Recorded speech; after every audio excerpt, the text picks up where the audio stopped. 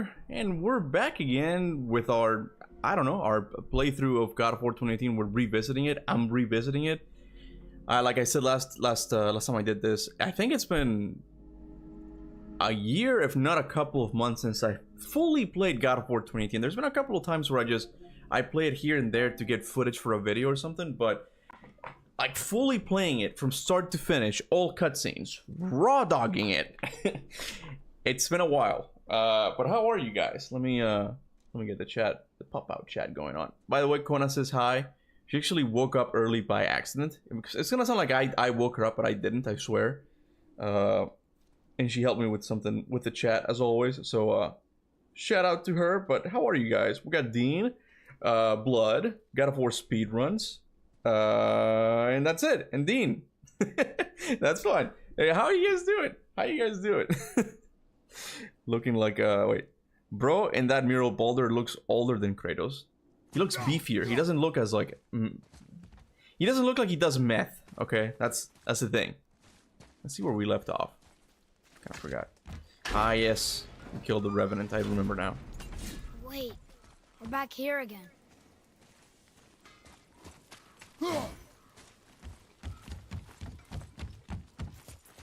Maybe we could just go back. Hold on.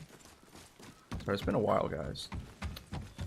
Get to guys in their 20s fighting in a cage. They'll fight again in a couple of weeks. Get to 60-year-olds in there. That's a death match? Of course, man. Of course. And then Logan Paul wants to fight Mike Tyson. You know? There's a joke there. It didn't land. I'm like, there's a joke there. Where it's like, he just wants to fight old people now. I'm like, I kind of messed that up, but forget about it, man. Oh, this place last stream. Yeah, I'm thinking about it. Last stream we didn't really play that much. We did the, we got to meet Brock, and then we left it up there. How about I name her fucking Gratitude? Hey, fucking Gratitude, come over here. I like it. I remember not getting the whole fucking Gratitude thing when I played it for the first time. Like, it wasn't until like my 4th playthrough or something that I'm like, oh, the meat he's eating later on is fucking Gratitude. Like, I never realized that. Brock. Fuck else you need? How come your brother's got half your brain? Cause I ain't in a working relationship with that footlicker no more. I wasn't about to let him use it without me, and he likewise. Only thing to do was split the brand 50-50 down the middle. Guess that was the last thing we saw eye to eye on. What? You want a hug? Hit the road. Sorry. Be extra careful out there, you two. The roads are teeming with more than usual complement of dead assholes lately. We've noticed. Any idea where they're coming from? Maybe they ran out of rooms in hell. My bad, Brock. Or could be Odin stirring up trouble again. Or maybe they all got lost. Why don't you ask one while he's chewing your face off? We'll just be careful. Thought so. Is that it? I'm trying to do all the dialogue as well. I think that's it, yeah. Sometimes it works. Well, what doesn't work? With the chat? No, it's fine. It seems to be fine. Let's see. My phone is 26%, so I might not reply a lot. I'm lurking via PS5. Via PS5? Oh, I guess you have the YouTube app or something. Yeah, that's something I had to give up when I got the Elgato. Apparently, like, when you get an Elgato, you have to remove, like, turn off a setting that allows you to play videos on YouTube or something. It was really annoying.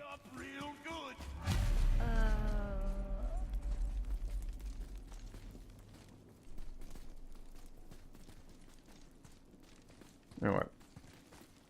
And also, hail Kona. Hi, Kona. Go through here. Kona's always to the rescue, man. This way. And I'm sorry if I seem a little bit low energy today. I don't know what happened. It's like I haven't woken up fully. Oh my god, I forgot this thing. This has to be like one of my favorite gameplay sections. Like, I mean, combat encounters in the Norse Saga. This whole thing. And every time I go here, like, I feel like I talk about it. But it's such a good, like, use of the environmental, like, puzzle while also fighting enemies. I don't understand why they didn't do more of them. Wait there. You see, you can just play around with it. Like, this feels very old school God of War to me. You can punch enemies into the trap, but also, you can just run and let the trap get him. What's wrong, honey? What's wrong? Dang it. What? I was trying to get there before you get there. What? Could you go back for a second?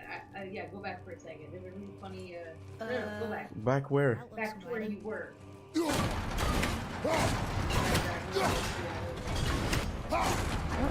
It's okay. I was trying to... What? Is that where you came from? I don't know what you mean by... Where do you want me to go? No, Where Brock was? Where Brock was? Don't worry about it. Don't worry What is it? You know, come here. No, you already like coming in, so what is it? Yeah, Where Brock there, is? There. Yeah, go there. But halfway through, turn back around. Yeah, keep going and halfway through. It's first person suddenly. That's what you came here for? Yeah. That's what you... Like, oh, it goes... When you get halfway through, like, you go through Atreus' legs sometimes. This is the kind of things that she finds fun. Like, I don't even understand Because it. the game is like, obviously they're only going to go halfway through. Like, or they'll always go all the way through and they'll never turn back around. But it's like, yeah, well, what happens if you turn back around halfway through and the game goes with the viewpoint? Congratulations, Eddie. Congratulations. Sorry, I tried to, like, as soon as you started approaching me, I was like, wait, stop, look, you can actually see it. You can actually see it. Hold on, go back, wait, no, stop. Yeah, honey, I'm sorry. I'm in the middle of the game. I'm sorry. I'm not really in the chat all the time, okay? Sorry. Anyway, I Night ruined it. Strike. I ruined it. Welcome to the members. You're good. It's okay. I'm going to switch it to I was just in the middle of my gameplay dissertation on why this works, on why this part works so well. And you're like, go back, look at the funny first person. What? It's not even what? It's just the first person camera. I found that very funny. I showed you in this encounter while I was over here, I accidentally recalled my axe, and that was. Oh, and you died. I never made regrettable decisions. Yeah.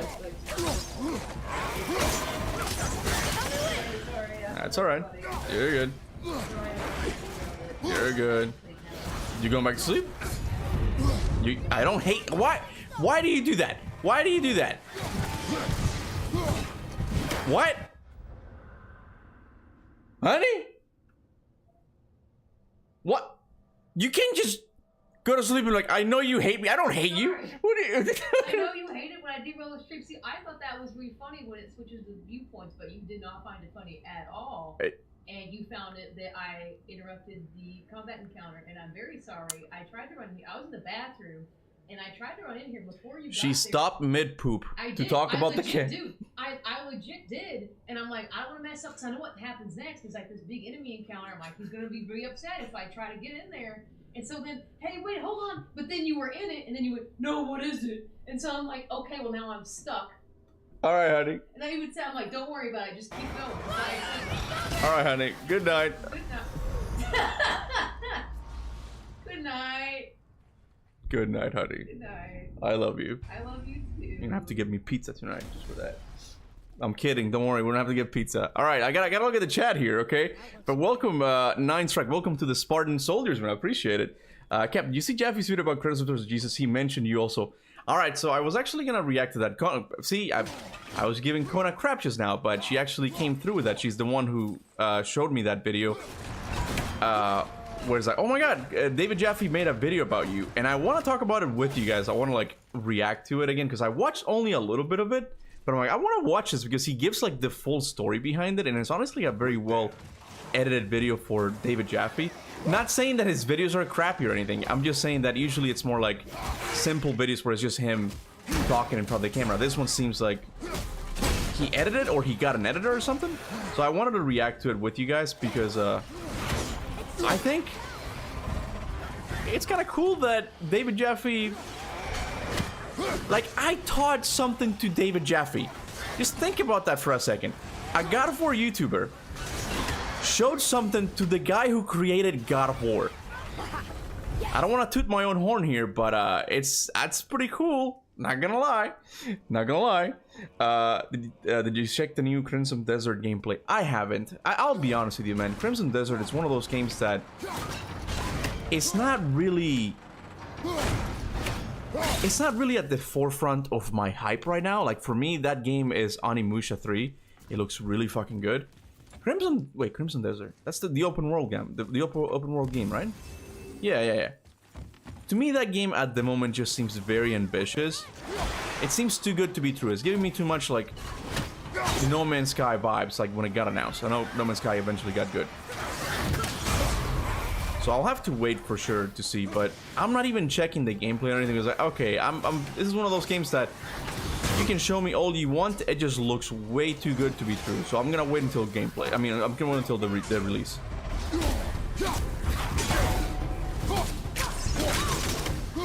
Fuck, I love that move.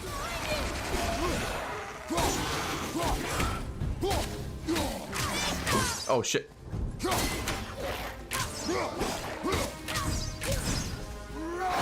Got him.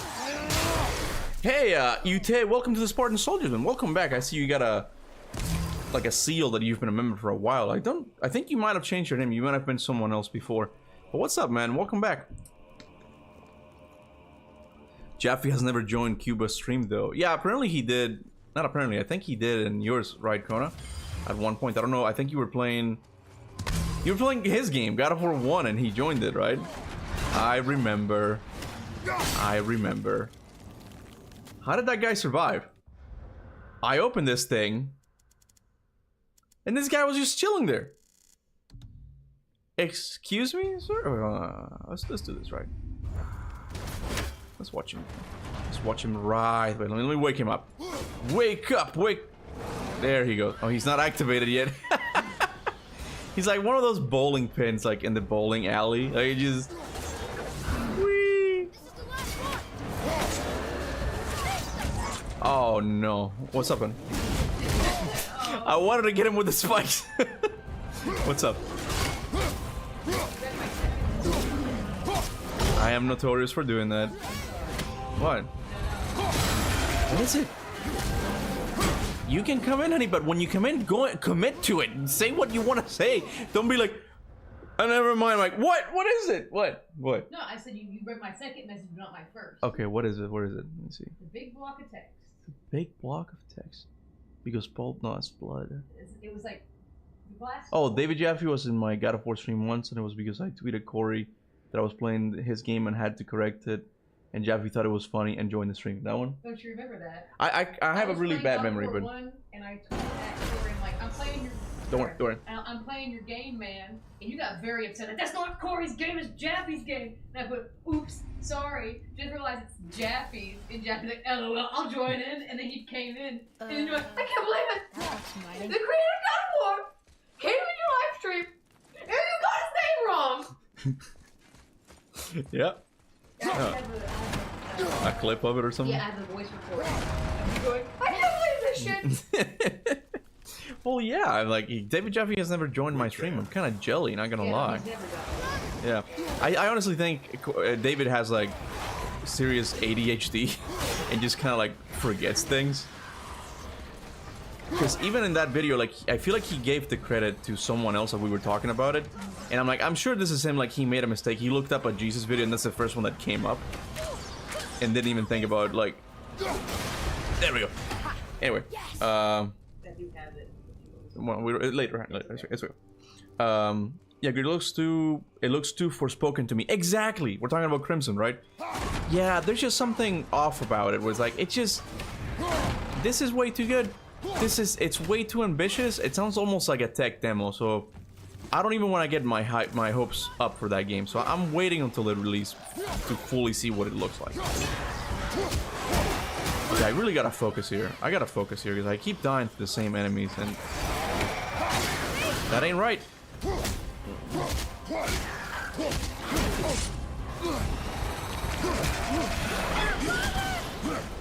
I tried to do the punch thing. Hold on. I literally just said I'm not gonna, like...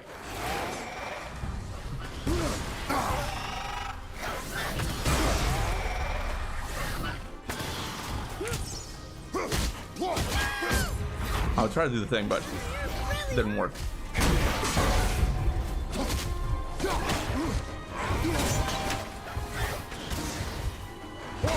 Fuck.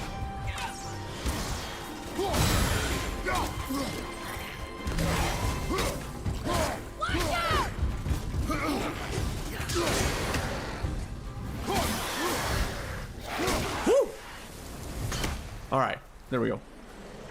Yeah, Corey did come in his stream before. Yeah, I feel really bad. I mean, I don't know if he's done it multiple times, but I know that he did it once, and it was a couple of months ago. I was replaying God of War 3 on the hardest difficulty, and it was a stream where I did Aphrodite's room. Like, I didn't do Aphrodite's room, I did Aphrodite, if you know what I mean. And because of that, the stream, it wasn't even just demonetized, which I would have been fine with. It happens all the time, right? The stream got taken down. We're like, no, this is like, not even adults can watch this, okay? And the whole stream just got taken down, along with Corey's whole conversation. And now I'm really feeling it, because in it, I think when he came in, we were talking about the time travel from God of War 2 and like how there could be 2 Kratoses and shit. Right, I finally did it. And in it, he kind of just talks to me chill about it. Like, he's just like giving his opinion on it, right? And right now, I'm making that video. I'm making a video on the 2 Kratos paradoxes, right? And I wished I had that whole conversation, because it could really show what Corey thought of that whole topic, right? But I don't have that. So I feel really bad that I banged Aphrodite. That's the story. That's the story, okay? I don't want to do it anymore. I enjoy members. Thank you. It's okay, honey. Don't worry about it. I enjoy this calmer chat, by the way. I mean, that's why I have it, man. Just members only. Just a little bit of chill. You know, you get to talk about Primal all you want, Blood. It's your area here, okay? You know, that might be the very first stream of yours I joined, Kuba. Are you sure about that? Are you sure about that? I feel like you've been. I don't think it was, Blood. You've been in the channel. Let us die. Well, you mentioned that. Weren't you who mentioned that you've been in the live stream since I played the PS2 game with the Maui God of War guy? What's the Legend of Kree? I think it's what it's called. Yeah, that one. That was way before that. That was like 2 years ago, maybe. I could have sworn. And the Corey stream was only. Well, I don't know. I tend to get like my time all mixed up, you know. God of War 2 has the best story of all the God of War games. I disagree, but I'm really excited about this video of time travel that I'm working on, because I realized, like, I've seen a couple of videos about this topic before, and I realized that we might have been too hard on it. Like, the time travel, there's actually like little things throughout the game that make it really satisfactory. Like, it explains things away very well as to how it works.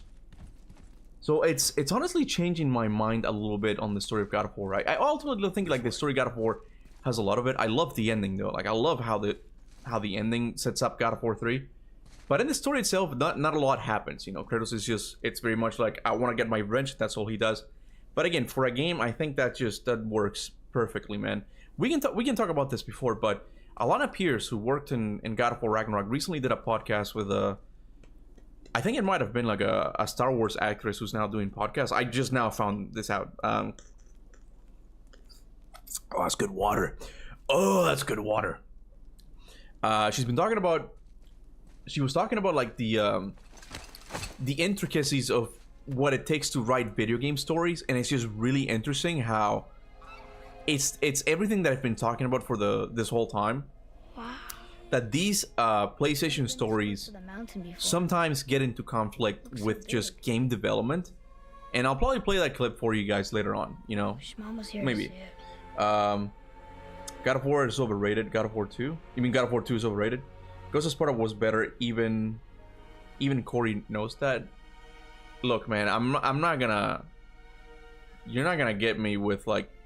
Well, I mean, obviously I do have my favorites, okay? But Ghost of Sparta, I think it's super underrated. It's a shame that it got released on the PSP, because I'm playing that game on my PSP now. Like, before my wife got me the PSP, shout out to my beautiful wife for getting me a PSP. That is the coolest gift I've ever gotten. Okay, but before I had the PSP, I played those games on the PlayStation 3. People don't know this, but I didn't have a PSP when the games came out. I could only watch Chains of Olympus for a bunch of years, and then I had to watch Ghost of Sparta when it came out, like the first couple of years. It wasn't until they did the collection for PlayStation 3 that I was able to play them. And I'm just now playing on the PSP, and I thought it would be a bad experience, but man, within my PSP I have a lot of PSP games because it had a collection in it. Seems like maybe those rings It might be biased. I might be biased, but I still think God of War: Ghost of Sparta is the best PSP game I've ever played. Maybe that'll change when I played Peace Walker, because I do want to play Peace Walker as well. It's in my collection, but my wife won't let me play it because we gotta play it as a couple. So that's that. But Ghost of Sparta, man, I love the story. I love that they finally addressed the whole like red tattoo, kind of like you have to go in like in the credits, not the credits, like the treasures to like learn about the cutscene. You learn about the marked warrior prophecy. You get the Deimos answer. Like it answers a lot of questions from God of War 3. Like it is such a nice prequel. I love it so much, but it got saddled to the PSP, and for that it just didn't sell very well, I think. But man, it is one underrated gem. I love it, man. I just love it. You're gonna hate Peace Walker, LOL. Oh yeah, you told me that it was the more goofy out of all of the Metal Gears, right? Yeah, I might not like it. I don't know. Even with Prince of Persia, the Warrior Within, not the Warrior Within, sorry, the Two Thrones, I started liking it, and I still like the pacing and like the momentum of the game a lot more. But the story has not convinced me yet. I feel like it's too lighthearted. I'm having the same issues that I had with God of War Ragnarok a little bit, where there are too many times that it tries to be funny. God damn it, go forwards, chair. And trace the runes into the sand. Really? Kinslow. Bonk Kingslow. Something happened. Ghost of Sparta is the best Greek game from the Greek era. That's wow. Okay, that's. It worked. Bro, I don't know, man. I don't like to even talk about that because for me the Greek era is peak no matter what. Like all of them. I guess with the exception of Chains of Olympus and Ascension, those are my least favorite ones. But all of the games, man, in the Greek era for me are just I'm happy we're leaving this place. top choice, man. I love all of them. Because even God of War 3, I think, gets a bad rap for the story. Like, it does a couple of bad things, like the retcon of Athena and all that. But it's not that bad. You guys remember this? Huh.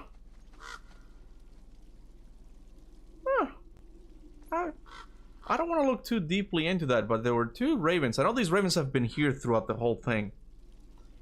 But it was two ravens, and it just so happens to be near one of the secrets the God of War community has forgotten about.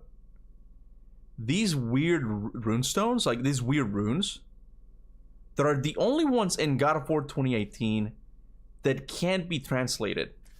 Do you guys remember these?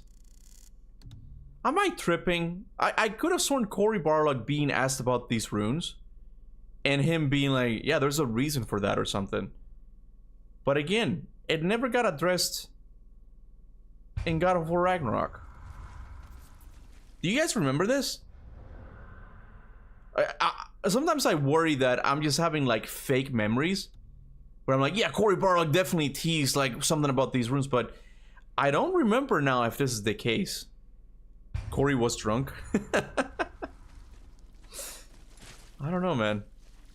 See, there's so many of them, and they're the only ones that aren't really like translatable. One more for the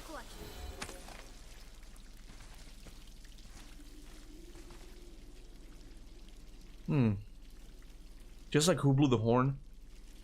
Yeah, just like Who Blew the Horn, but I'm just remembering this now, the runes, man. These things. I should really do. It feels kind of late to do it now. But I really should have done like all mysteries left. Well, I suck at writing titles for my videos, man, but it would have been something like everything God of War Ragnarok didn't answer or something, like all the mysteries left from God of War 2018. Because I remember this being something. I remember these runes being a big deal that Cory Barlog was asked about, but I don't remember now in what podcast he talked about them or something. And there was like an animal sacrifice here with some ravens being hung. Like Odin, maybe? Odin hung himself? I wonder if it's related, man. I wonder if it's related. All Unexplained Mysteries of God of War 2018. There you go, man. You nailed it. I kind of want to save the game here. Do like a hard save or something, just in case I come back to it. Rock. I wish these games had chapters, man, because I don't want to get rid of any of the ones I have right now. Anyway, hey, what's up? What if that's the place where Odin offed himself? Is it like a ritual thing, and that's like the symbols of like the ritual things? I did notice that there were 2 ravens that, yeah. Oh no, wait. Is that No, the place? Wait. No. Because I saw the rope and I'm like, is this where he hung himself? You cannot say that. Wait.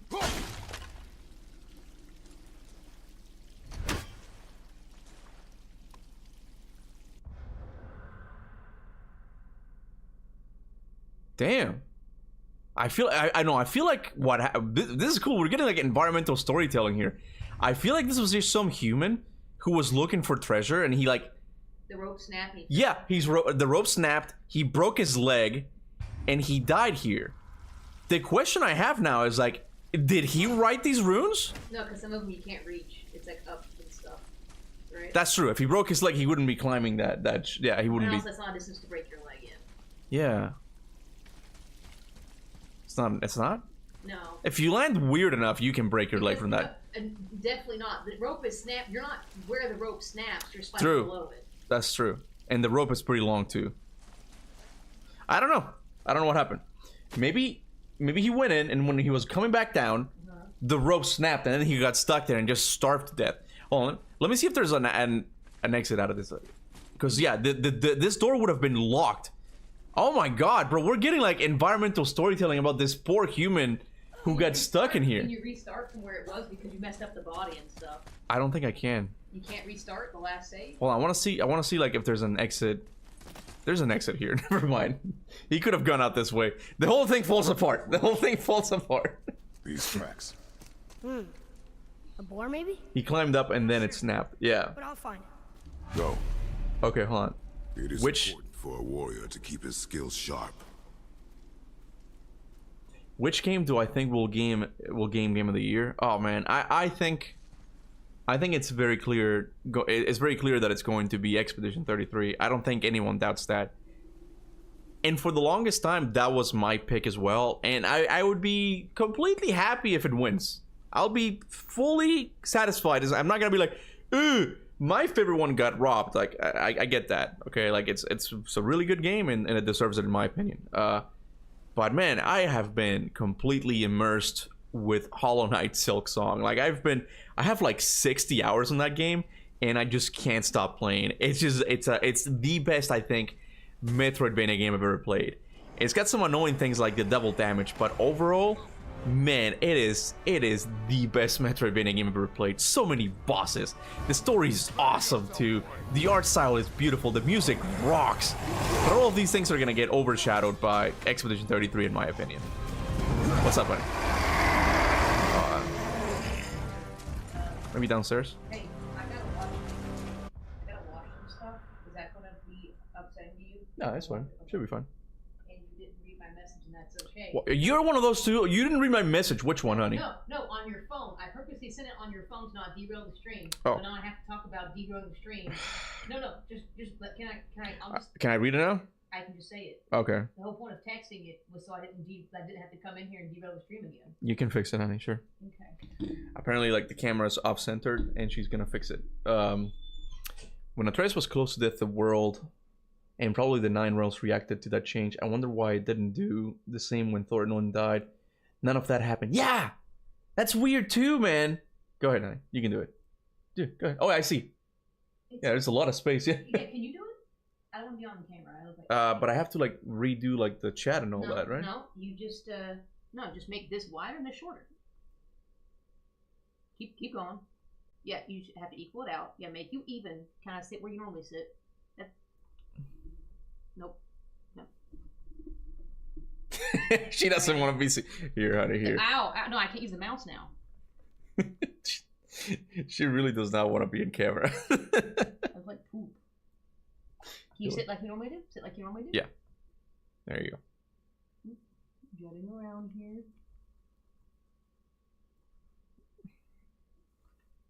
It's gonna be perfect. Gosh dang it. I love my wife, but I think she has some OCD element to her. No, I do. Yeah, she's like, no, you have a speck on your face. I can't hear you while you say it. I got it. That's good. Sit normally. Yes. Perfect. Okay, all right. Thank you, honey. You're welcome, everyone.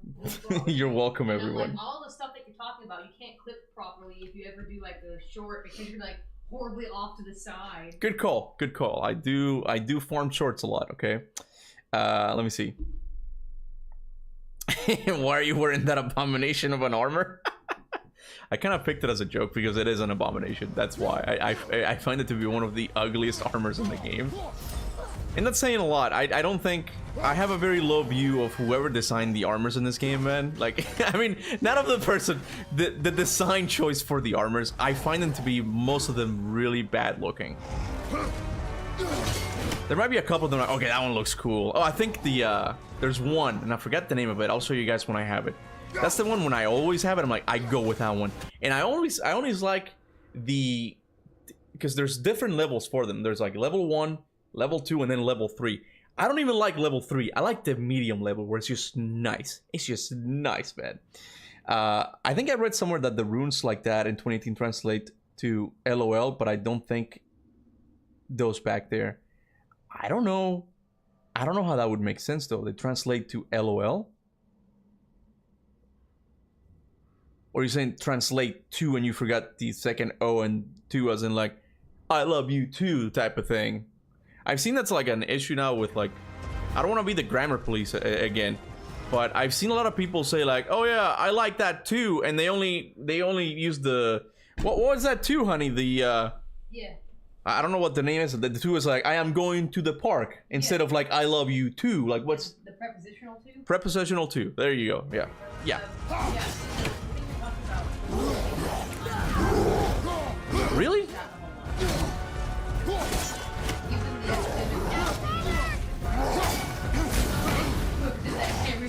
Yeah. I'm just saying that it's gotten a whole lot.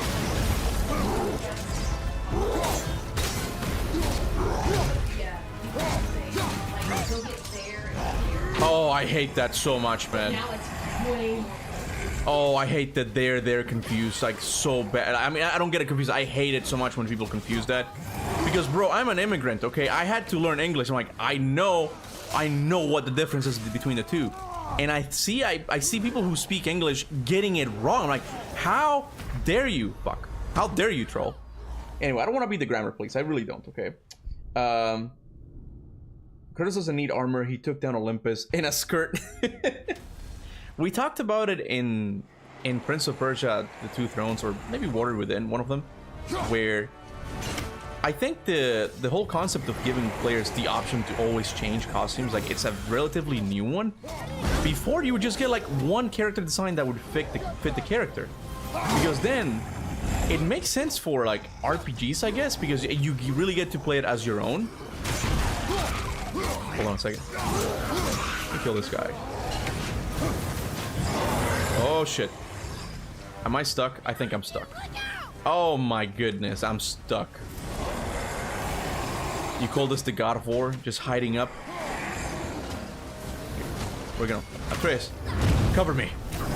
Not the ground. Thank you, bro. Thank you for that. We'll talk about the armor in a bit. Give me a second. I gotta take care of business here. Fuck. And if you're new, if you're someone who's joining in just now and didn't watch the first part, I am playing on the hardest difficulty. Because I'm a masochist. I do enjoy it.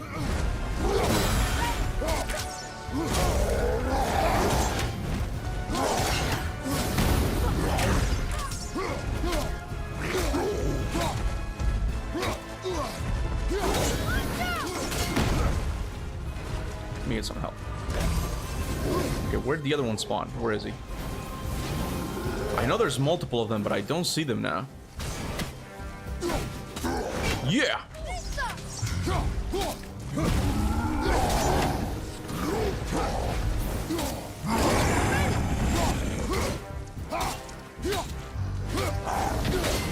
Oh shit!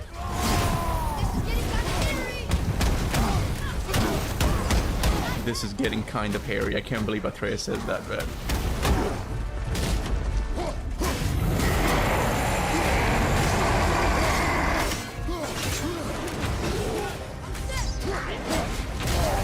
Bro, come on.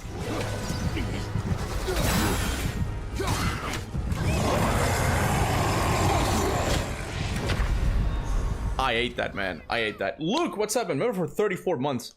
God of War at the Game Awards, that controller mean... Oh, can't mean nothing. I agree, man. It was too much of a troll. Like, that was... Hey, honey? Can you close my door a little bit? I know the washer doesn't bother me, but you just left the door wide open. Okay. I'll do it. Don't worry. Give me a sec, guys.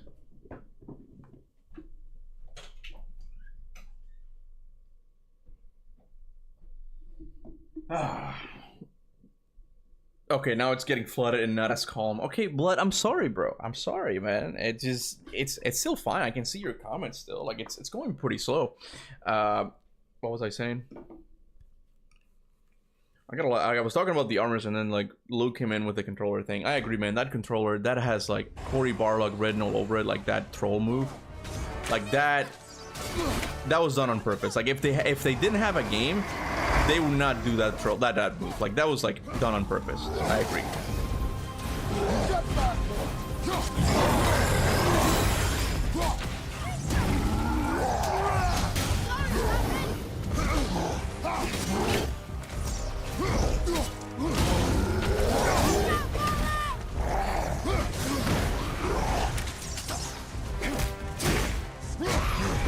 Maybe I can level up.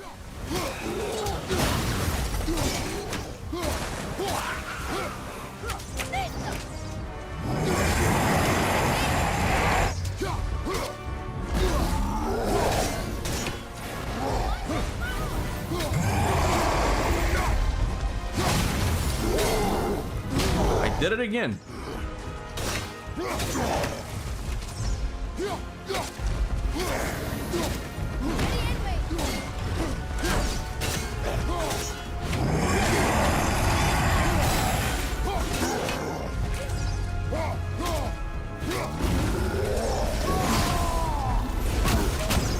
I'm gonna get him this time.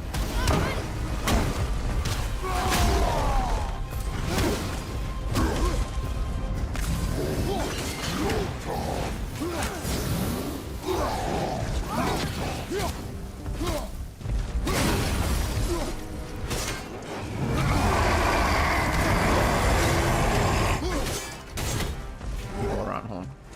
Guys, give me just a sec. I'll handle the chat in just a moment. Fuck!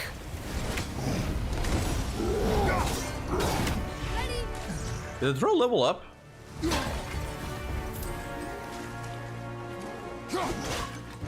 Yes.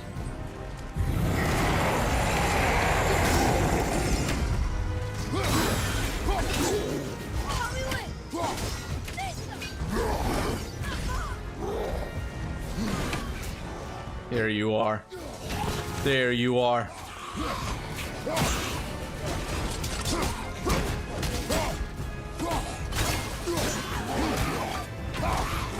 Got him. Let's get the fucking troll now.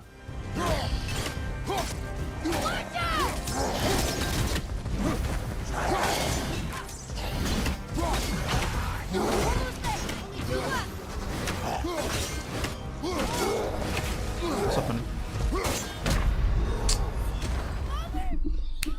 Look how many months I have Luke read it and weep. I died again. Someone recommended lowering the difficulty. No, I'm having fun. I'm having fun. I can't lower it now. I can't. I would have to start this whole thing again. It's okay. Don't worry about it. Don't worry about it. What I'm gonna go back to sleep. I know that you absolutely hate it, but when I message you, you don't read the message. No, I have. I did this time. It was before. I'm gonna have it on. Hold on. There you go. I discreetly message you about stuff, so I don't have to come in. What is it? What is it? You. What is it? It's okay. You said the rice was out, or maybe in the refrigerator. Yeah, I don't remember where I put it. I can't find it. What do you mean you can't find It's the not rice? in the refrigerator, like the rice that you cooked. Yeah, the one I cooked. Not the white rice. Yeah, It's another rice. it's the fried rice, the one I made. Yeah, I can't find it at all. It's not on the counter or in the refrigerator unless I now have Wi-Fi's and I just don't see it. All right, guys, give me a sec. I'm really sorry about this. That's why I'm like, can you give me a hint on where it might have I don't know. Hold on. Just man the chat if you want. Okay, yeah, you're gonna be listening to my disembodied voice. Oh, I really hope you can't see me. Oh my gosh, hold on. Can you see? He doesn't have the window open. Hold on. But yeah, he's in the Give Me God of War difficulty. Could you have seen me a couple seconds ago? Hold on. Here I am. Hello, everyone. Okay, yeah, so I just woke up. That's why I don't want to be on screen, because my eyes are all puffy and I look all grody. But yeah, he has it on Give Me God of War. What's up? Oh, it's in that. No. I thought that was the rice from yesterday that you like put separately in there. I thought that was. Look. When I was looking at it, they looked like teriyaki pieces. So I'm like, oh, that's the leftovers from yesterday. I'm sorry. See, That's okay. Now I'm the one with husband eyes. Really? I'm like, what? Like, what do you mean the rice is missing? I made it. It should be there. All right, honey. Thank you. Anyone seeing glimpses of Markiplier and getting over it? I'm having fun! I'm having fun! Can't you see how much fun I'm having? I even watched that. I don't watch Markiplier, but I watched that one. Yeah, it's the same kind of like vibe of like. Honey, okay, all right. I gotta stream, baby. I love you. I'll talk to you later, okay? I'm sorry. I know you want to hang out. Guys, I'm just trying to have fun. I'm trying to make the stream fun. Enjoy this ball hitting stream marathon you've got going on. Yeah. All right, relax. I was just joking. All right, honey. Do you eat a Milky Way? No, it's okay. Don't worry Did about you it. eat before you started? Yeah, I hate some rice. Yeah, I'm good, honey. Don't worry. Cap, can you later go? You can later go to God of War Wiki and read under trivia of Spartan Rage how did Kratos get Valor and Wrath Rage abilities, because it would take me a lot of time writing it here. Okay, we'll do that afterwards when we get like a breathing time here. Like, we'll do it. Like, even me, who like is really into the series, like I'm always finding out new things. My wife actually goes on Reddit, and she found something yesterday that was interesting. Like, I never noticed that. Apparently, in God of War 2, when you start, you can save. When you save, it says Zeus has given you the ability to save, right? But after he betrays you, it says Gaia has given you the ability to save. I had never noticed that. I guess because I know what that mechanic is. Not mechanic, that feature is like, oh, that's where you save. I didn't even bother reading it. I just saved, right? But apparently, like, it says like Zeus has given you the ability to save, and then when he betrays you, it's Gaia. I'm like, I never noticed that. So, yeah. All right, let's go. I gotta really focus here, okay? I gotta really focus. Got a lot of chat to read afterwards.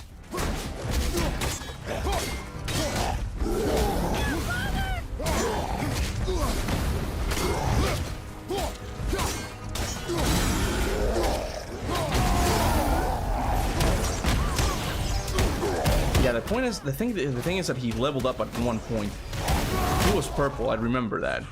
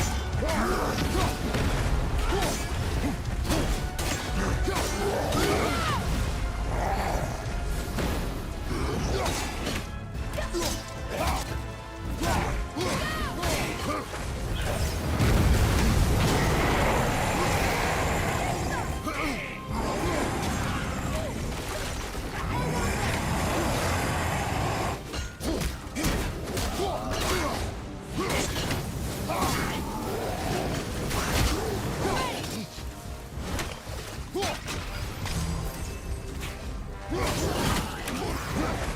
guys just keep popping up, man. I'll donate $13 if you beat this troll's fist only. Bro, why are you putting my ability to pay rent behind a fucking paywall? That makes sense. I think that made sense, okay? I get what you bet, okay? I can't do that. I'm struggling with axe, rage, and powers, man. Like, you want me to do fist only? You insane?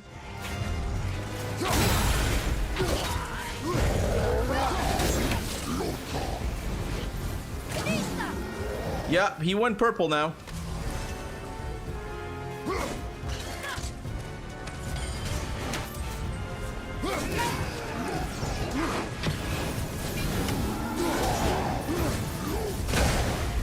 Why is he not purple anymore?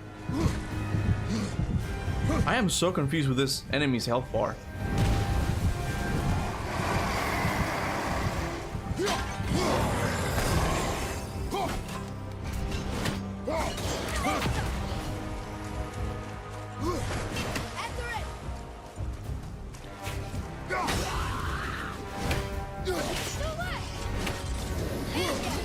Come on, man. How many more of these fucking guys?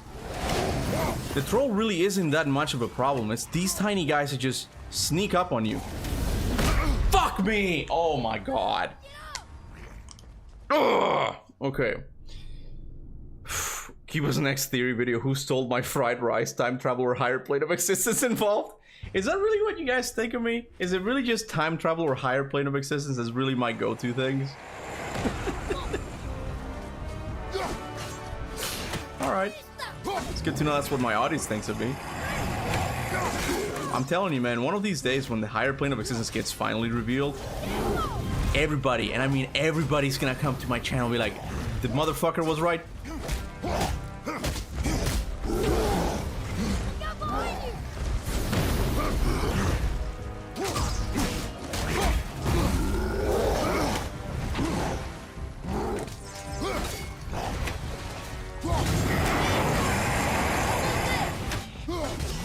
Okay, next try. First one wasn't really fair.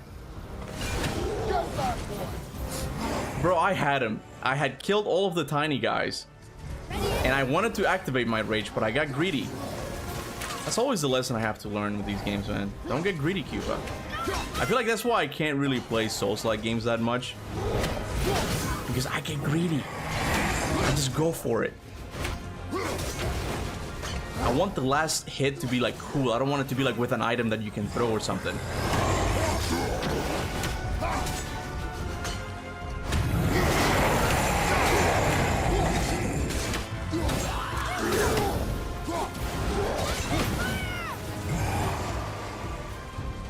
Yeah, but what if the Game Awards announces God of War 2018 Remaster and it's an RTX update, you can't even tell the difference, and the game runs worse, LMAO? Look, man, I honestly, I don't... I'll take whatever God of War announcement I can at this time, okay? Like, there's two types of announcements. Like, there's two reasons why I would be excited for any announcement, okay? If it's the Metroidvania game, oh man, I'm gonna be so happy. I'm gonna be so happy, okay? Because like, oh my god, I love Silksong, I love Hollow Knight, and now God of War is a Metroidvania as well. I would love that shit, okay? So you guys want to see my reaction for that. If it's a God of War 2018 remaster, you guys, I feel like, would want to watch my reaction of it because I'd be fucking raging or just laughing non-stop. It's a win-win for all of you guys, okay? And if we get a God of War Greek remaster, like the Greek Saga remaster somehow, or just like re-released, that would be exciting as well. Cesti would be the happiest out of all of us. That's for sure.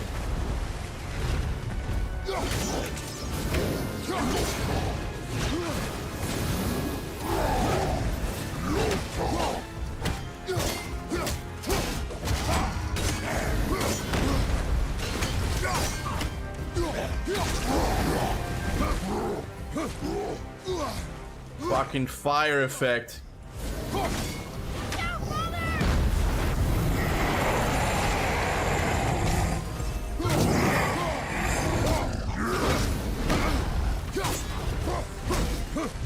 There they are. There they are.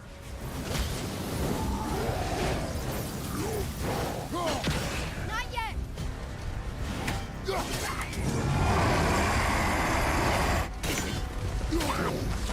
I can't see. I can't see. I can't see.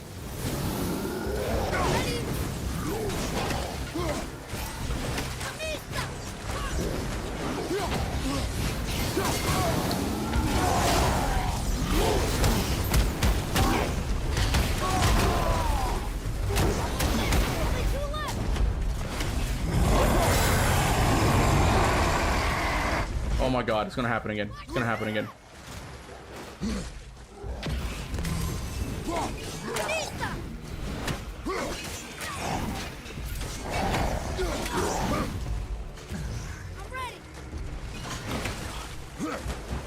Everyone go to Blood stream tomorrow. What is he doing? Okay, fine. Especially whenever Kuba won't be streaming, I will be. So us degenerates can all hang out and starting tomorrow. Apparently, so probably around 3 p.m. Italy time because I wake up late. All right, guys. Look, did you guys want me to lower the difficulty? I'm okay. Look, I'm okay with doing it. I can just spend the whole time today just kind of reaching this area. We'll do it on normal. Normal is too easy. Here we go again. Normal is too easy. Also, I say Italy because I tried understanding time zones and I just don't. So, to be honest, I don't really get it either. I just kind of go with like whatever my time zone is and just like this. Scientists know. They know like this is the time zones and all that. But yeah, like trying to figure out like the time difference, I just go to Google. I often think that if I ever get dropped in the 1990s, I will not know how to operate. Like, I don't know how to use a phone book, for example. Like, I don't know how any of that works. Without the internet, I am nothing, man. For one thing, it's my job.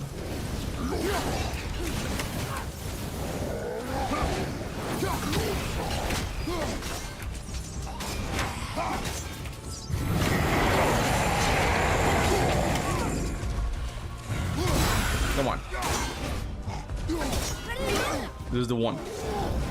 Oh no, oh no, oh no, oh no. No, no, I'm stuck. Oh my god. Okay, go, go, go, go.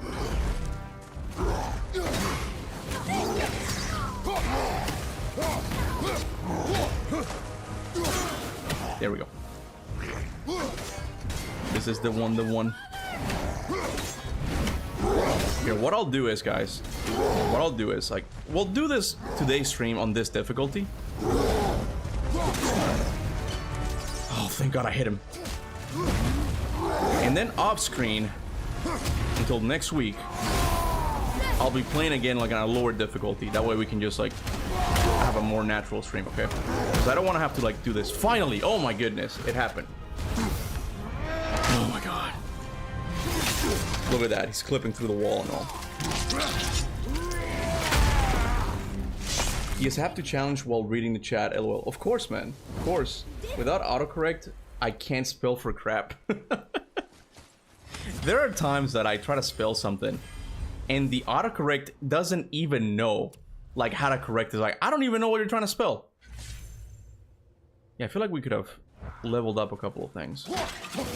Alright, so what was I talking about before? It's been like 20 minutes of me doing this. The armors thing.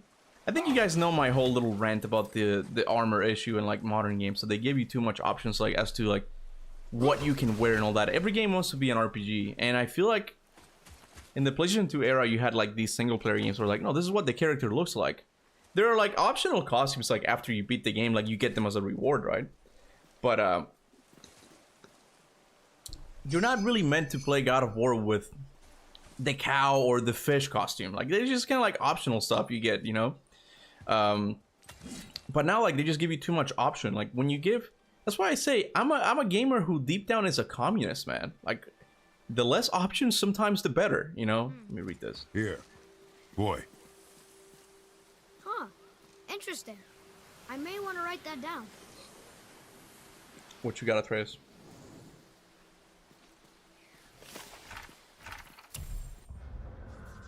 Find here a sacrifice, mighty old father, and deliver Midgard from hell's wild hunt.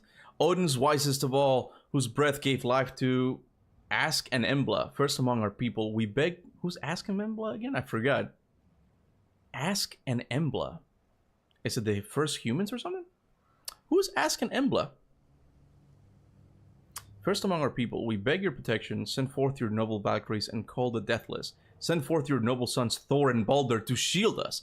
Send forth dragons to consume the frigid horde. Save our souls that we may serve you evermore. I don't think Odin got the message or he didn't care. Who's asking Embla? I remember looking that up. Look, thank you so much, man. Freyr sucks. Hey, we're still doing the God of War Ragnarok positive stream, okay? Ask an Embla. Norse. Look that up. Yeah, the first men and women created from the two trees by the gods Odin, Vili, and Ve. What happened to Odin's brothers, man? They're in a mural somewhere. What happened to Vili and Ve? They got shafted, man. I just realized that Luke sent exactly $13 as he said he would. Appreciate it, man. But yeah, man, Freyr really was one of those gods that I wanted to see the most in Ragnarok, man. And they went with a different interpretation of what he would be like. Like, I had this image. In terms of like tone, I always like to go darker. Yeah. What does it say? I always like to go darker. Symbolize the three Oh, what is the other one? Hold on. Nornir. the fates. The fates. No good comes from them. I know the fucking line. Right there, okay. Hold on a second. Let me do this. Run, Kratos, run. The chest should be open now. In terms of like stone for stories, I always like to go a little bit on the darker side. And that's why I gravitate towards Souls-like games so much, because it's always so dark and so messed up. I love that shit. And for Freyr, I had this idea of having this god who got tortured by the Aesir gods by being burnt alive, right? Like this god with, I don't know, just like burn marks all over his body, and he'd be like twitching and stuff. Like I just imagined that, and it would be up to him to help us in Ragnarok. Like it'd be like this messed up god, but the one the Nathan Drake direction. And yeah. Yeah. What happened to Freya's father, Njord? Oh man, yeah, Njord was another one. He does get mentioned in Ragnarok at one point.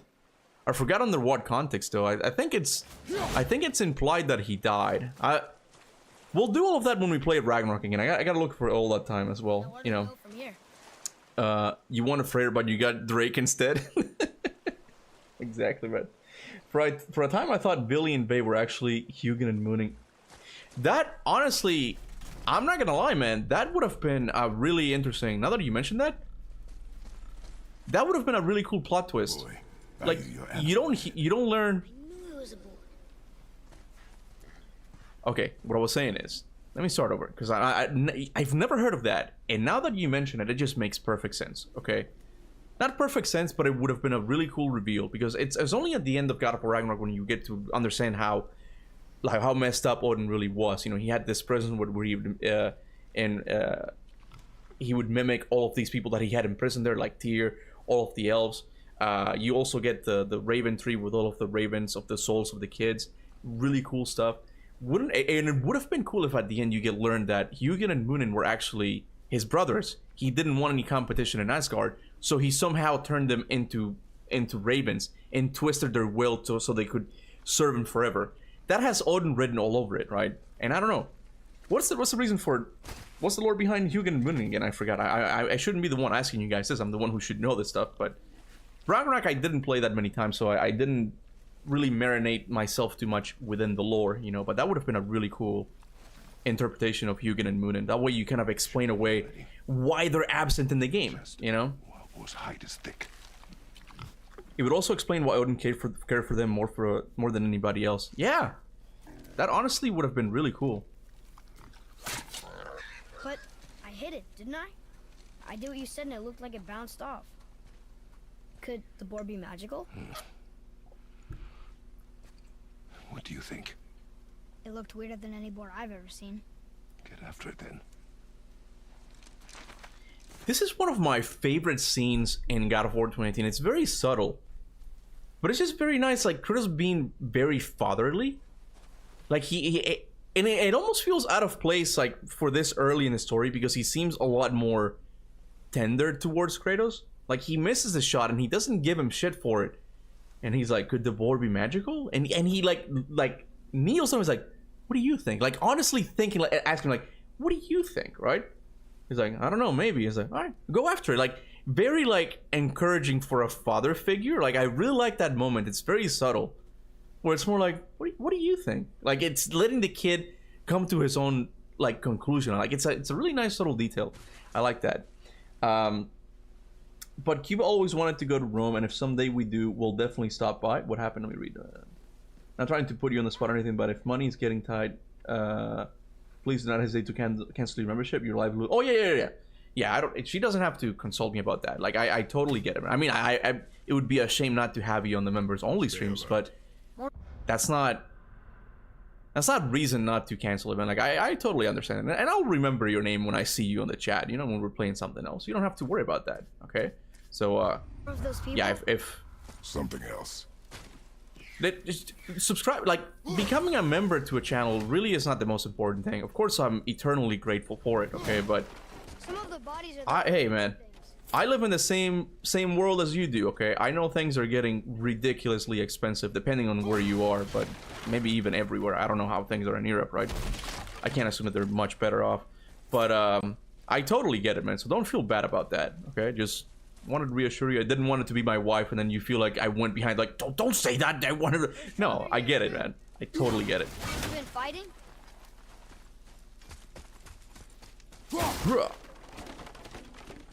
Any update on the God of War show? Nah.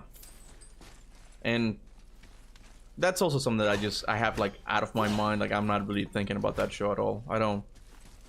I'll watch it when it comes out, but it's not something that I'm like, oh my god, I can't wait for the God of War show. Like I don't care. Like, bro, the thing about PlayStation games is that they're already very movie-like. You know, I'm not saying that necessarily as a complaint, but it's just true. Like the way like they write these stories is very Hollywood-esque, you know. And I'm okay with not getting a live action adaptation. I don't think it's really needed. Now, if they were doing like an animated show, like, that's something else. Like, that would be interesting. But then again, animation really isn't that good these days anyway. I want to see if I can level up my axe. I want to see if I can get something good. That wasn't so bad. Why after 18 years of my life, I heard for the first time that Odin had brothers. I think they're kind of minor characters in the mythology. I don't think they really have a lot of stories. Which kind of would make sense why they would be one of the gods that got cut from Ragnarok, right? One that to me just doesn't make sense why he wasn't included, because he has a much bigger role in the Norse, like a slightly, not that much, but slightly bigger role is the blind god Hodor. Aside from Freyr, I think Hodor might actually be the god that I was most excited to see. I'm like, this is, because Thor, I knew he was gonna be in it. I knew he was gonna be cool, all that. But Hodor, I'm like, I really want to see that interpretation of that Santa Monica goes with it, right? Like, why is he blind in the God of War universe? Could Odin have done it?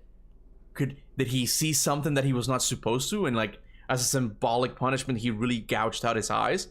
Because in Norse mythology, Hodor is the one that kills Baldur, but in the God of War series, it's actually Atreus. So I'm just like drifting with you guys. What if in the God of War universe, Hodor was the god responsible to watch over Baldur, to make sure nothing happened to him or something, right? And something happened, and he didn't watch over him, and that's why Baldur dies or something. Like, wouldn't that be interesting? And then you get to see like the outcome of that character in Ragnarok. I don't know, man. I still think that they could do a lot of like Norse mythology stories in the God of War series, but I don't know if they will. Let me see which. Of course, I'm gonna go with the. Oh, hold on, let me see. Let me see the shield for a sec. R1. Yes. That is a must skill. And that's. Okay, I'm gonna do rage. Do I have enough for any of this? I do not. I am broke again. My personal thoughts: every game doesn't need a live action show. I mean, I agree with you, man. I agree with you. Bro even made a t-shirt with the blind god on it, and they did absolutely nothing with him. I guess you could say Cuba's art is official art since there's none. Oh my god, bro, yeah, I need to give a shout out. Let me find it for you guys. I'll show you. You guys have seen it. You guys, I have it somewhere, but I talked with I don't know, Hadir, Hater, I don't know how to pronounce it. I feel bad because he's one of my God of War buddies on the internet, and yeah, commission work. I asked him to, like, bro, I'm doing like merch from the channel and stuff, and I want the blind god to be included, like, in it, right? Like, this is what I'm talking about. Like, I was so into the concept of Hodor as a god that I asked this artist to make it for me, and here it is. Can you guys see it? You guys should be able to see it. Yeah, hold on. Look at how, I think this is pretty cool. Like, I gave him kind of like what I wanted him to look like just like a bloody, dirty god. Look at his shoes, all dirty. Look at the glowing like the glowing runes on him. Like, I thought this was such a cool design. I like this little eye symbol in the middle of his chest too. Like, I could definitely see this in a God of War game. I don't know if it's just me, but I'm like, I think this is one of the coolest things. I didn't do it. I mean, I asked someone to do it for me. Like, yeah, this is cool, man. And it's the geek artist, by the way. I don't know if he's the geek artist on Twitter. I haven't been on Twitter in a while, but I know on YouTube he's the geek artist, right? But I was so proud of this. I'm like, this is so cool, right? I don't even care that I didn't sell that many t-shirts, you know? I also asked someone to make a Calliope as an adult image for me. I also like this one as well. Like, she's playing the flute and she's like, I forgot what the blue thing surrounding is, like maybe the power of hope or something. The artist made her super hot though. I don't know why he made it so hot, but hey, it's fine. Look at those hips. Those hips don't lie, man. The geek artist also did this one for me, which I thought was really cool. This was in anticipation of God of War Ragnarok. Yeah, man, God of War hype was just something. God of War Ragnarok hype was just something else. We'll never be able to live through that. For a while, at least. Like, it will never be the same. Hold on a second. We get the thing. We get the chat again. The Flame of Olympus. It might have been the Flame of Olympus. I don't remember. You're gonna link the artist down. You're not gonna. Well, I don't have the link on me right now. Okay, but bro, I've given the guy plenty of shoutouts. I did an art contest, and I think he won 2nd place. Like, he did Freya. Was it? Yeah, he did a fan art of Kratos killing Freya in God of War Ragnarok, and I thought it was amazing, man. You can look up my God of War art contest, and he won 2nd place. I forgot. Yeah, I remember now who the 1st place was also really good, and I even did a podcast with him as well. I used to have a lot of fun back then. I mean, I still do, but I guess I was more creative in my endeavors in the channel. Like, I would try different things as well. I don't know. I got it. Kuba before Ragnarok had so much spark and hope. That's what I was just saying, man. That's what I was saying. I also think... Yes! I was younger. Lose it.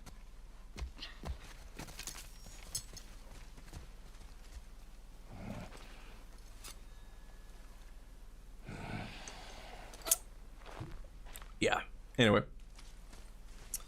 Imagine if they did, like, God of War Fimbulwinter, where it sets up Ragnarok the same way God of War 2 sets up God of War 3. That would have been perfect. And again, in another timeline, I really look, it seems kind of like a reach to some of you guys, but I really blame Rockstar and Naughty Dog for the current state of the AAA industry. I really do, man. Where are you? They made it all about making super expensive games that you spend 3 months making sure the grass looks really good when it's wet. Like, that's a very specific thing that I just said, and they do kind of shit like that, where it's like they make sure like every single little detail, graphically speaking, looks amazing, right? And like it just, and Red Dead goes the other the opposite direction, where it's like it's gotta have a lot of things, it's gotta be really open, a lot of details, right? And it has kind of lifted, it kind of killed the AA industry, where they used to make simpler games, where it's like it had a couple of cool mechanics and you had a linear game. Like, I would include the Prince of Persia trilogy in there, where it's like they are linear games and they're good. They just have a couple of cool mechanics that they keep like reiterating with throughout the whole playthrough of it, and it just makes sense, you know? But now every game has to be this huge and bloated development thing, right? So I totally understand what Corey meant with they didn't want to spend 15 years making the Norse trilogy. It still doesn't make sense because they're still working on it, so it's a continuation of God of War Ragnarok, so it doesn't really make sense, but it just kind of undercuts it.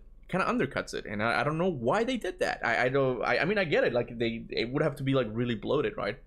But Eric Williams did say that they have a philosophy at Santa Monica Studios that's and it's really interesting. I've honestly learned a lot with just listening to Eric Williams talk about in podcasts. Like, I use certain things he said in my life. One thing is that, like, make sure that everything looks innate. If everything looks innate, it kind of brings the whole like product up, and you can get a 10 or something, right?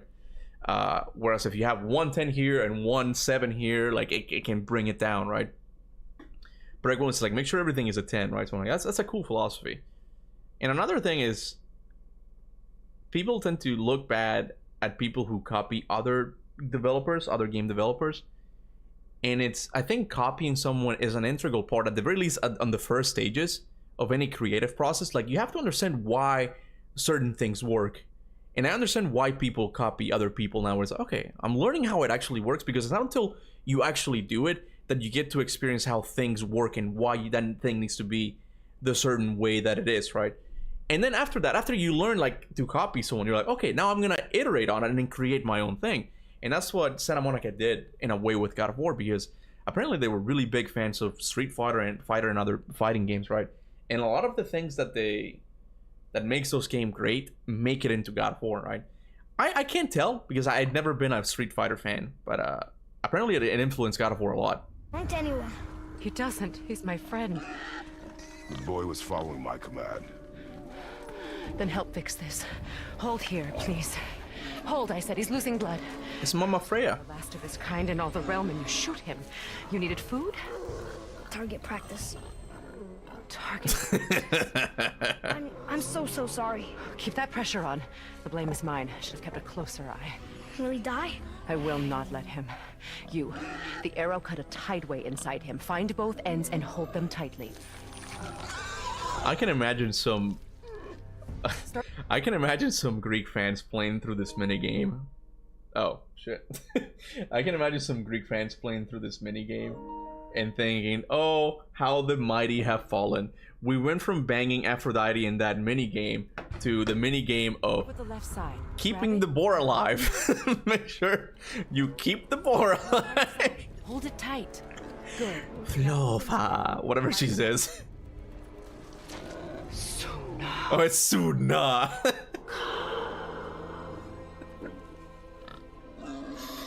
Freya in 2018 was so fine. You're a witch. I can't finish the healing here. It's the eyeliner. Home is just beyond the trees there. You will carry him. He must not die. Good. He seems stable and calm for now. I think what Luke likes about Freya in this game, well, even in the second one, is the feet, man. This way. She's not wearing shoes. Luke likes that kind of shit. Here, look, I'm gonna do it for you. Well, I don't think I can move the camera with the boar. Hold on. No, I can't. Okay, I'll have to show you later. Okay, it's the feet, man. My friend dying right now, but I'm going to pause for a few seconds just to give you a side eye and slow line delivery. That bow's a little big for you, isn't it? Freya was like Kuba before Ragnarok. How so? I've never Like, she was optimistic, and then after Ragnarok, she's all angry and shit. Is that what you mean? She's dead.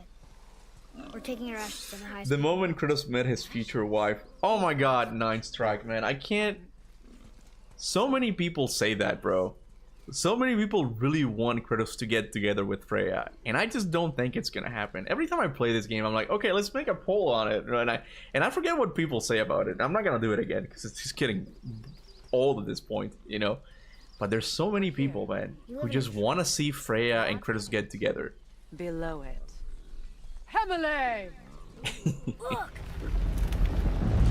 Super new artists are instructed to copy their favorite artists so they can learn techniques and why things work. Then after copying, they learn their own style and they can draw their own. That's what I mean. And I learned that with Eric Williams, who was like, "No, you copy it so you can by someone teaching you in a lecture, like, you're not gonna get the same effect of like you learning it firsthand on why something works, you know. So I totally get it. And honey, I thought you were. You're not bothering me in chat or anything, but you woke up kind of early today. Like, are you okay? Like, you're gonna be okay? Don't you need to get some sleep? I'm okay. I'm okay with you chatting. I have no problem with that. Okay, but I'll make sure. But you didn't sleep a lot, you know. Let me read the chat. We still don't know why Corey told Eric that Atreus has to go after Ragnarok. I mean, I think that just makes sense. I think that just makes sense because like the Norse saga is over. So, and even in 2018, you get that sense like with the Jotunheim mural. No, this is your story. Like it's his story. Like we're setting him up in the Norse saga, and then Atreus is gonna be launched into his own spin-off series. I don't know where that is right now. I don't know what the. I promise you. I don't know where Santa Monica is at that process. Like if they're still doing an Atreus game, I'm pretty sure they are. Like I think it'd be pretty sucky if they don't give the boy his own game.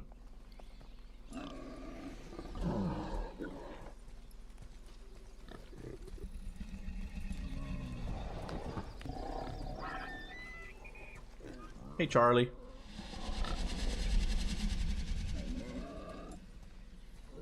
I need no sleep. Quick. And I honestly remember something about Freya that I think you guys forgot about, and I'm gonna show you. I'm gonna show you once this cutscene's over. Hold on a second. Keep him still. Nah, man, Kratos and Freya being together doesn't make any sense. Some people really want it, man. I feel like some people. Live alone? It's better this way. In real life, and given the context of when this takes place, I feel like, look, Kratos is an ancient man, okay? Hey, what's up? Which one? Easy. Rest now. Oh, Kratos killed her son. More things. Fresh red root grows just Kratos behind killed her the son, but it's okay. He can give her a new one.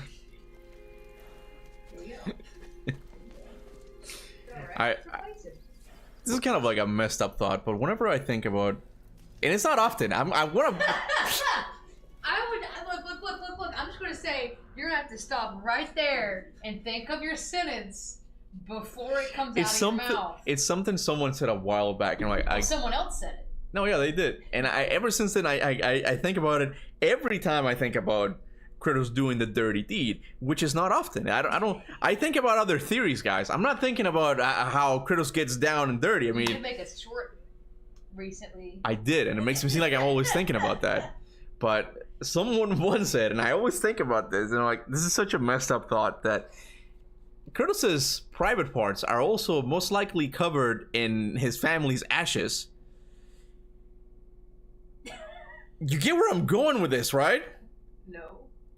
Put it in there, and it's like, Wow. his previous wife, it's still there. You get what I'm saying? This is such a dude perspective. I would have never have thought this at all. How so? It's her ashes. Like, they're still there. Like, I feel like Freya and Faye would feel weird about this. What is he like? I will, everyone in the theater. He's like, but how would you realistically do that? Yeah, like, exactly. You have to do that. That's like, you could multiply that by 4. Yeah, but how would you do that to 4 guys at the same time? Exactly. You just stay them side by side. Exactly. Know, it's this weird dude logic. We gotta take girth into account here. This weird dude logic where it's like, isn't it freaky? It is freaky because like inside the other new wife. It's it like, is. Why would you even say that? It is freaky, man. Kuba has really thought about it. That's like at the very bottom of the barrel of my God of War content. When I don't have anything, I'm gonna talk about that. Okay. You know what's funny? When you're like, yeah, if he does it with Freya, right? But he's already done that with Faye. Yeah, and I said it like I thought you said Freya. I said both. Like, it's like, wouldn't it be? I'm sure Faye felt weird about that, knowing his backstory. He's like, ew, this is not your color. Now when you bring it up, now it's weird. It's one of those things where it's like, I'm not gonna say. I can't even say stuff into the mic. All right.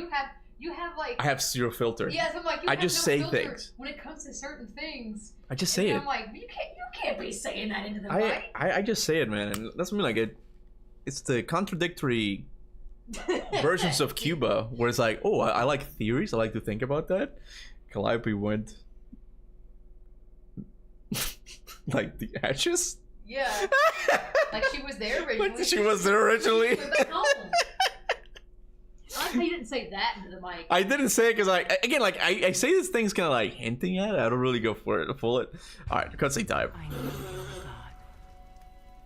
Not of this realm, but there's no mistaking it. Hold on, honey. Cutscene. What is He it? doesn't know, does he? Welcome to the members only your stream, true guys. I hope you or enjoy his your own. membership. That is none Hope of your this is concern. worth it. The gods of these realms don't take kindly to outsiders, trust me. I know. When they find you, and they will, they'll make things difficult. What did she meant there? The gods of these lands don't find. I forgot how. She just said it. Don't take kindly to outsiders. Trust me. I know. I'm guessing because she's from Vanaheim and that technically is outside of Asgard. What does she mean by that? What does she mean by that? Am I thinking too much into it? I think I might be thinking too much into it. I don't know. Freyr had a joke about Kratos. He told him that he needs to see the sun. Yeah, get a sun bath. The boy will want answers. That will be my problem. Whatever you're hiding, you cannot protect him forever. But you're right. Doesn't concern me. I also need lamb's cress. Do you mind? It's a white petal flower in my garden. Just a handful.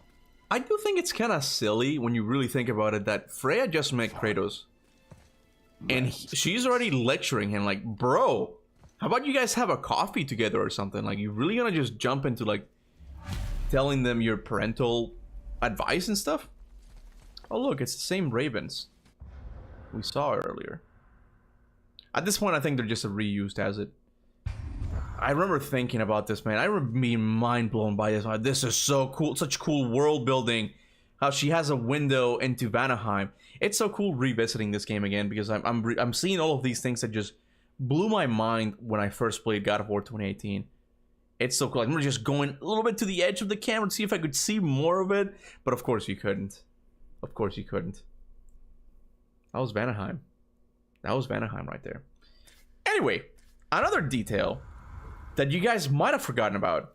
I'm gonna ask you guys if you remember. Do you remember what I'm gonna show you? Do you remember what you think I'm going to show you? I'm just curious to see like what you guys say, okay? Because I randomly remembered this the other day. Like, oh my god! Cress, please. Shut up, Freya. Critical. Got the God of War literally picking up flowers. Exactly, man. Is the way she does it. Flowers, please. Can you chop chop? Can you get to it? You know. Vanaheim. No, it's not Vanaheim. It's not Vanaheim. The horn. It's not the horn. What is okay? What is the reason Freya can't fight in the game? It gets later revealed that, or it might have been like in an outside source of God of War, right? That the reason she can't fight is because Odin took her wings away, or no, her fighting spirit. Okay. I think in 2018 it says like he took her fighting spirit. What's really interesting, and the fighting spirit is somehow linked to her wings. What's really interesting is that you can see her Valkyrie wings back here.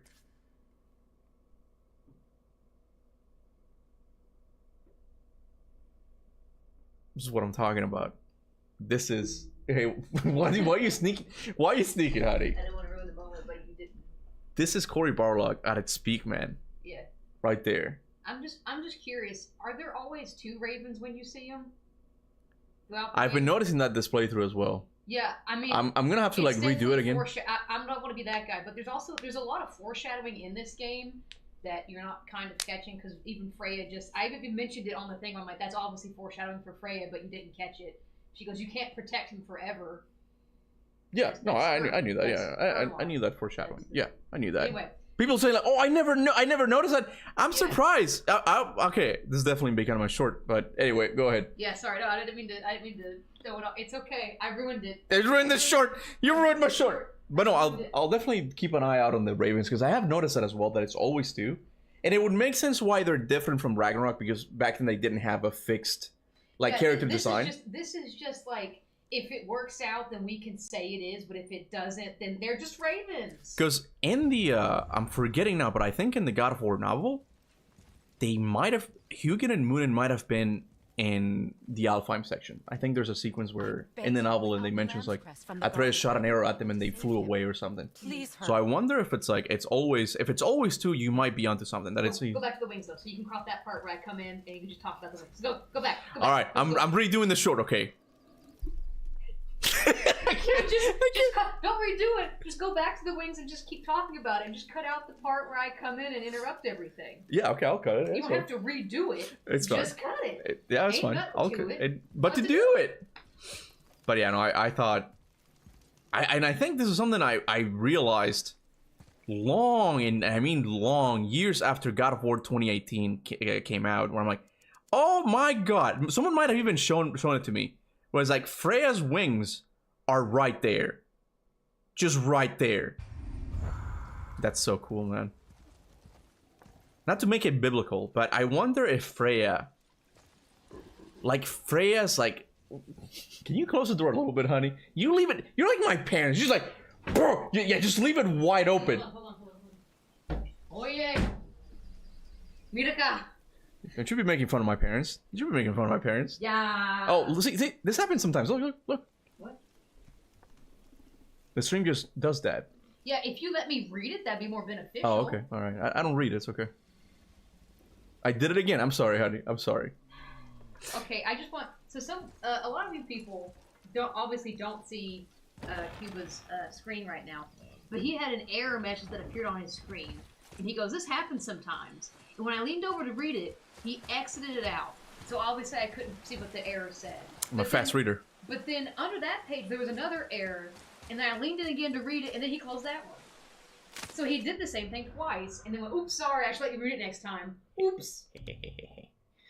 Kratos picking up flowers. I like that. You like the hand, grass. honey? Yeah, I like the blade of grass that was on his hand. It's lamb's crest, honey.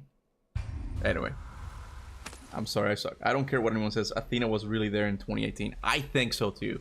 I think that is going to be the easiest retcon. Oh, I just saw this line. What the fuck? I'm like, oh yeah, it's part of. Flying baguette. It does look like a baguette. It's from a part of the puzzle. But I think Athena being there is gonna be like the easiest retcon ever because it just matches perfectly. Like there's even like when you match the scene in God of War 3 at the end when Athena's like, you disappoint me, Spartan, and she pulls the blade out of him, right?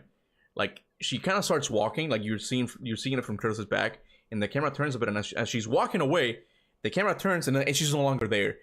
It happens identical in God of War 2018. I know Matt Sofo said that it was in Kratos' head, but I know they can retcon this easily, no problem whatsoever. Yeah. So hold on. I gotta read the chat, but go ahead. Yeah, no, sorry. I think an issue, especially when it comes for people like you, and probably some viewers won't like this explanation, but I feel like when it came to 2018, they were very optimistic as to what the future could hold. When they came out with 2018, they were like, buddy, we cannot, keep on this line that we were supposed to go, that we thought we could do. We're gonna have to pull it back. And I think that they made some decisions that they put in the game, but it seemed like they didn't go through with it. And in some cases, they're like, oh, it's okay. In this case, it's Athena, where it's like, oh, it's in his head. Where they were like, oh, yeah, that meant nothing. But in reality, they were probably going to do something with it. But then they kind of just tied the loose end up by saying, it's in his head. Which I don't mind if you have the mindset of not everything is going to be how it's planned to be. It's not that, we never got the game we were supposed to get. It's not like Metal Gear 5 or something, where it's like, some stuff was very obviously supposed to be in it and was not.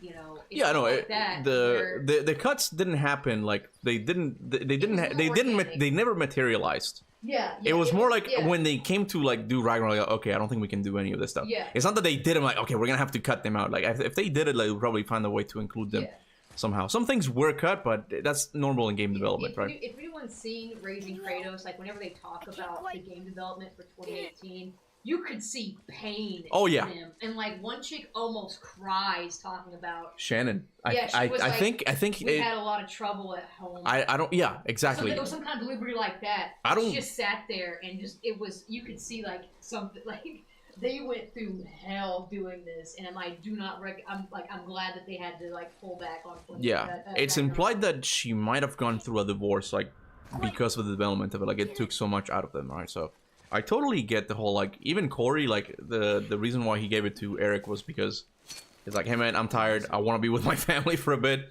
So I get the whole personal aspect of it, you know? I dropped it. But we are kind of left with all of those, like, podcasts of Corey talking about how, like, there's so many things in the game, you know? If I That's just there, like, there's a reason for it. Lose it. Corey even said that she could have been real or not. It's up to interpretation. I didn't know that. When did he say that? When did he say that? So even going away to discover herself, I'm sure is one of those things that seems not important but will be. Yeah, there's Sigram and also Thrud. I was trying to look up like mythological female characters that have a hammer. That's such a specific fucking search, okay? I couldn't come up with anything. And if there's anyone watching here, members or otherwise, I mean, you have to become a member. You have to become a member to give me the lore. It's a win-win for me. But seriously, if anyone knows of a mythological female character that has a hammer, like any mythology, it doesn't even have to be Norse, okay? Any mythology, and if you could tell me, I would greatly appreciate it. Because I could probably tie that into a theory. Oh, that's gonna be Thrud. Well, I was gonna say, when you say mythological, And you always come during cutscenes. I don't know if you. sorry, man. No, it's okay. Come here. I'll stop it. But it's always during a cutscene. I don't know if you noticed that. What if it's like one of those tales where it's like King Arthur, where it's mythological, but it's based on like he probably existed at some point in time. There's probably a couple of them who have a female with a hammer. Like more historical characters, you mean? Like Yeah, like she probably existed, but maybe not exactly how the story's done. I feel like there's probably. it's just that women back then didn't really have a big role in like. Hey, listen here, you little shit. No, there's a couple of cool stories here and there, but I don't think like you'd be like, oh yeah, we sung songs about the Thrud, the hammer wielding lady. Like you're not gonna find anything like that. I beg to differ. Well, I feel like there is. Get to do some. You just listen to him because like, I don't want to hear through the hammer wielding witch. I don't want to hear her. Skip. There are no stories about women hammer wielding witches. Play Beowulf again. Yeah, exactly. Anyway. You want to sleep? Oh, exactly what I need. Oh yeah, the party. Okay, yeah. Okay, honey. Good luck. Is there anything I need to get that's specific that So he's we gonna now? live? Yes. Something sweet, I guess, but it's not important. It's not Wait. needed. You know. That's true. We do have Not Milky Ways. without That's okay. thanks. Don't worry about it. Cuba's looking up for hammers. I'm always looking up for like lore connections. That's something I really like about God of This War. mark will hide you I talked from- about this all the time, but it's that whole thing of it being alternate mythology stories, where it's like, oh, in Norse mythology, Baldur's curse is broken because Hodor shot an arrow, it's mistletoe arrow. But in our game, it's actually Loki because Kratos put on the mistletoe arrow as a way to like tie up his trap. Like, you see, I love that kind of shit. And I found one in God of War Ragnarok. I'm like, this is so cool and so subtle. And I want to make a video about it, but it's about Thera, and I'm not gonna say anything else about it. That is such a cool twist. Such a cool twist on how Santa Monica just Safely out of changes the these story of Thera. Follow You know. this path down, then head towards daylight. Will we see you again? Hey Soham, how you doing, man? As Kali much Durga? What is that? Wait, Durga is the Indian goddess, I think, right? The Indian goddess of. Oh, you're talking about the hammer wielding goddesses, right? I see. Yeah, Kali.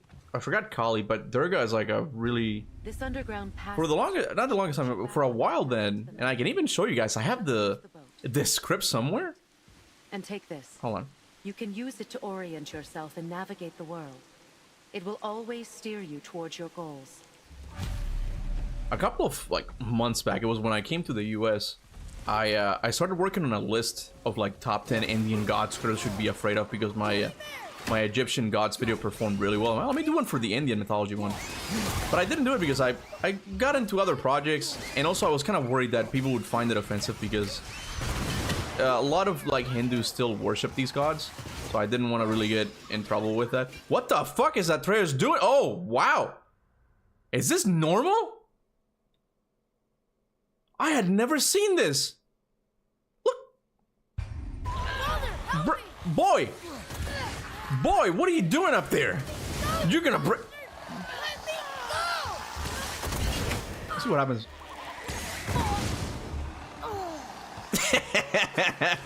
Oh. I'd never seen him go up so high. It's pretty funny. Oh, frickin' nightmares. There we go. Wait. The title of the video is How God of War Most Impactful Moment Almost Didn't Happen Audio Logs. I'm gonna copy that, Luke.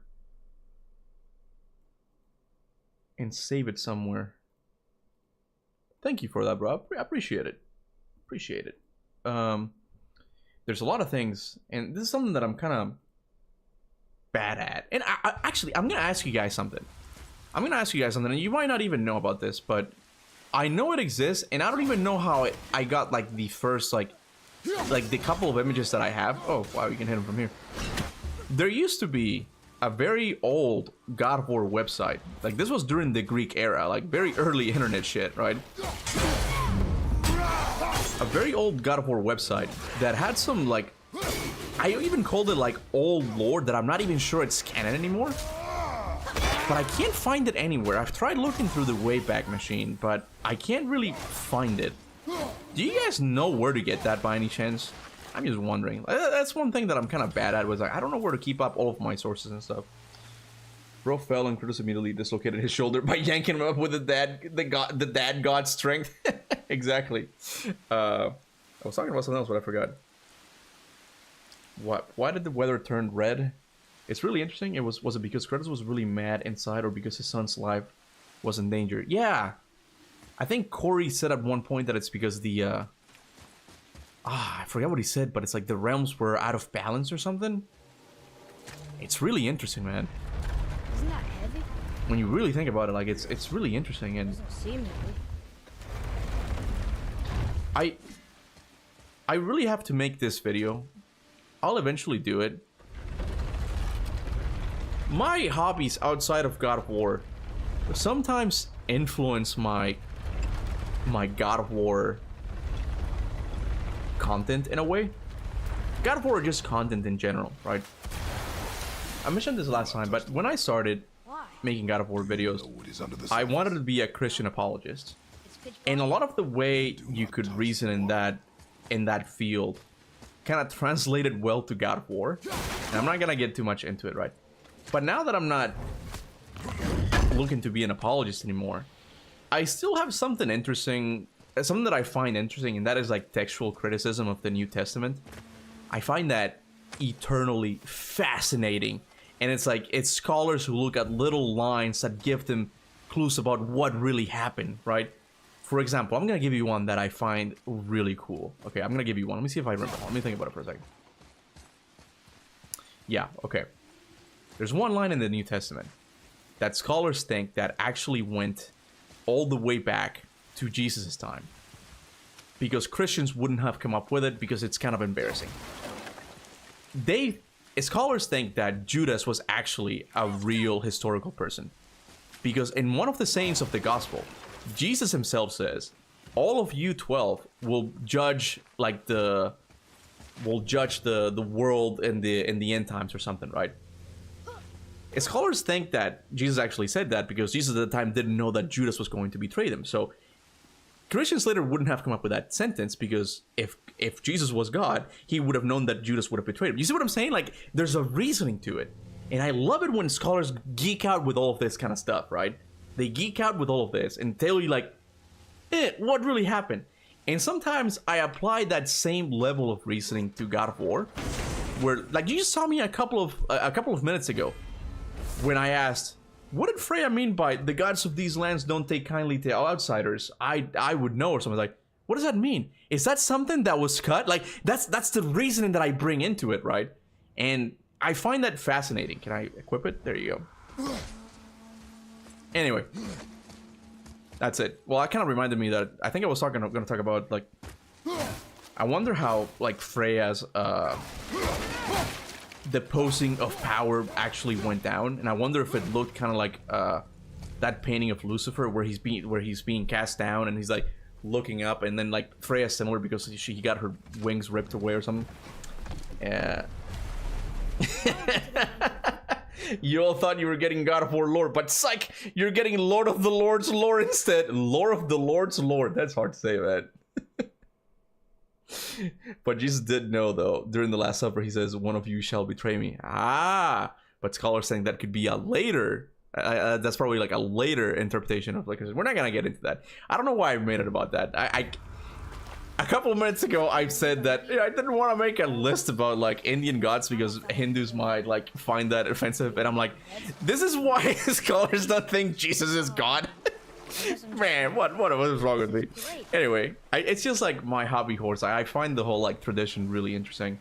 I really like first century Christianity, like all of these like historical figures, Valentinus, Marcia, and I'm like, I find them so fascinating because there's so much mystery around it. How do you know? And again, that interest I have for that kind of stuff just influence like how I do content, because I kind of take that same approach. That's why I like Lies of P so much, because it's a Souls-like, and Souls-like are built in with a lot of gaps in the story, right? And I love that shit. Go ahead. That's right. You made a comment like, yeah, I'm really into the Christianity mythos, and someone in the comments was like, excuse me? Like Christianity factos? Excuse me? Yeah, I said that. Started like a huge fight. Sorry, hopefully by bringing this up, it's started again. I'm sorry. I don't know, I don't know. We're not gonna get into that. It's okay. Kuba would be a cool youth pastor, just straight up lore discussions. I never thought you listened. Nah, man, I would get fired, man. I would get fired from that position. Speak of one who could feel no pain. Oh, that sounds like Baldur. Oh my god, look at this statue. An Aesir god, son of Odin and Frigg. And Odin is king. That's right. Why do you ask? Oh man,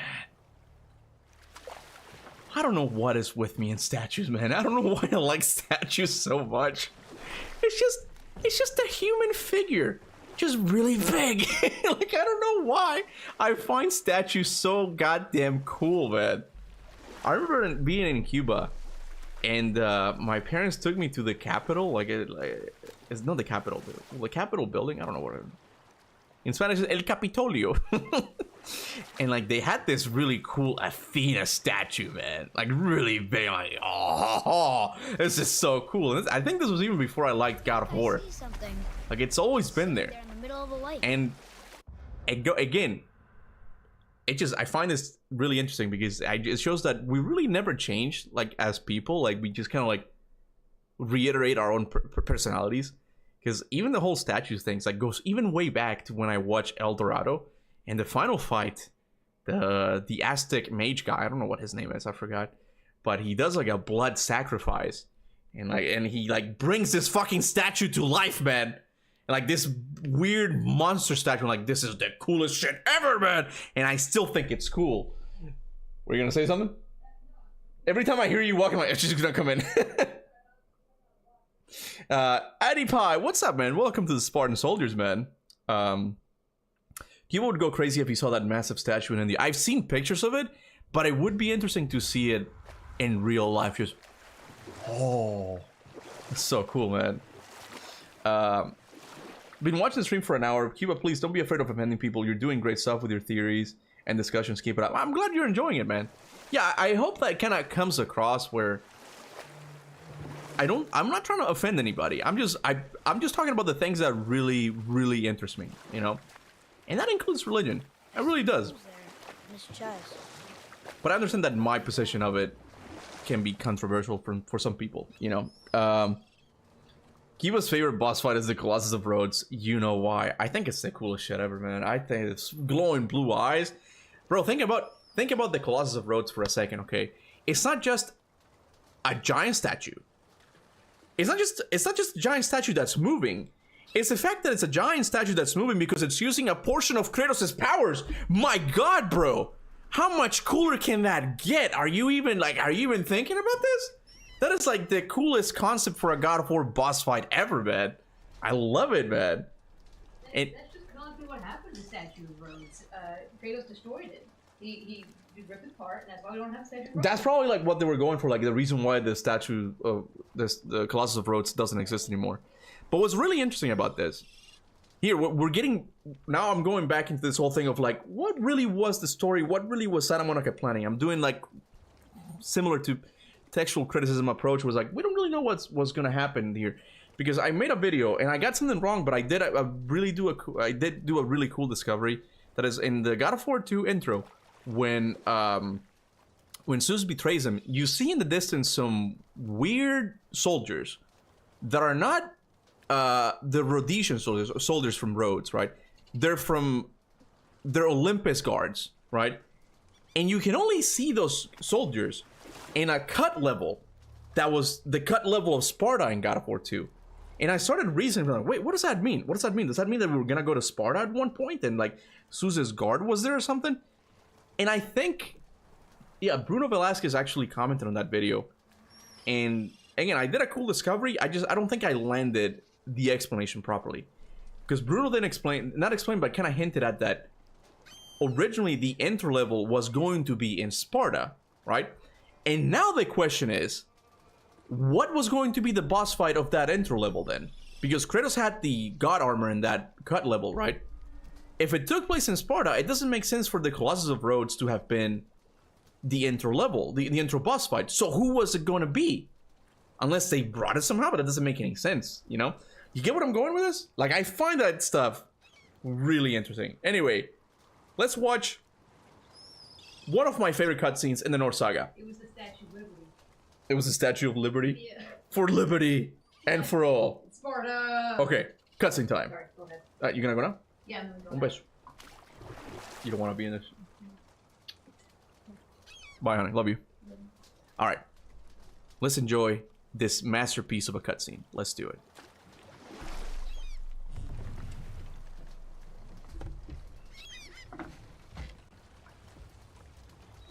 It reads, sacrifice your arms to the center of the water. Awaken again the cradle of the world. What?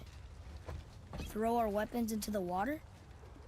Guess that won't be a problem for you. Are you gonna do it? I ruined this cutscene with this fucking t-shirt, man. Oh my god, I forgot to take it off.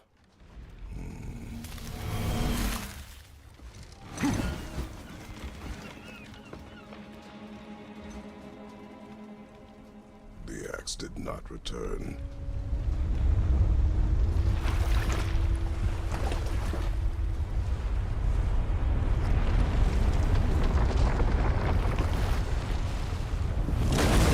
Hang on, boy! Okay!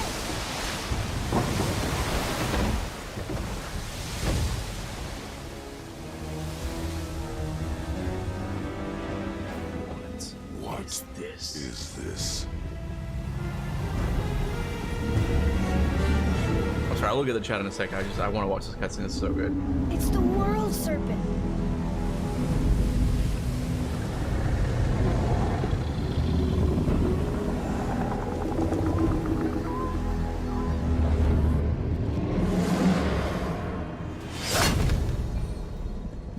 E-tier imbued. I am!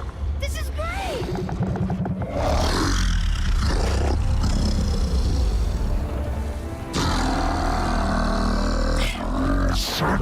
Damn. Speaks? Yeah! Mom said he's friendly! What does it say? I don't know!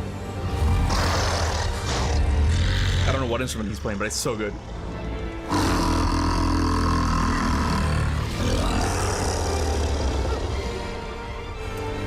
I don't know if it's violin, piano. I can't tell the difference between instruments, but it's such a good theme that plays in the background, man. There's a shipwreck way over there. See that? And there's a statue. Jeremy's gonna be British with those I can teeth. feel a lot more of it now.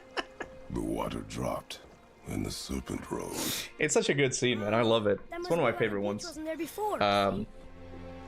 Hold on, Blood said, read my Look it. That building leads from follow the up foot my of the previous mountain comment. to It's that kind of golden long. temple. It was all just under the surface. Except for the statue. Good thing, huh? There's even a dock. There, next to the flag. Oh, Blood said, would you like to hear my lore of hell in my alternate universe? I'm all ears, man. To walk on it, and who Go knows for it. how long. You know of that serpent? You guys want to explore? Let's do a little bit of It was exploration. so big, he was wrapped around the whole world and bites his own tail. An exaggeration. I don't know. Looked pretty big to me. I don't know. Look pretty big to me. Alright. Dude, I hate how 90% of the armors in both Ragnar doesn't fit Kratos as a character at all. Yeah, I especially kind of butchered it with this one, though. Kind of did him dirty with this armor.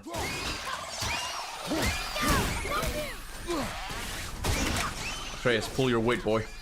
Come on.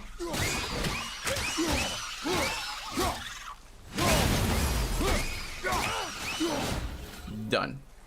Nice to have an easy fight every once in a while. Man, it's really hot in here.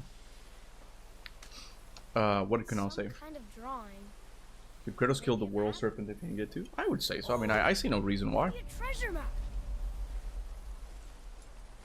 Bro, the dude has killed gods.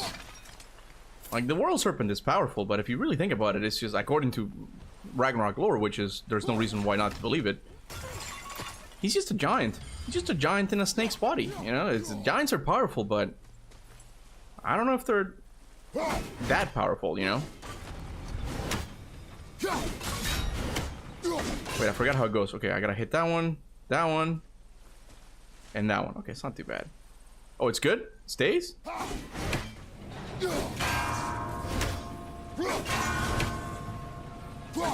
I see what the issue is. They all go, okay.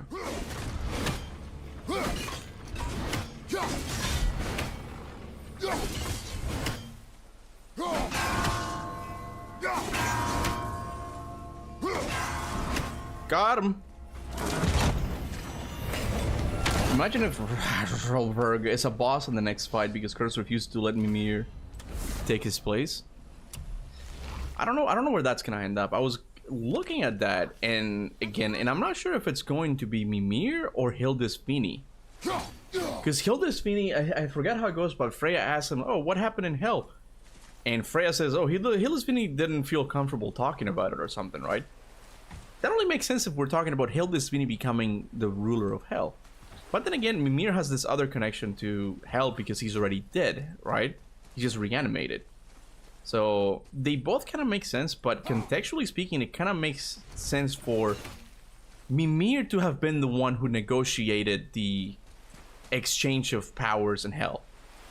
And I'm guessing it's Hildisvini, but it just seems kind of random for the bird to be like, okay, it's Hildisvini's turn, you know. But that's something I'm really curious to see, like, how are they gonna do that? How are they gonna do that in the next game? Like, this is what I'm talking about. This is what I'm talking about. There's a lot of things in the Norse saga that are kind of left for us to imagine about, but there's still so much. There's still so much potential. And I personally would be okay if the next Kratos game turns out to be a Norse game. Fuck. I don't know how that would work though. A very long time. Because the rumors do say that it's going to be in Egypt, so I don't know anymore. Brock! Is this the way to the mountain? It would seem. If it isn't the bearded beaver, it is Sackseed. Sackseed. And I got something for you too.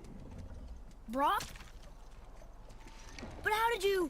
None of your fucking business. Now get in here. I got something for you. And don't go making pig eyes at my spot. I saw it first. Okay. What do you think he wants? To test our patience. When word gets out about my new shop, folks will finally come out of hiding. They'll be clawing all over each other just to catch a whiff of my wares. You watch. Wait. Hildisvini. What's his name? It's Hill, like with an I, right? I see what you're saying. Hildisvini. Is it Hildisvini? Hold on a second. I need to look that up. Yeah, no, okay. You're just saying like, oh, it's hell, this video. I got it, okay. I wasn't sure if it was spelled like that for a second. You were just telling me. Mimir becoming the ruler of hell would be better in my opinion. The thing about that is that he would essentially be removed from Kratos' hip. And for a lot of people, that's kind of an integral part to God of War now. Just having Mimir constantly there. The pile of rocks there, with that key of Yggdrasil, you can open a magic door to the branches of the World Tree. A shortcut between the realms.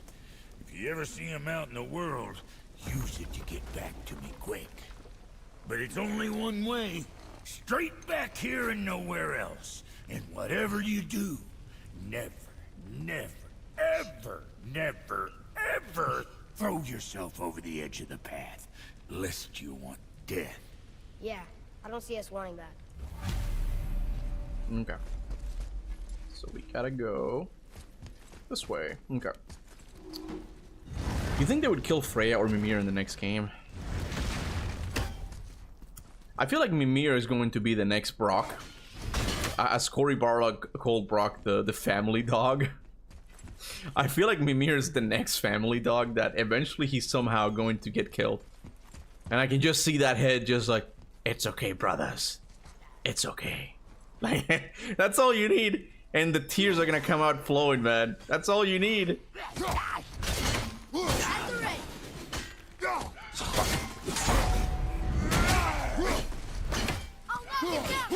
But Freya, it's possible too, but look, I really don't know. I don't tend to like analyze, like I don't tend to do my theories like with storytelling in mind. I feel like that's more of a chronicler thing. Again, I'm more of the textual criticism guy. That's what I like.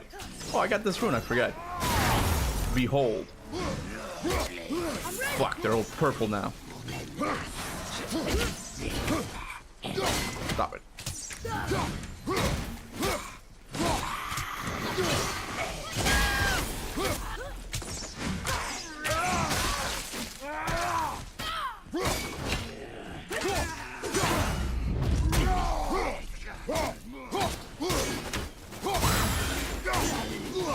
So spongy.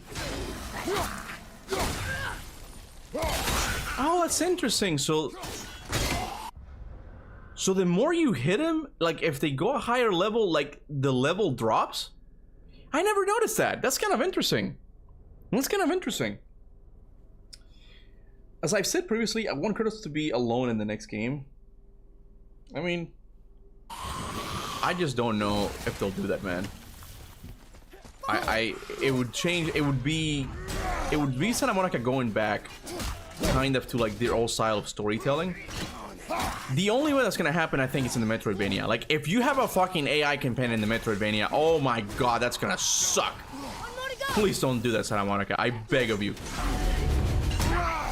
So, bro, you're probably gonna get that in the Metroidvania if it's real, but not in a mainline God of War game. In a mainline God of War game, I think they want to stick to like telling like super big stories, like very Hollywood-esque. Just. All right, that's pretty cool. Let me see if I can level up. I think I can level up some stuff. Through to the mountain. Let me do Atreus actually. Oh man, Atreus sucks. He's got nothing. Wait a second. I think I have to I don't think I can level up with Brock yet. I have to go and meet Sindri, I think. What about Hela? She can be seen on that big thing in Ironwood. Oh yeah, the thing Chronicler discovered, right?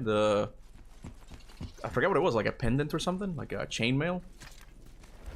I think that's a pretty good theory. We can watch it afterwards.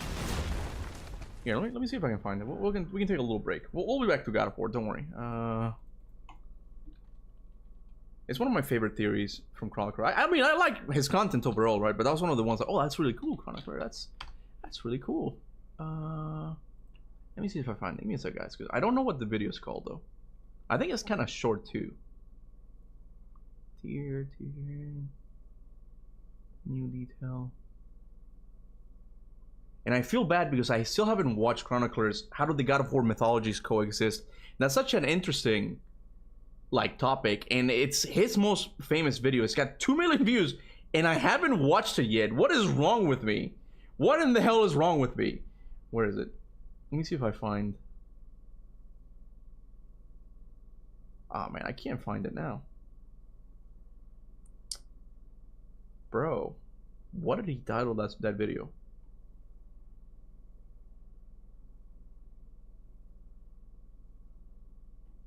Oh man, I don't know what he titled it. Does anyone know what he titled it? Let me look at the chat real quick. Yeah, we can do the God of War wiki as well. Give me a sec, guys. I'm sorry. It's here somewhere. Faye prequel, God of War trailer, God boss, new detail, Tears Fall. No, that's not it. That's not it. Bro, I could have sworn he made. Was it a short? It might have been a short.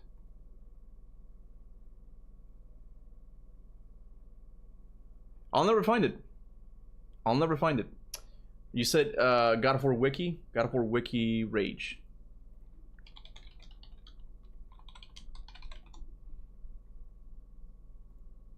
Here. We can go to desktop real quick for this. You said to go in the trivia part? The name of the rage abilities that Kratos uses throughout the series change depending on whom he's currently aligned with. In the first game, God of War, the ability is called Rage of the Gods due to his allegiance with the gods. When he's loyal to the Titans, God of War 2, the ability is renamed to Rage of the Titans. When he's loyal to no greater authority, God of War 3, God of War Ragnarok, and God of War 2018, the ability is renamed Rage of Sparta and Spartan Rage, respectively. Thera's Bane is named after the Titan Thera, God of War vs. Sparta. I'm guessing it's here. In the second fight between Thor and Kratos, In the second fight between Thor and Kratos, Thor becomes enraged, blasting Kratos backwards with a fierce thunderbolt in a roar of anger, and his body becomes cloaked and fused with lightning. His eyes glow an electric blue, and his attacks become stronger, faster, and more lightning empowered. This is similar to Kratos' Spartan Rage, in that he often activates it with a mighty roar. His eyes glow fiercely, his muscles bulge, and his body appears to be on fire, and his attacks become faster and stronger. I never noticed that. Is that what you wanted me to look at? I never noticed that thing. But I thought you said there was something about the, let me see. Yeah, I thought you said something about it was Valor or something. I'm guessing it's the fact that he has no... It's not that. No, it's not that. Oh, the video is God of War biggest hint towards the future. Thank you, bro. Look, bro, Luke is on point today, man. He's always on point. Well, Dean, you asked me about the God of War wiki, but I'm guessing that's not it.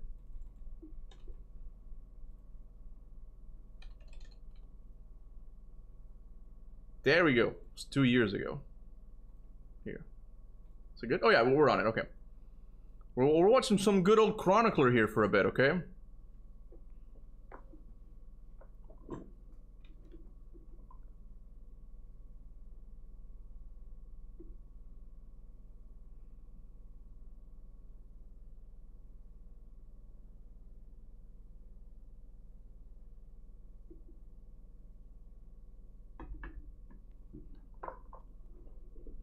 Excuse me?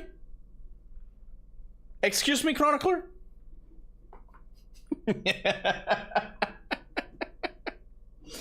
Oh, there's no audio? There's no audio? Oh, my bad, my bad. I'm glad I turned on the... Let me see if there's audio. Hold on.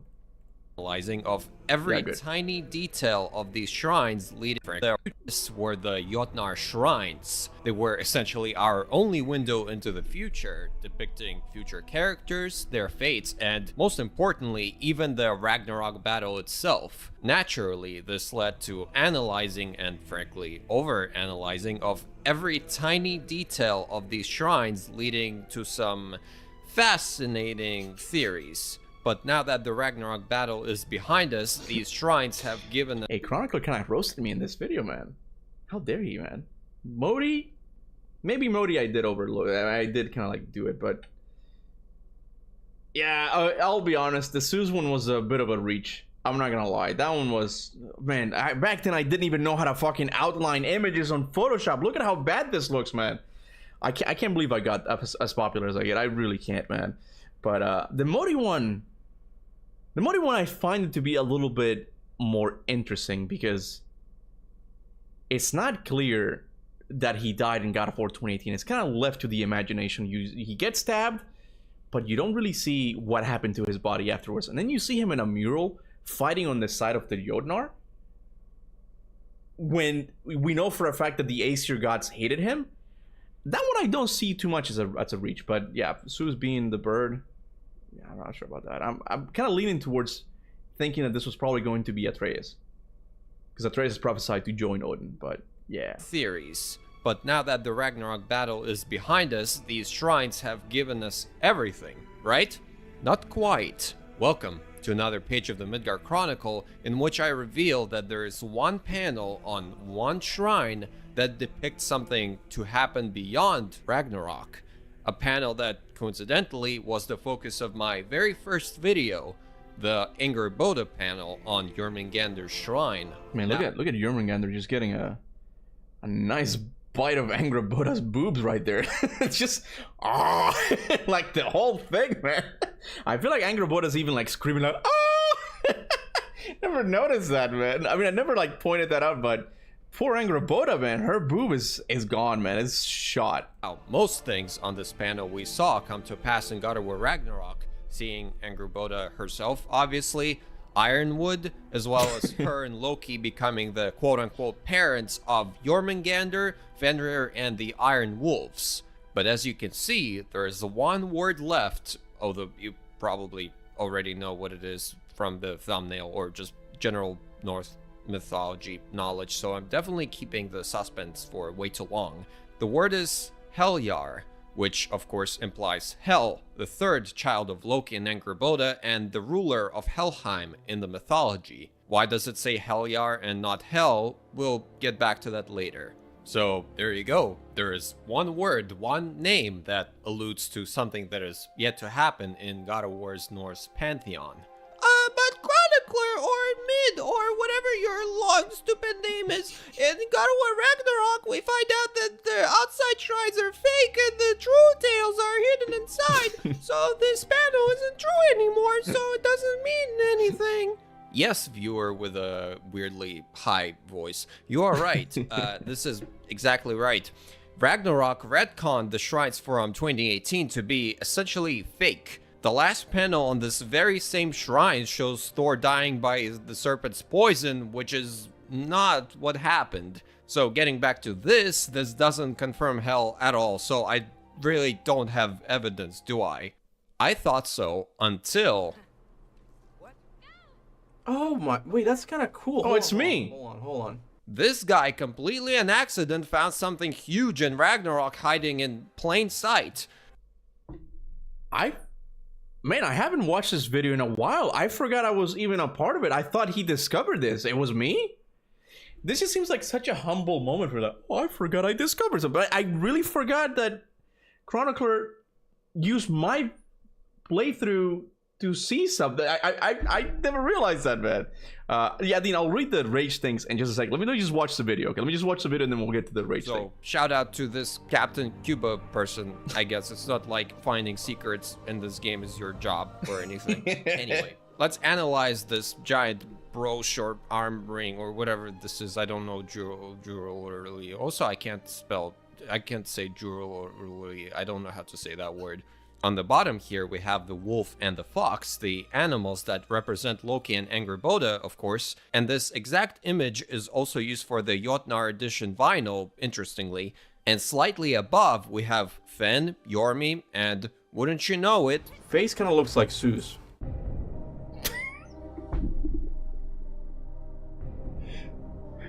I don't think so. I'm sorry, Kuba, this is just a joke. Thanks for letting me use your discovery. Faye kind of looks like Zeus. Like, what? Kuba looks like he's high. I might have been. I don't know. I don't remember. Kuba forgot the power of his own abilities. Look at what they have to do to mimic a fraction of my power. I love that line. That is one of my favorite lines, man. It's hell, obviously. Santa Monica went out of their way to reconfirm in Ragnarok the third child of Loki and Angerboda, a child we're yet to see. and we literally run on this confirmation. How did no one else see this before? Or am I blind and everyone knew this? Is this news at all? I don't know. I didn't see it anywhere. Either way, like I said, the developers really wanted to nail down the fact that Hel is part of the God of War universe, giving us another direct reference to her besides the shrine.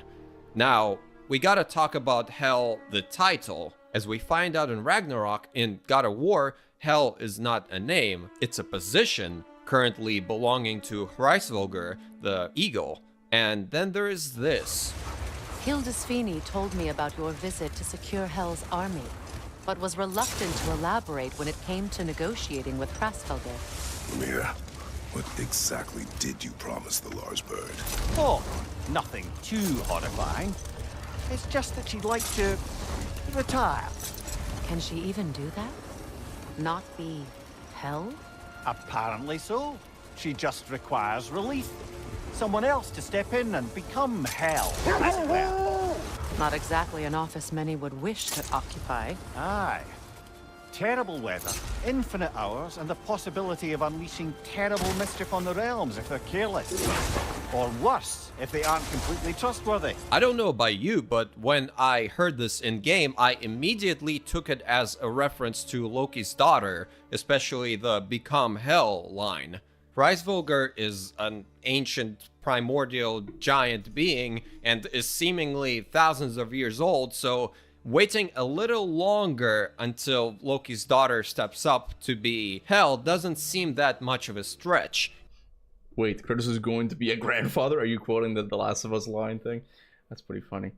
I'm gonna wait. I mean, the video's not over yet, but the thing about this that's so interesting is that I don't really have a way out of like reasoning, because Chronicler here makes a very convincing point that, yeah, there is a brooch, the jewelry thing in Jotunheim that clearly shows the wolf, which is Fenrir, Jormungandr, and then at the center, a lady, which is most likely Hel. Like that just, it follows. Like, I have no problem with that, right?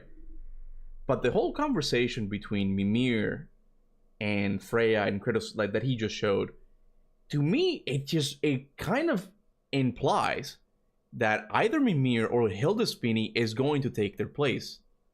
Because when Hildisvini comes back, Freya says that he was reluctant to say what happened in Hel. And Mimir then says like, yes, he wanted to see what would happen in Ragnarok in case he died or something, right? It kind of implies that Hildisvini is going to be the one that's going to become the ruler of Hel. But let's see what Chronicler says. Let's see where he goes with this. Even though she wants to retire, I don't think she needs it to happen immediately. So it's not off the table for this to happen a couple decades down the line when Loki's daughter is around. Also, since Hel is a title and not a name, I wanted to bring up the word Heljar again. Literally, it means of Hel, but it's also a very real Nordic name, and according to this website, there are currently 67 people living in Norway with the name Heljar, so we actually might have the name of Loki's daughter, although it's a male name and the female equivalent is Helga, and it's probably the off Hel meaning, and also the 2018 shrines are wobbly as proof, so yeah. Speculation time! Considering everything that was set up in God of War Ragnarok, a lot of questions arise concerning Hel and how she will come to be in the God of War universe. The biggest of those is probably how much time needs to pass before we get to see her story, both in the universe and in real life. Because before then, Atreus needs to return from his little giant-seeking trip, return to Angerboda, who's waiting in Jotunheim, become adults, and have a daughter, and then we need to wait at the very least until she's in her mid to late teens for the whole Hel thing to happen. We didn't even get our full-on Atreus game yet, and we're already seeing seeds for his child's story. And not to mention, a lot of time needs to pass in real life for us to see this happen, unless they decide to do a time skip and recast Sonny and Leia, but I don't see that happening. So what that's exactly what I'm saying, that I don't really have an out in saying that, okay, the giant jewelry thing is found in God of War 2018. and the conversation about Hildisvini and Mimir going to hell happens in Ragnarok. No, they both happen in Ragnarok. So, and it's not like they couldn't remove either one of these things. These things you can easily remove out of the game, and it wouldn't be problematic at all. So Chronicle's got a point here where we have to take it seriously. We can't say that it's been retconned in God of War Ragnarok to say that Hildisvini is now the one who's going to become the ruler of hell.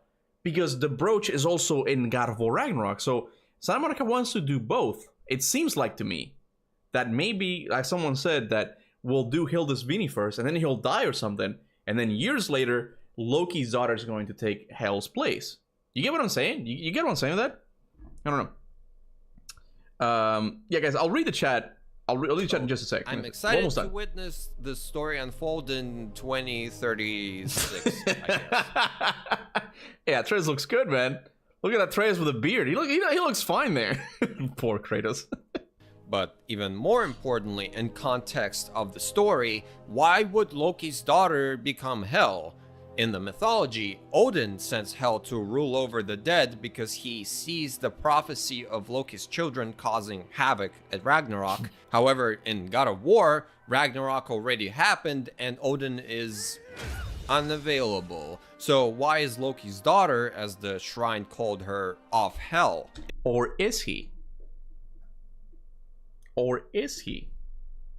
I'm not so sure about that. To be honest with you, I really don't know if Odin is completely out of the picture. I think it's similar to Athena in God of War 2018, where, yeah, it's like, canonically speaking, right now, we can say that that Athena was in Kratos' mind. But it's not in a way so it can easily be retconned in the future if they needed to.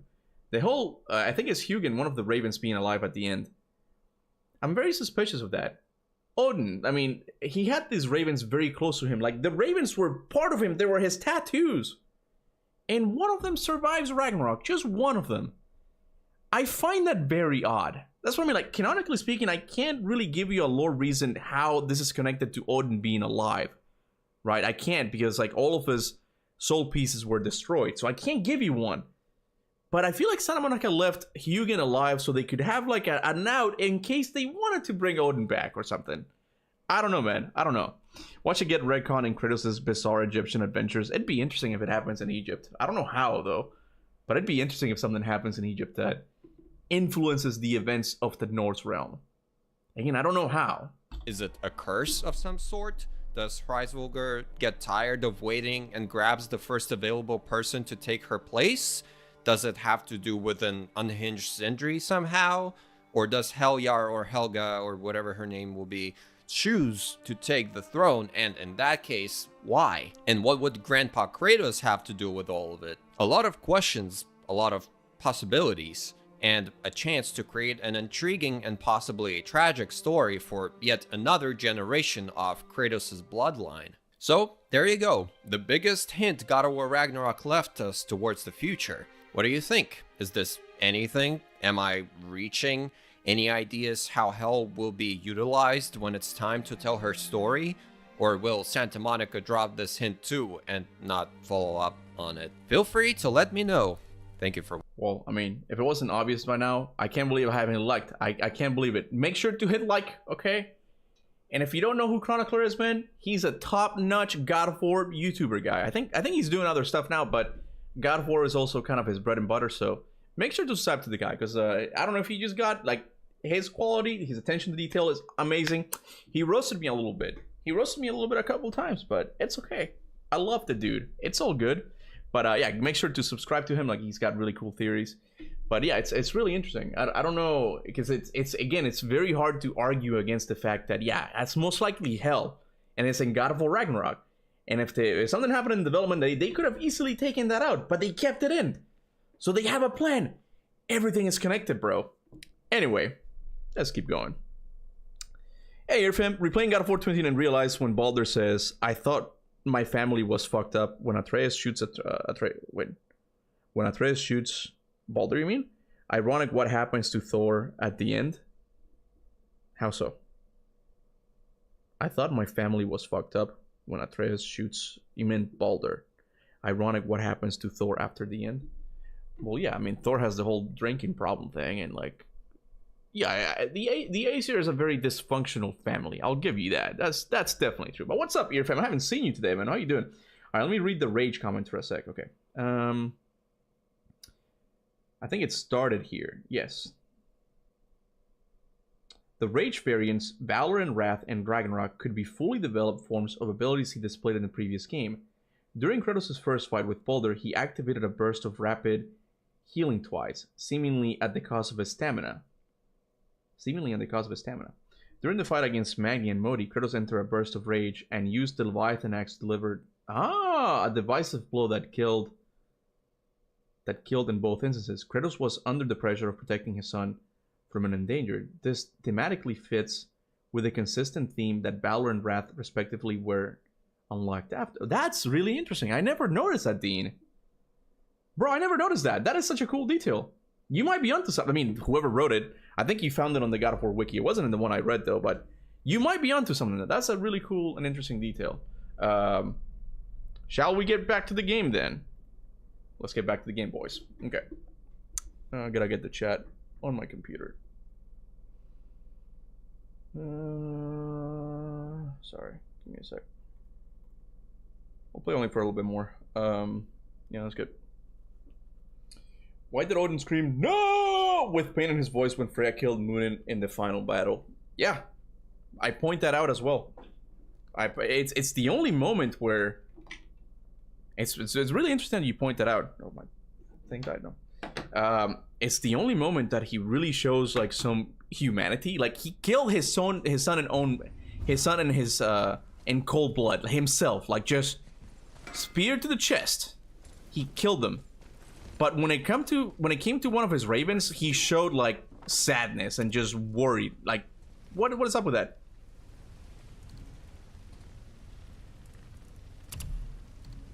Okay, hold on a second. We can't level it up here, but Say the word, kid.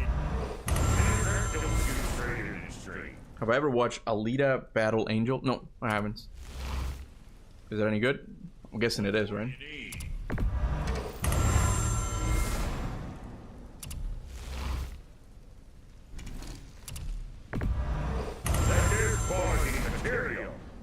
I forgot that this game had the whole rune system. Have I picked up any runes yet? Best of luck with all the rampage. Nista! So much for peace West and armor. quiet. Is this where I level up the thing, or this is what I'm talking about, man? That is just this menu is just not clear at all, man. Hollow Knight Silksong has ruined menus for me because they are so beautiful, so neatly organized. Enchantments. So I do have some enchantments. Do I have any? Man, I forgot that God of War 2018 had this whole thing with the runes. Go to sockets. Yeah, okay. I got it.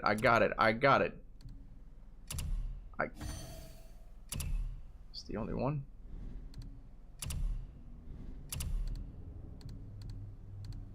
This one does more?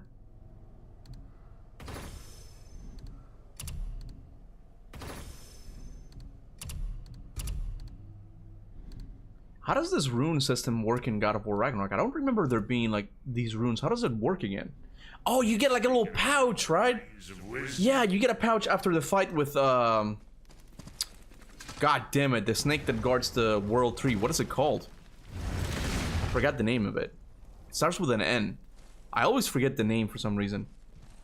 Give me a sec, guys. I gotta text my wife because I'm kind of worried she should be back. There we go. Imagine if North Saga comes back with time travel. That'd be interesting if they do. That'd be really interesting because time travel was something we kind of got blue ball. Oh, she's back. I heard her just come in. I just texted you. Yeah, I'm like, where are you? Are you okay?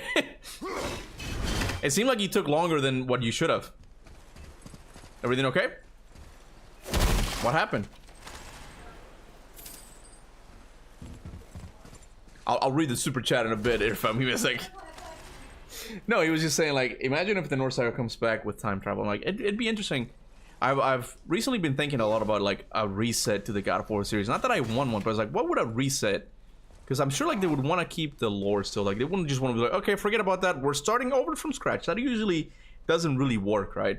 And I wonder if time travel will be involved. There's another way, like, and I want to make a video about this eventually. There's a way to bring the events back, really back to the Greek era. Like really back before Ares died and all that. Multiple timelines. No. It's much cheesier. It was all a dream. Stop it. Stop it. He was in a coma. A coma, Pennsylvania. You literally ruined it. I'm sorry. You literally ruined it. Well, if you had a better poker face, no one would have noticed. But I went, it was all a dream, and you went.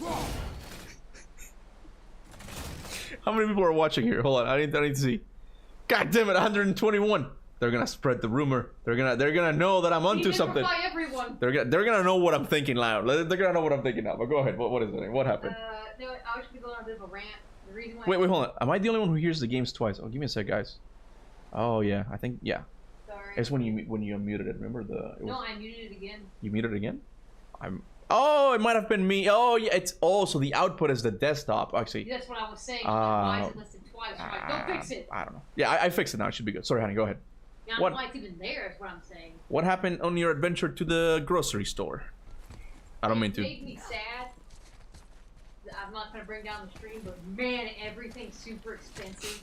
Even like the bad discount pretzels for like still like $6. I'm like, that's Give me a Red Bull. Oh no, here. It's being discontinued. It's being discontinued? Yeah, it was on clearance for 70 cents. I got like 10 of them. Oh man. Yeah, you do a little ad. Do a little ad. Okay. Big face. I'm not getting paid for this. I'm not getting paid for this, but I do want to give this product a shout out, even though they're not paying me, but whatever, okay? You need to try Reese's Take 5, okay? Let me see. It is delicious. It's chocolate. It's got a pretzel in there. It's got caramel. It is one of the tastiest candy bars I've had. Chocolate candy. What?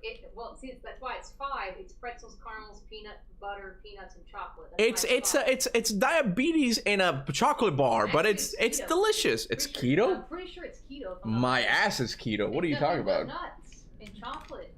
I'm nothing but nuts.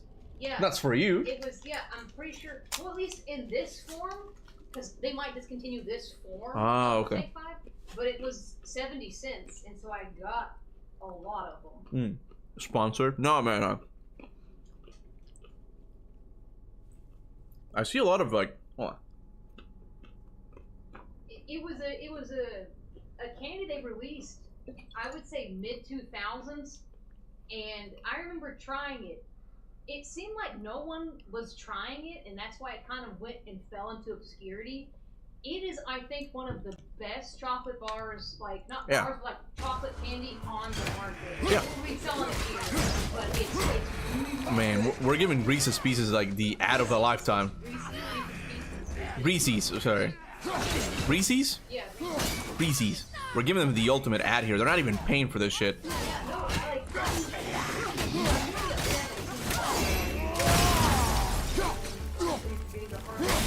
Oh, I'm sorry. No, I just got one just now. I'm sorry, everything is expensive. I'm not gonna talk about why. Don't you start. But no, it was just, I don't know. Today, I think that stuff happened over the weekend, and they've adjusted. I still can't read these. Accordingly, because it seems like suddenly, like in the past couple of days, stuff is super hard. Okay. You want me to read the... No, I'm gonna read it. I'm gonna do it. I was just waiting for you to finish. Corey's decision for 2 games would make sense if he split the story up to be brought back later with time travel. This is almost more interesting in my opinion. Oh, so you're saying like we do the Fimbulwinter era like in a flashback of sorts? I mean, yeah, it could work, but it'd be cool kind of to... What? Yeah, honey, why do you do this? In the middle of talking, he's like... I thought you saw it. No, I thought you saw it. Whisker. I'm like, okay, hold on. It would have been cool to see like Fimbulwinter like not in person, but like be in it, and then we gotta go back to it. That would have been cool. That would have been really cool. But I do wonder if he's gonna bring. He's gonna bring back. This is something else that I don't know where to get. I think it might have been on Twitter. But he was talking about Jormungandr, like the end. How they're like, oh yeah, he went back in time. But it's like, but what happened when he went back? And I was like, what do you mean, Corey? He just went back in time. It seems like he's hinting something else. I was like, is he hinting like a full time travel story? Oh hey, it's the mural we just saw Chronicle talk about. Look, it's the world serpent. Hey honey, look at the bite Jormungandr's got on Angroboda's boob. Even Angroboda's like, ah! But you scared Sasha. She was really cute. And I took a little picture because she was sitting like she was sleeping like. Okay, look. But it's not biting. It's taking milk. It's a bite. Don't worry about it. It's taking milk. Canonically, it's a bite. That's why It's so much bigger than I imagined. I know, honey. Relax, honey. It's a joke. Come. I did, yeah. Now, it's kind of interesting when you talk about time travel stuff. And of What is course, that? everyone's kind of Smells headcanon. awful. It's always going to be like more alluring to people than like the actual lore of it. But I feel like, I don't know, we both came up with a really cool phrase where it's how they're going to be time traveling, and like the events in 2018 are going to be retold from like, another perspective, where it's like in Harry Potter, where they can't be seen by themselves, but like the reason why stuff happens, like the horn, and like some other stuff, it's just like convenient, yeah, it's kind of like all the stuff, Yeah. and then the reactions and things, and go back and forth, what did you call that? Like that's what that was fan theory. Yeah. And it didn't come to No, I always said that the Harry Potter thing was really cool, like how they did handle time travel. Like the whole scene was really well, and I also kind of imagined that as well. Anyway, also the comment about the very start of hell in my AU. What's AU? What's AU? Also the thing. If you don't, it's a fragment of years of lore. Okay, so I keep going back, but I don't see it. Okay, he said, okay, I'm sorry, Blood, I'm sorry. When the rebellion happened in heaven. Okay, is that the start of the comment? I don't know if you're mid lore and you have to like cut the comment. He's gone way back. I think. Oh, I want to get it right. Okay, yeah, it's definitely it. Okay. Blood, you completely wrote the stream. No, that's okay. When the rebellion happened in heaven and the devil fell along with those who followed him, they were sent down to now corrupted Eden, turned into a fiery wasteland, unable to leave what they built. So you're saying that hell is actually Eden, right? Like they destroyed, the serpent destroyed it, and it became hell. I like that, man. It's similar to Doom's lore in hell, where it's like it used to be like this utopia where like they experimented with all sorts of technology, right? But the Abbott became so It's a fragment of a language. like interested in like immortality, like for his own people, that wait, there should be a stone here. Yeah, he became so obsessed with looking for immortality that it corrupted them, and then that's how it turned into hell. Like, I love that piece of lore. It's a shame that it happened in Ancient Gods DLC, man. That I did not like. Magic. It's really a shame. I love Doom Eternal. It's probably my favorite first-person shooter of all times, but they really fumbled that DLC on so many aspects, man. I never heard you talk about this. About what? The Doom DLC. I never made a video on it. Well, I've never heard of it. Yeah, so the Doom DLC kind of messed things up. Oh, it's here. It messed things up. This. Hold on a second. I'm thinking. Snake sound. Snake noise. Yeah. This. Yeah. So it messed it up on the side of gameplay because it really, in the DLC, in my opinion, it did become too much Simon Says gameplay, where it's like you had to kill enemies in so many a single enemy had to die in a very specific way. Like you had to use the hammer and then shoot him with a shotgun. Oh, that, I would hate that. It's like I like it in the main game where it's like they give you enough of that where it's not too overloading, but in the DLC it just became too fucking much, right? And there was some unbalancing, some issues that just weren't very balanced as well.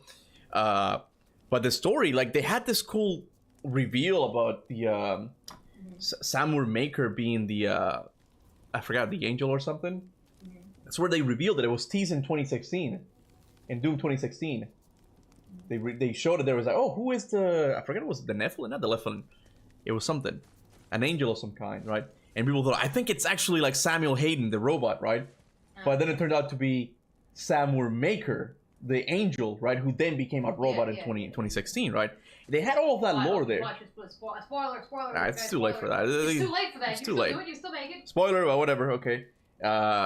They did all of that lore dump in the DLC, and even like the creator of the universe was in it. But it's like, it's similar to Ragnarok, where it's like this needed more time to cook. Like it needed more time in the story, you know. In person, 3 straight years of Fimbulwinter. Fuck that. No, I would place the Fimbulwinter story right at the end, so you really get that momentum going of like, oh my god, Ragnarok is about to start. The 3 years are almost up, right? So they try to do something to stop it, and that turns out to be Odin's plan, right? And then in the third game is when you get the time travel stuff, right?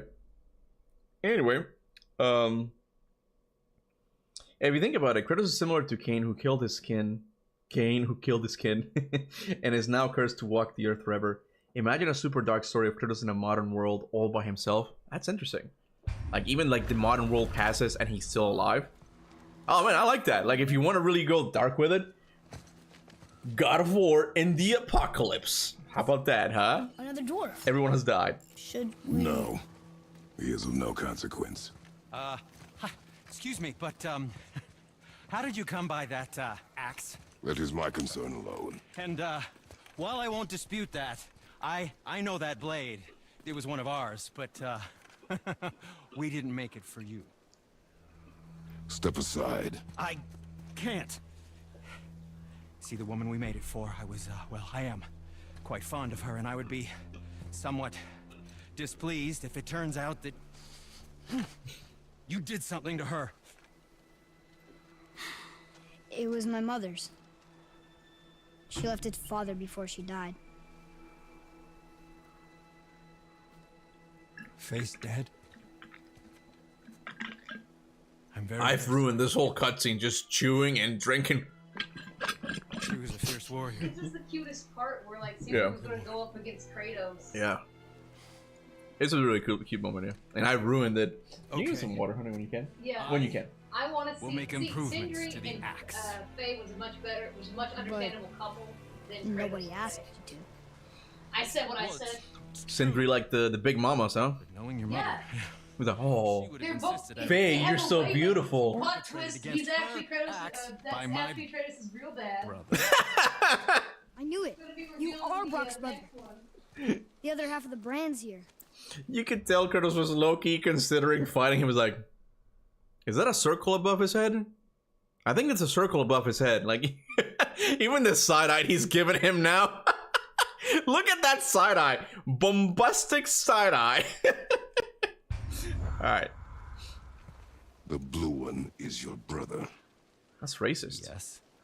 Though my talents are vastly superior. No boast. I swear to Freya.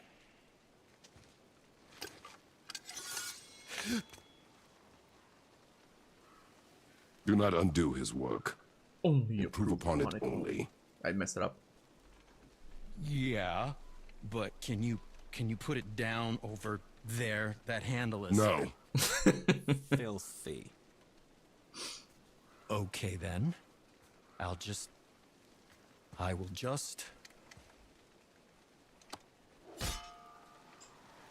Oh, Kratos is such a jerk in this scene. I think that's why I like God of War 2018. Thank you, honey. I appreciate it. He's an actual jerk. oh, is that dried blood? And not a good Like, guy. it really... Oh, that. He really does look like Kratos just trying to be better, you know? But it's like... Treasure trove of rare resources. Once I mine it. Yeah, Cinder's like, can you put the thing... No. But it doesn't... the game doesn't do it in a comedic way. It just comes out funny because it's a true character in a way, right? It happens organically. I don't know. I really like that moment.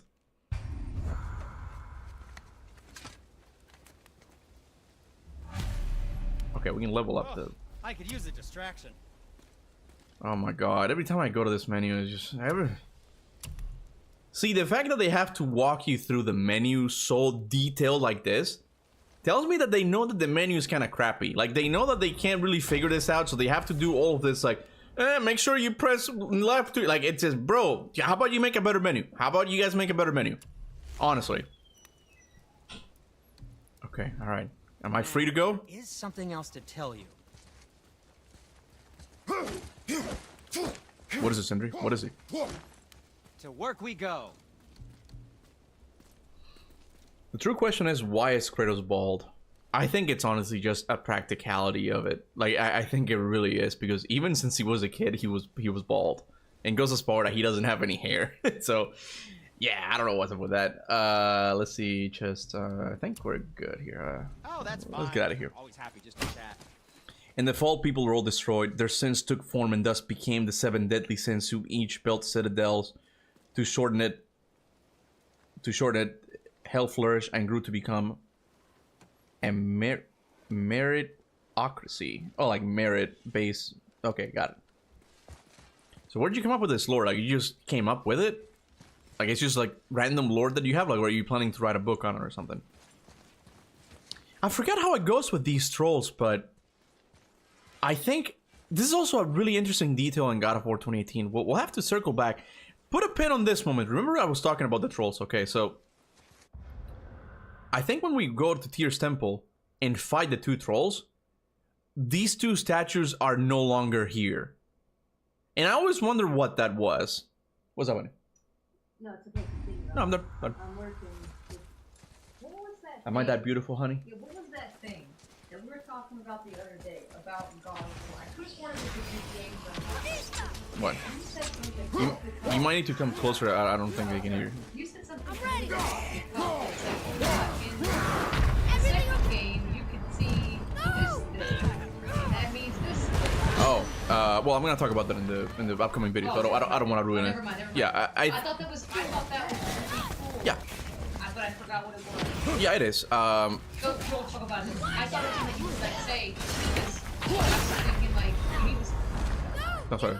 you need to have like beginner God of War facts because I think you take for granted that everybody knows what you know, but everybody knows. No, the thing is, I made a video about that specific thing, but okay, don't say that. I'm not gonna say it. I'm not gonna say it. Just hype people up. No, even today, like I realized that people had forgotten I talked about Freya's wings, for example, that you could see them in 2018. Like she has them behind a curtain. I'm like, oh, I thought you guys all knew that, and there were like 4 people. Watch my video. They were like, I never noticed that. I was like, yeah. 15 minutes long. Yeah. I count all the feathers. It was divide them by 2. It was a dissertation on how like Freya. Exactly. I was talking to Gunnar about that. That sometimes I make my videos too ambitious. Like the theories become too big, where I should just focus on little cool details. Where it's like I don't really know what to make of this, right?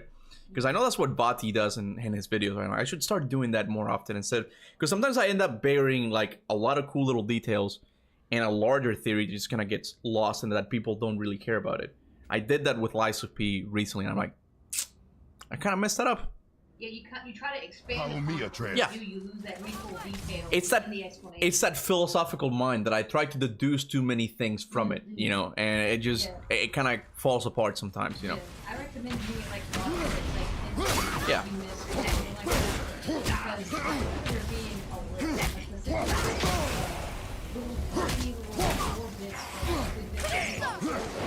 figure out how to make them into a whole like by themselves. How much put them into one giant. Yeah. Oh, yeah. That's enough. I think I'll. Make a little mad. No, I think I'll stop like after the battery dies. No, after that, but no. Okay, maybe I'll continue. I don't know. It really is, yeah. God damn it. Yeah, go ahead. Yeah. No, it's on. No, no more. It's on level 2 now. Okay, that's fine. Good night, honey. Hope you sleep well. Bye. Yeah, I hope you were in a frame. All right. I wholeheartedly believe Kratos is not bald and only shaves his head. If you look at Kratos as a kid and goes to Sparta, you can see his hairline. Yeah, I pointed that too. Yeah. Did we say that? Yeah, it's just a practice. Because even like when I did police foundations, they're like, no, make sure you have a low haircut. It's just like practicality. Like you don't want to get your hair grabbed in a fight. So Kratos is like, no hair at all. Okay, no inch given to the enemy. What if Kratos got killed by the Barbarian King and this sequel or stories told by the Spartans 200 Kratos as a martyr? I never thought about that. That's kind of cool. But I mean, that would be quite the fucking legend, to be honest with you. Like, the Spartans know about this whole other pantheon, all of their gods, the lore in it. To me. That would be a little bit too. I wasted the hell. Too big of a theory, but I do have a similar one that I think is more likely, and I kind of hinted at when my wife's kind of tried to guess it and actually did guess it, but I don't want to say anything more about it. Because I'm like, this is kind of cool.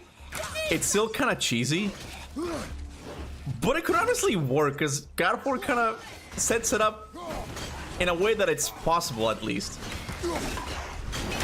Tazzleworm. The fuck is it?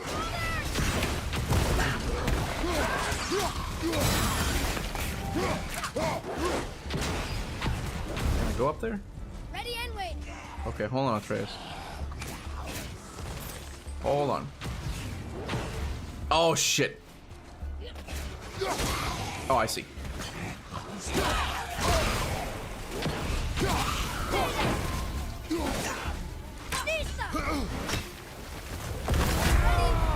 What the fuck happened? Hold on. What the hell just happened? It did it right after I used the relic. Did the relic kill me?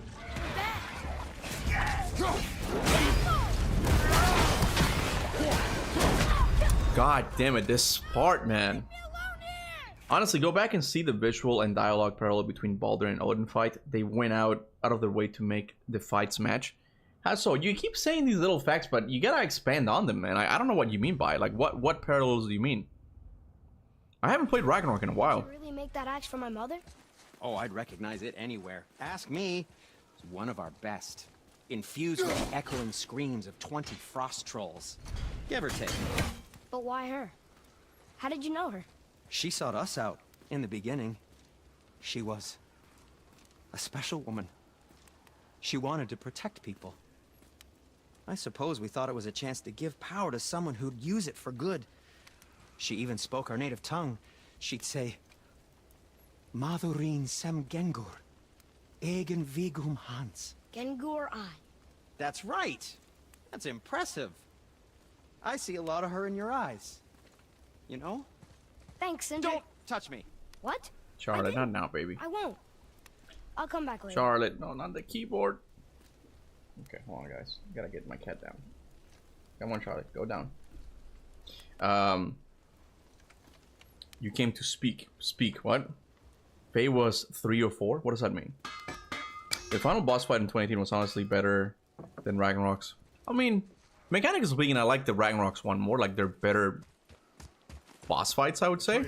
To me. I wasted the health again. But the 2018 one has more spectacle, and I think that's what you see as being like a better God of War fight. And I can understand that, obviously. You guys know me. I can definitely understand that. I'm not ready. Atreus, come on, one more. Gotta focus here.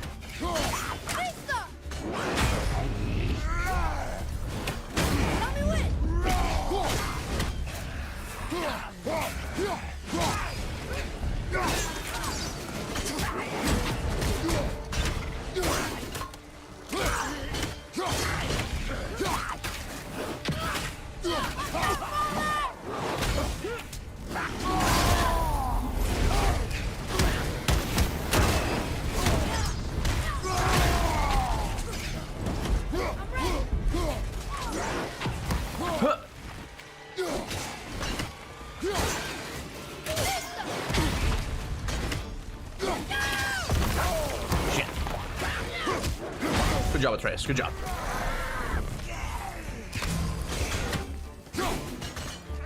Woo! Fuck.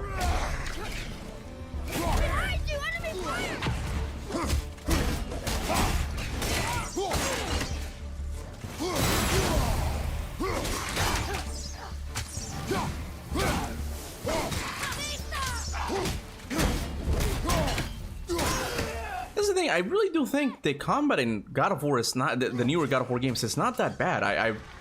Of course I like the Greek one more, but I still have a lot of fun with this combat system. I'm gonna die as I'm saying this, aren't I?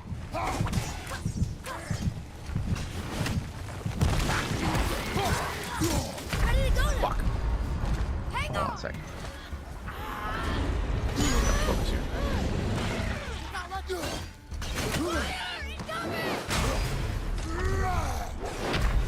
I died. I died, man. I died. But despite dying, I do have a lot of fun with this combat. The bones are there. Like, it works really well, you know? So there's a part of me that this really doesn't want to change it in the next game. But I want to jump. I want to jump, man. I want to break free. Let's see. They should have gone further with the parallels between Baldur and Kratos. Yeah, Irfim never explained what parallels he's talking about Odin and the Odin and Baldur fight. I don't know what he meant by that. Ah, my ears hurt, man. Skill issue. Shut up, Flusher. Shut up. Simple stuff like Freya's... Oh, there he is. Simple stuff like Freya's dialogue when Kratos gives her the soul of Odin, being very similar to Baldur's line about, I've rehearsed everything I've said and I wanted to say to you. Oh, yeah, that's a good point. Yeah, I forgot about that. I really do have to play Ragnarok again. We gotta do it. It's gonna be tough when we get to Ironwood, of course, but I want to do it. I really do. Who knows? It might even become my favorite game in the series. Unlikely.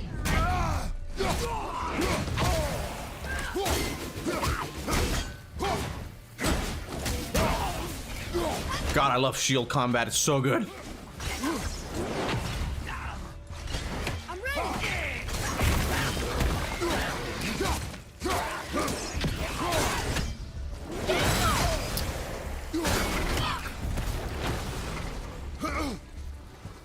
Where's the other one?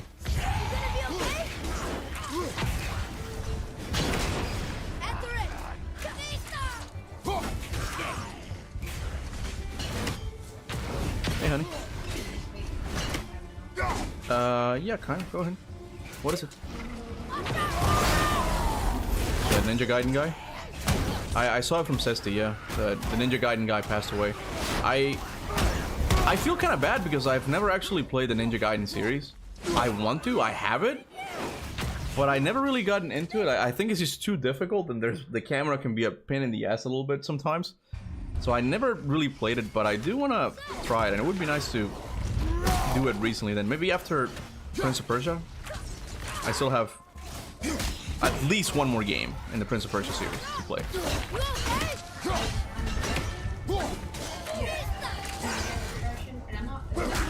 Oh. As far as I'm aware. God damn it. But apparently someone's posted it says You'll be okay. this. Watch out! If this message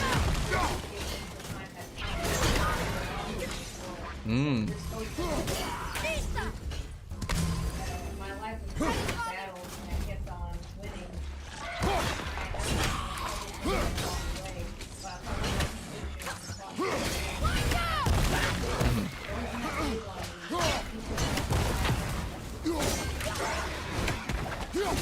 People sorry for all my new fans. Yeah. Yeah. Well, he could have been sick too. I don't know. Because if he planned it for a family or a friend to like send out the message, I don't know if the friend would have known that he was gonna do something. You know. I don't want to speculate about that. I don't know. I don't feel comfortable talking about that right now.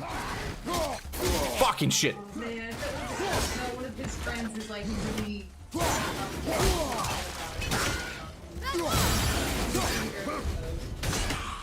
I mean, I'm in the fight of my fight right now. I'm sorry. You're like, yeah, I mean, it's tonally speaking, this is off, baby. I'm sorry. Like, give me a sec.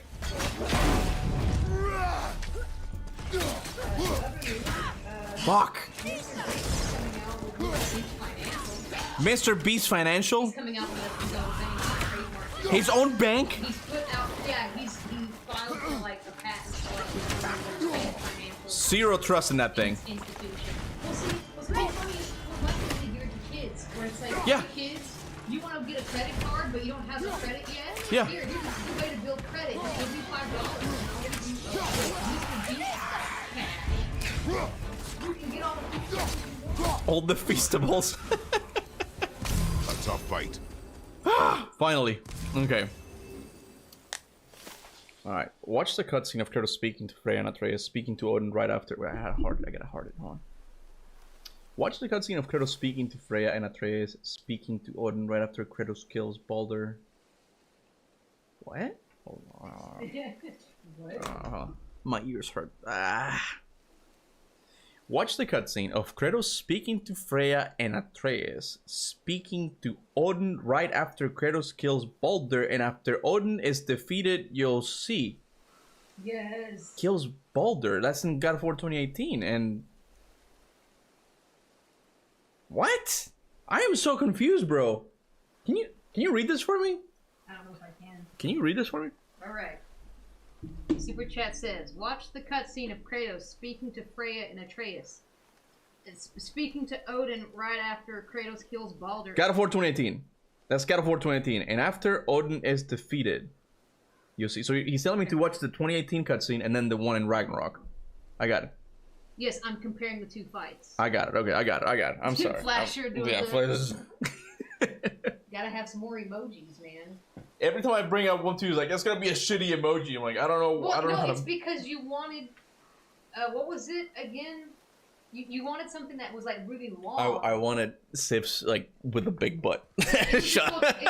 You wouldn't see. It would just look like Brock's butt. Like it would just be a blue butt. And it's like, who's this blue butt? Obviously, it's Brock's. Okay, honey, you need to get some sleep, honey. I know, right? Just go and sleep. I gotta go look at the cutscene. Oh man. Do you have it on the screen right now? No. Okay, good.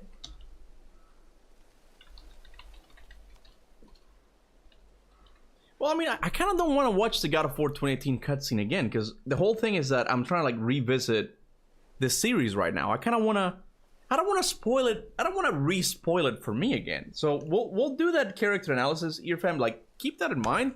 We'll do that in the near future when we get to the ending. Okay? How about that? Okay? How about that? Oh wow, I am dyslexic. I read Dean's comment as a Cap, would you rather live in a horse or Greek worlds in the God of War universe? And like, horse? Norse. Norse. Would I rather live in Norse or Greek worlds in the God of War universe?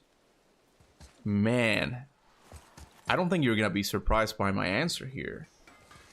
But I think I would rather live in the Greek one, not just because it's Greek, but it seems to be... What? Athena's shoes, man. Anyway, I think it's just more technologically advanced. There's no internet, I'll give him that, you know, but it seems cleaner. Whereas in the Norse world, look at this shit. You have to deal with clouds of fart that will poison you if you step over them. Of course, you do have like the Bog of the Forgotten in God of War 2, but I'm talking about Olympus. I'm sure you're talking about Olympus itself, right? Olympus would fucking rule, man. If I was a girl, Odin would probably like come down and bang me or something, okay? That's kind of a drawback, but overall, I think the quality of life would be much better in Greece. I'm just saying. Andreas Hogland, thank you so much, man. Appreciate it. Let's celebrate his first... Oh, it's his first super. Game over. He sent us a sticker saying game over. Thanks, man. Also, you missed my answer about what I made the lore for. I'm so sorry, dude. I'm so sorry. I don't know where you said that. Oh, I see. It's lore I wrote after I made my original character. I made the hell after. I love to make it into a video game someday, ideally. Or if I learn to draw, I'd make it into a drawing animation. Yeah, that'd be cool, man. You gotta get those creative juices flowing again, man. Not that you didn't have them or anything, but that'd be cool. It's always cool. But you don't really expect like authors to like where they start off, and then they become authors. You know, that's just how it is. I wonder if this is one of the kids. Oh my god! So in God of War Ragnarok, we learned that Odin's ravens are actually the souls of kids that the parents sacrificed to Odin by hanging them or something. Am I getting that right? I think that's the lore. The body of this human looks kind of tiny. I wonder if this is one of the kids referred to in God of War Ragnarok. If it is, that's a really cool detail that Ragnarok kind of kept up with and included it. Because it seems kind of like a kid. I wonder if that's it, man. Zeus might want to crack you. Oh no, if I'm a girl, I'm definitely getting banged by Zeus, man. That's such a weird thing to say. Okay, I gotta focus here. Where's the chest? Where is the chest? Gotta focus. We got one here. Okay, we got little P and backwards B. Little P and backwards B.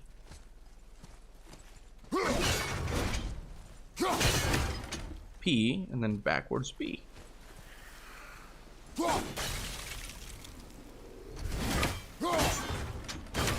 I think that's backwards. Can't see. Got him. There we go.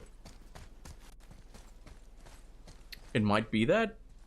Yeah, I never noticed that. It's only after playing Ragnarok I go, wow, there's a lot of people hanging in this in God of War 2018, and that one seemed kind of tiny. I wonder if it's one of those kids that was sacrificed to Odin.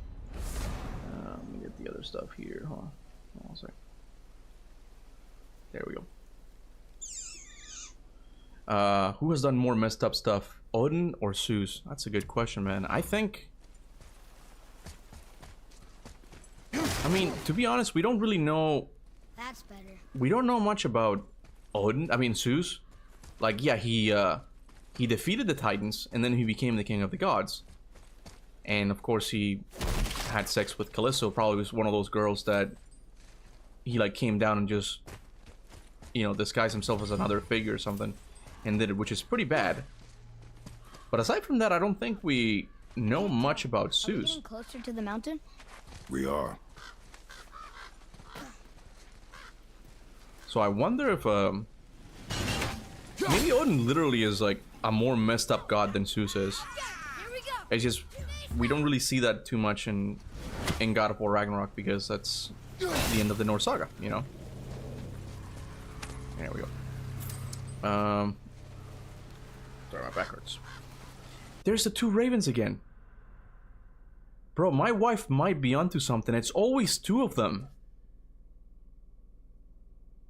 It's always two fucking ravens. I'm gonna have to keep an eye on that. I'm gonna have to keep an eye on that.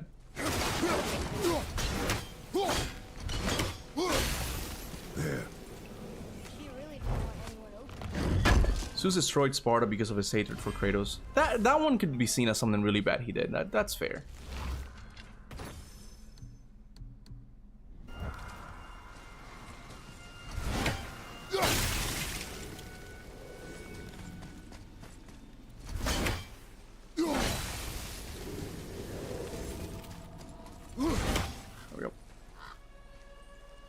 There are so many things in 2018 that seem so random or not meaningful, but it might be lore about the game in the Norse myths. Yeah! That's another one. Maybe I think the theory just fell apart because that's only one raven. Is it a raven? Is it a raven? I think it might be. But it is interesting that there's a lot of them. Is it a raven or a crow? Sometimes I can't really tell the difference between the two. They look very similar to me. I'm not too into like animology. That's not a word, but you know, I mean, like animals and shit. That's not really my passion.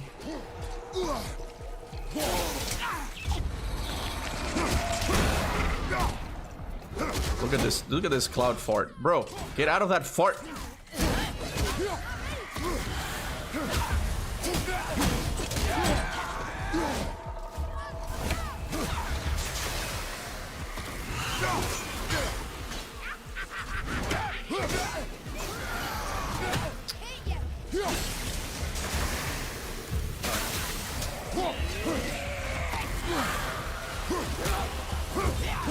She leveled up. Damn it.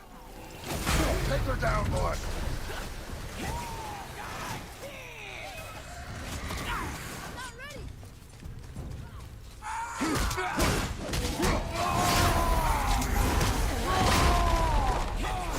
Oh, come on. Don't miss, Atreus. Hit her. Thank you. Oof, that was fucking close. That was so close, man. Let's see. There was another one on the rock? Was it really? Did I just miss it? It's interesting, man. Every time I'm gonna really like pay attention to whenever I see one of those ravens. Because I wanna see.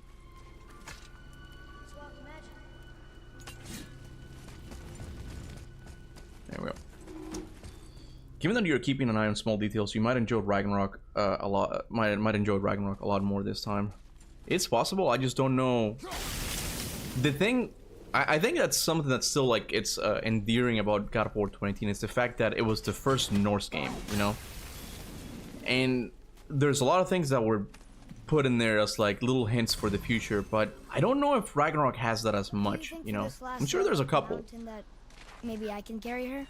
I told you no. Why? She meant more to me than you anyway. What? I just meant I spent more time with her. You were off hunting a lot. It would serve you to stop talking. These wolves look kind of sick. Beautiful.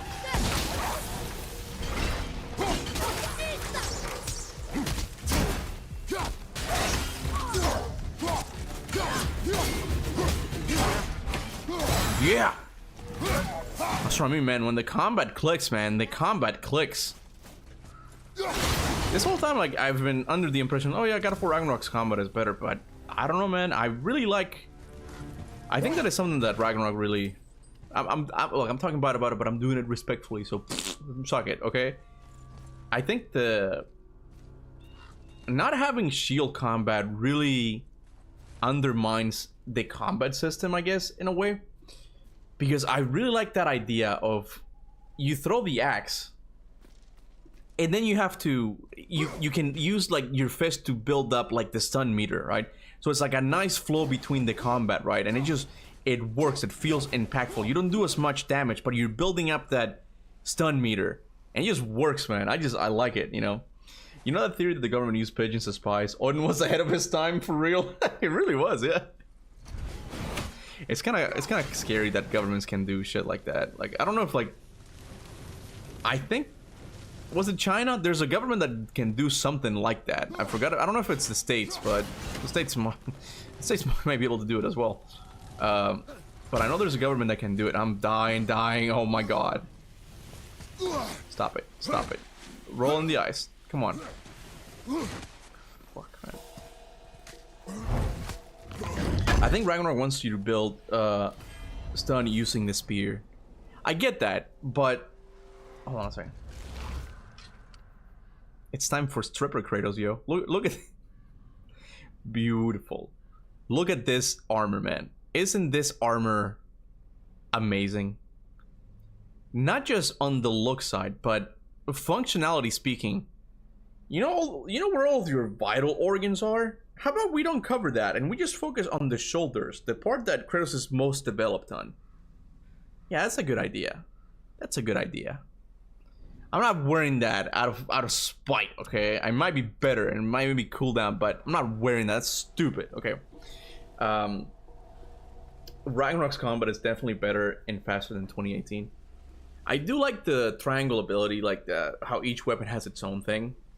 I kind of dig that with the blades. That's really cool. There's a lot of things that improved it upon, like even the RPG, like it made it a little bit more, what do you call it? Like, not mainstream, but streamlined it. That's what I was trying to say. With the pouch, like it's much simpler to get.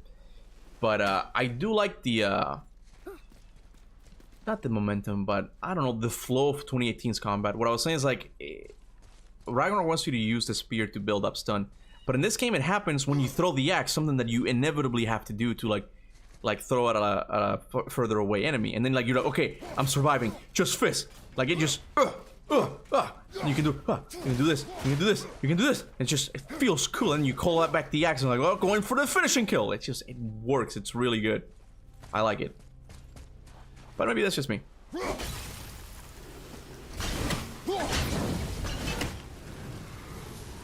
I think that's good. Let me get this. Anyone else kind of surprised Athena never showed up in Valhalla? She played a massive part in Chris's upbringing. It's almost like they're keeping Athena a super secret on purpose, maybe for the future. That's a good point.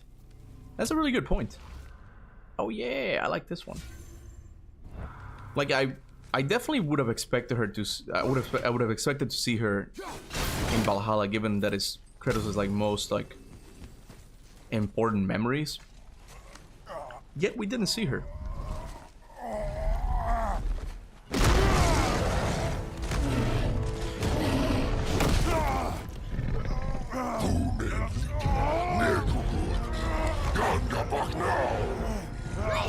Yeah. Yeah. Hold on, guys. Gotta give the cats the treats.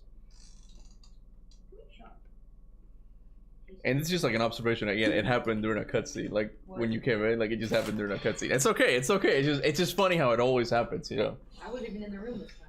That's okay. I dropped it. Why do you think they removed shield combat? Find it, Charlotte. So much? Oh, I don't know how they removed it. I dropped it. I think it was just to expand on the whole like RPG thing, that they wanted to give players yet another area where they could have more options.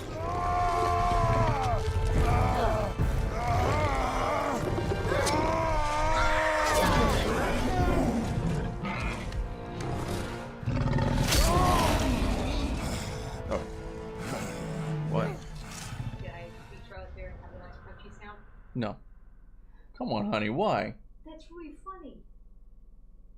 Okay, sure. Put her up here. Charlotte, come here. My wife wants me to let you guys hear Charlotte's eating the crunchies. Okay, here. Here.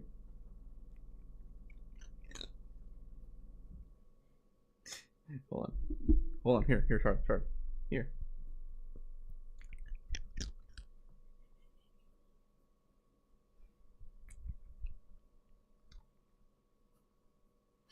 Little crunchies. Here. Oh, she's getting confused. Here. Okay, here you go. There's two more. I think she just swallowed the other one. She did. Yeah, there was no chewing there whatsoever. Okay. Okay, she can go. Cat of War. Okay, that's enough Charlotte for today. Alright, let me go. Charlotte. Maybe her tail. Okay. Gotta get the chat, honey. Oh, Charlotte dropped it. Gotta get the chat. Hold on, Charlotte. Okay. That chat. I think what the ogre says, you smell like a god, walk away now. I think someone translated that at one point, and that would have been cool if he said that. I don't know who did it though. Are you just saying that you think that's what he said without any proof, or like there's actual translations of it? I know you, Ghost of Sparta.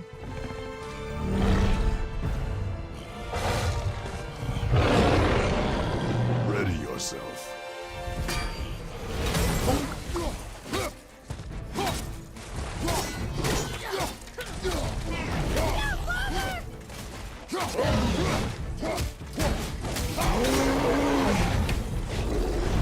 Oh, look at Atreus, he's using him.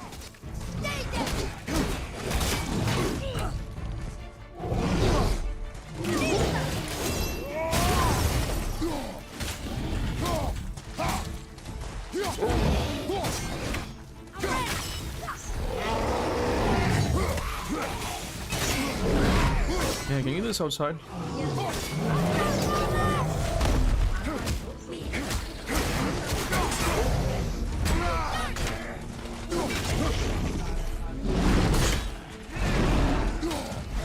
Shit.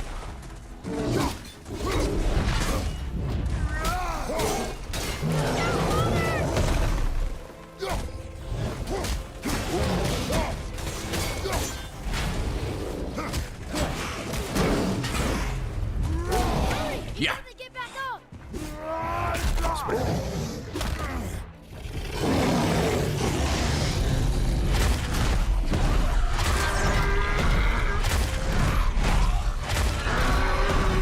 Yeah. Are there any ogres in God of War Ragnarok? I don't remember doing this in Ragnarok. What, having fun? Stop it. Sorry. Stop it. Bro, Ragnarok. I'm like, bro, I forgot how fun these ogres were. They're like the Cyclops. Like, you get to get on top of them. Like, yeah, kill all the tiny guys. Look at that guy. That guy's He's like, we need 15 more trolls. 15. No, it's not a troll. This is an ogre. But I don't I know. know, that's what I'm saying. Like, they went fun. They went fun with one guy, and then they're like, okay, no, 15 more trolls. There might have been. There's definitely a couple ogres in that game, but I just don't remember them now. Like, this is really fun, man. Landon, what? Landon Dakin. I don't. What? Start over. I'm sorry. He became a member and I ruined his name, man. It's Landon Dakin. As long as I don't say Dicking, okay? I should be fine. I just did. Landon Dakin, right? Yeah. What's up, man? Dakin. Landon Dakin. That sounds like a cool name. Welcome to the Spartans, man. Landon Dukin is what you were trying to say. You've been assigned the shield bearer in Kratos' army, okay? Shield bearer. Brr. Hey, Steve-Fac, what's up? Every time I see Steve-Fac, it just lights up my world. Hey. But like, bro, this dude, like, I think he's None been. of the rest of you, though. I mean, no, all of you guys do, okay? But Steve-Fac, like, bro, this guy was like the first one or the second one. You might have been the first one who became a member. Every time I see Steve-Fac, I talk about this. Like, it was years ago, and it's like, yeah, I'm still here. I'm still here. Steve-Fac, what's your member milestone? Do you know it? Can you post it? I'm actually curious. Yeah, you should have a comment on it, right? I think you and I actually have the same. Yeah, you guys were like the first two, definitely.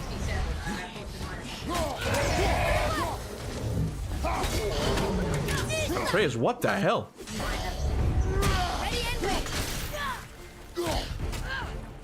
Oh my god. When the combat clicks, man, it clicks. See? Shield combat, baby. Let's go.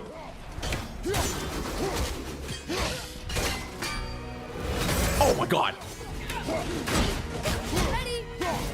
In the fort. Get in the fort. Get in the fort. Get in the fort.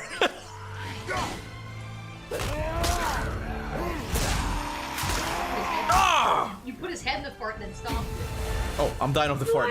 Yeah, remember? He's longer than me. He's longer than you. He's longer than me. I'm telling you, man. 68 months. Get out of here. Hey, on month 69, I'll do something special for you. I don't know. It's just 69. It's just 69. Okay. I don't know what to do with it. Happy to be here always. This dude, man, he's awesome. Steve-Fac's been longer here than your own wife. Than my own wife, man. How dare you, honey? Steve-Fac is your wife. He's my bae. Yeah. Honey, you need to get some sleep. You're gonna be. Okay, I'll end it soon then. I'll end it soon. No. Even though this is my livelihood, right? I'll end it soon. That's it's okay. Well, Steve-Fac's here. You can't end it now. Steve-Fac's here. I can't end it now. Yeah, it's okay. I'll sleep. Okay. Eventually. Okay. Been watching since a little before Ragnarok. You actually got me playing the games and I fell in love. That's awesome, man. I'm glad, Landon. I'm glad. It's always like very heartwarming when someone's like, "Ah, yeah, you got me into the series," because that's kind of the whole thing with the channel. I just kind of want to share my love for these games, you know. And hope my what? I'm not gonna just say that.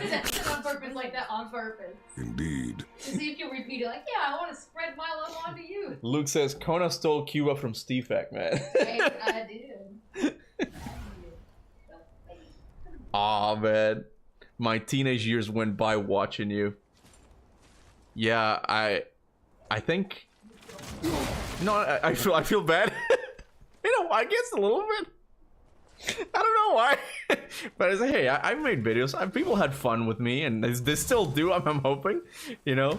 But yeah, I've been on YouTube almost 10 years since 2016. Like, really, like it was longer than that. But I only counted like from when I started to get more of an audience, and that was with the E3 2016 demo, right? Almost 10 years. Is that smoke? I've been posting on YouTube since 2009. Beat that. Well, I mean, I don't know exactly when I started posting, but it was early as well. It's just like the E3 2016 demo video is the one that really became popular, and that's when I started my my journey. Again. You want it on Top Chat again? Oh, because it like the chat went screwy again, and I guess I refresh and it goes to Top Chat. I wonder why. Whenever that error message happens again, try to save it. Okay, yeah. I'm gonna fix it now. Go. Good night, honey. Also, going back to hell, there are many demons with different looks. The sinner demons, as opposed to the non-sinners. What? The sinner demons and the native demons being different. There's seas and the living forest and a snow area. A lot of lore. You gotta make this into a book, man. You gotta make it into a book or a game. That'd be great, you know? I play that. It sounds cool. The troll right there also disappears, I think. Oh, the statue, right?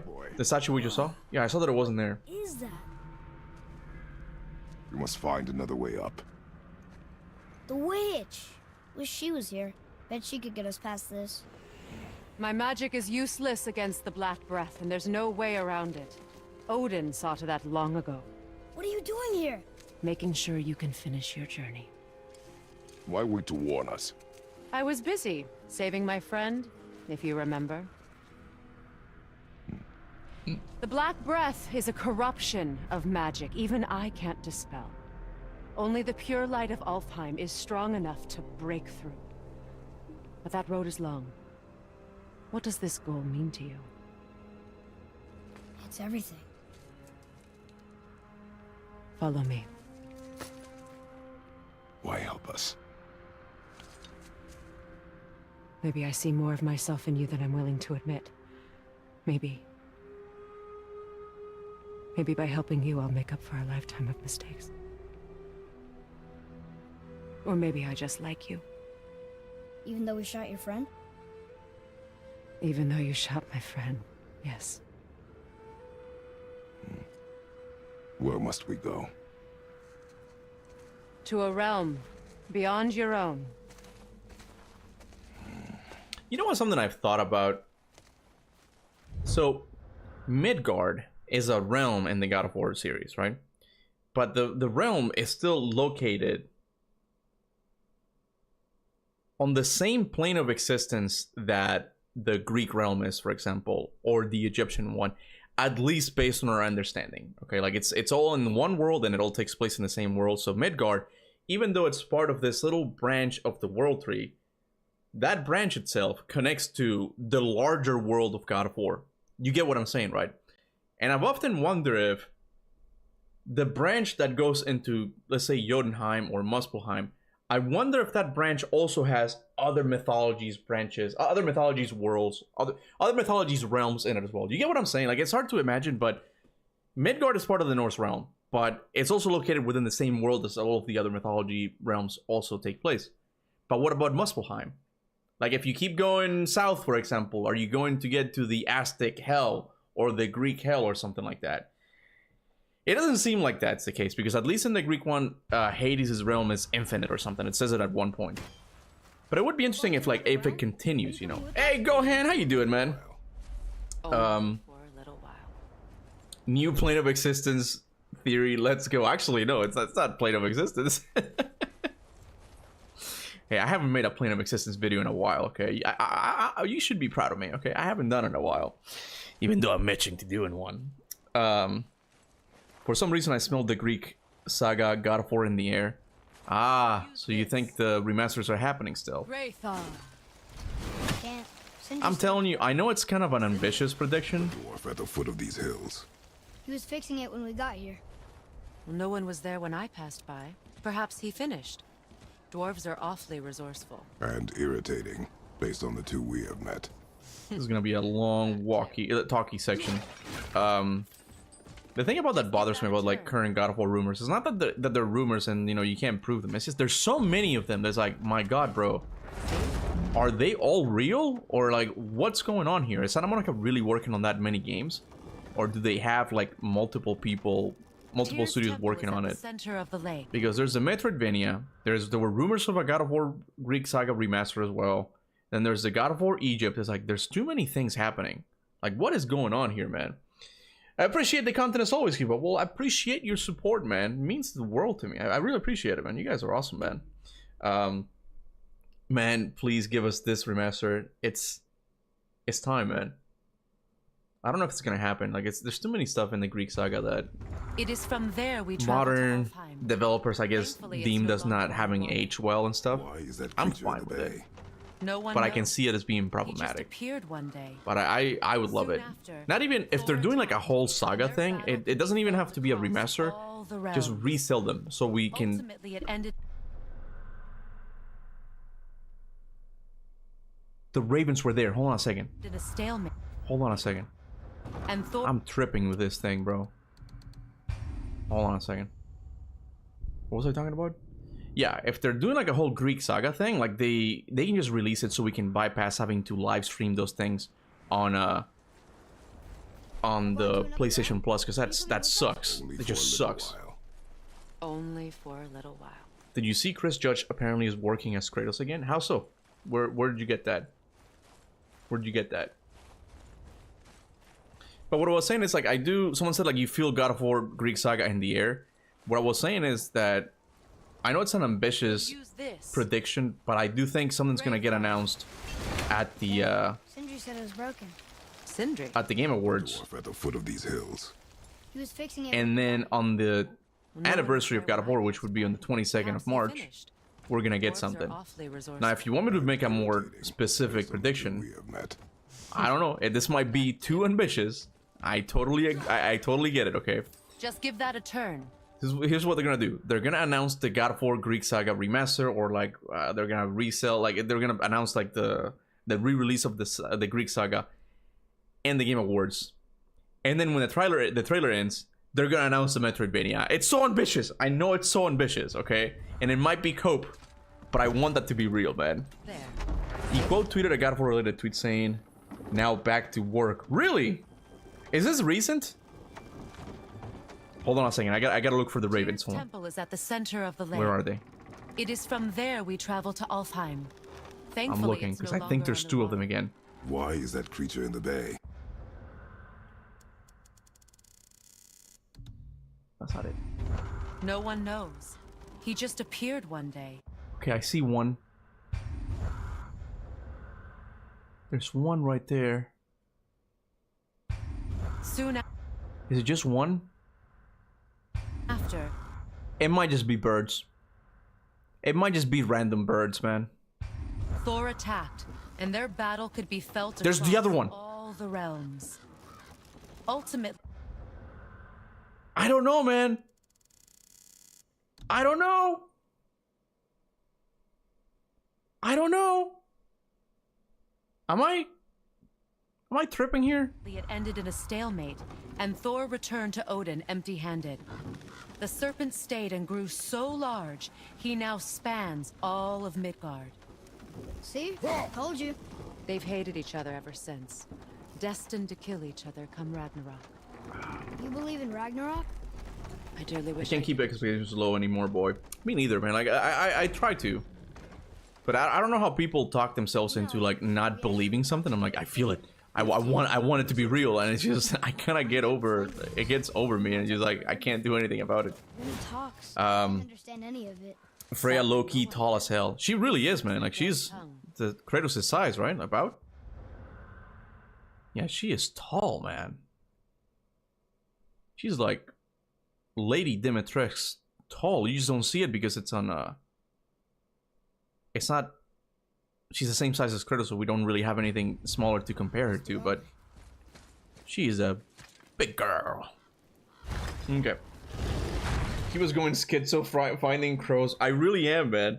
This is what happens when we don't get God of War for too long, man. I'm just like, Sure? the Ravens? Maybe the Ravens? Have they always been watching? I do go schizo. Let me show you something. Hey, you're from, thank you, man. Do you know why Garm Realm Scratch? Are you watching? Rios. Oh, the realm Elven architecture. why the Garm Realm Scratch is the same as the Rift. It can now reawaken I the talked magic about of the that elves.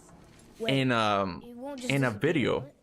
Not as long as the light And I shines. don't know if that's a reused asset or if there's some connection there as well. I honestly forgot what I said in that video.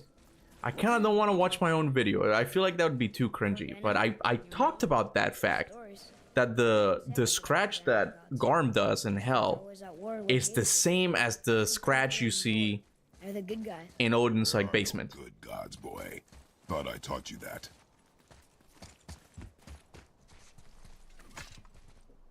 Okay. We start to smoke. Gal, that happens. How's up?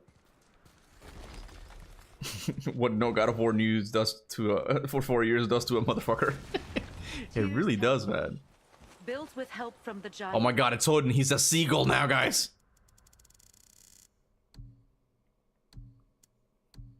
Remember the dwarf who spit on you in Svartalfheim? Well, he was the seagull as well. It turned out he pooped on Kratos the whole time. Great Tyr used it to travel. I was kind of making fun of Eric Williams there. Doesn't seem very peaceful. I don't mean to, but like, it'd be funny if someone said that. Especially by The risen dead grow What no God of War game for a while does to a bed. It's just weird, man. I've talked about this, that the wait in between God of War Ascension and the announcement of God of War 2018, which was in 2016, it's almost the same, if not the same. Like, it's been that long. Make a ride at the bottom of these stairs. And in that case, it took that long because Santa Monica needed to create this whole other formula for the game. And they went on a hiatus for a while. So it makes sense, but now it's like, what is going on? Wait there while I Of course, we can't forget the live service game. The live service game was meant to release What are we doing exactly? in the last anniversary. I am certain of that. Start by lifting And I that really leg. want to see what it looked like. I really want to see what the idea behind it was. Good. Now push it back into place.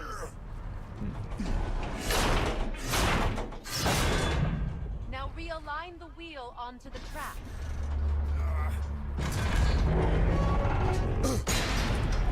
Perfect. Now Is it- push the bridge along the Is it track. better to live in hopelessness thinking that everything is fake, or live as a dreamer hoping everything is real? You gotta find the right The whole balance. entire bridge turning. You gotta find the right balance, but You're really I think strong. in a lot of cases the people, Just keep pushing until the bridge the content reaches creators first who position. don't want to talk about it, No. just don't want to. I guess don't want to get the audience's hopes up. So about the dead. But I feel like We heard someone call them hell. I've learned that But what are they? the only way you have an audience engage Souls denied is their when justice. you yourself are also engaged. When you care about something, you know. When you're passionate about something, you attract that audience, you know. And bro, whenever there's a God of War rumor, Symptom of a world I can't help but get excited. I just can't. God of War is my favorite series of all time. Like I can't help it, you know. That is all I know. And that just kind of goes to you guys as well. Like it's just kind of like it spreads to you guys, and sometimes it leads to disappointment. But man, when it works, like I feel like another content creator would have made like maybe 2 higher plane of existence videos and stopped. But me, I'm like, I don't care. I'm gonna make you guys watch this, and you're seeing this process. And then when if it finally gets revealed, I'm gonna say if I'm gonna be humble. If it finally gets revealed, we're all gonna have so much fun because like, oh my god, Kuba has been talking about this for so long, you know. Like it's more rewarding. I feel like, you know. Gohan, thank you so much, man. Did you hear about the Blue Point Games? Apparently, they're hiring a senior level designers and senior combat designers for a third person melee action game. Yeah, I've been hearing some gaming channels, some gaming news channels talk about that. And I don't know if that's enough to say that they're working on a God of War game, because yeah, it does kind of fit the whole thing, third-person action game. It kind of fits within God of War, but it's also so vague. Like it could be any other game. Technically, they worked. All the races helped with They worked on Shadow of the Colossus and Demon Souls. There's a well, melee action though. It's the melee action part that kind of narrows it down a little bit more for it to be God of War. So, man, I would love it. I forgot to heart the other super chat. I would love it if they are remaking God of War 1. It was the last great I don't know. I go back and forth on whether or not I would like it if it was like this formula, you know, like a newer one. But again, there's still things about this formula that I do like. Overall, I do like the older one a lot more. But it'd be interesting to see, you know.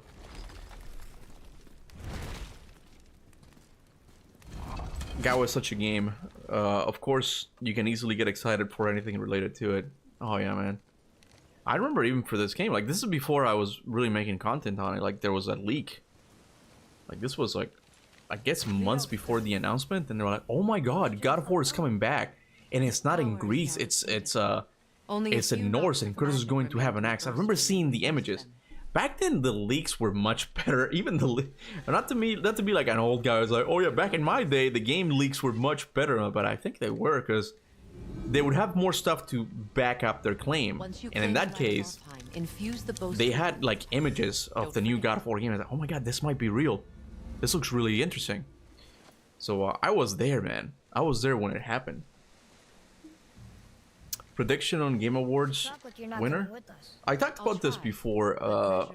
I think the winner is going to be Expedition 33. The gods don't care for me. There's just no way it's not gonna win it. Like, there's too much buzz around it, and it's also the new game. They never really give it to like sequels and stuff. I mean, they never give it to almost 150 winters.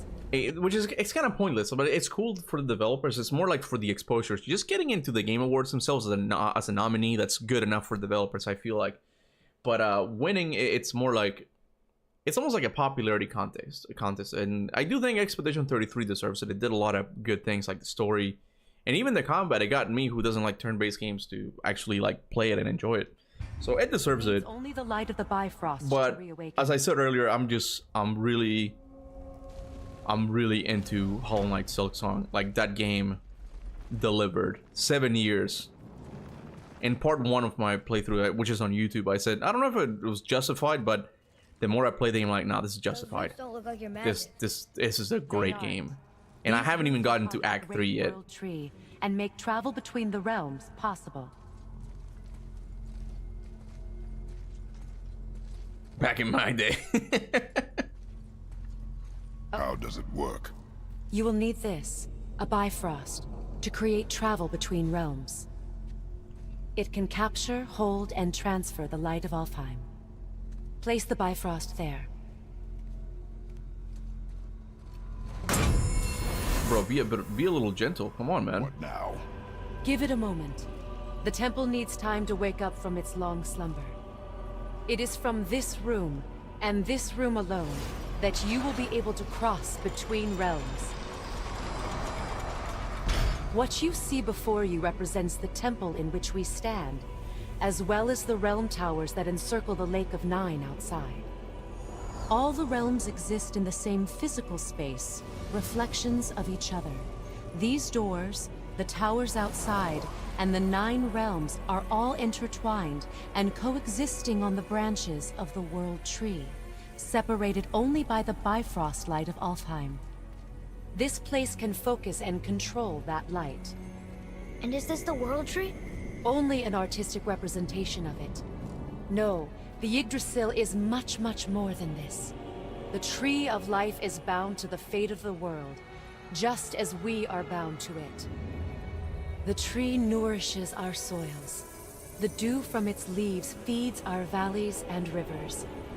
The tree's very existence supports all of creation along its boughs. Its life energy interwoven into the tapestry of life. Birth, growth, death, and rebirth.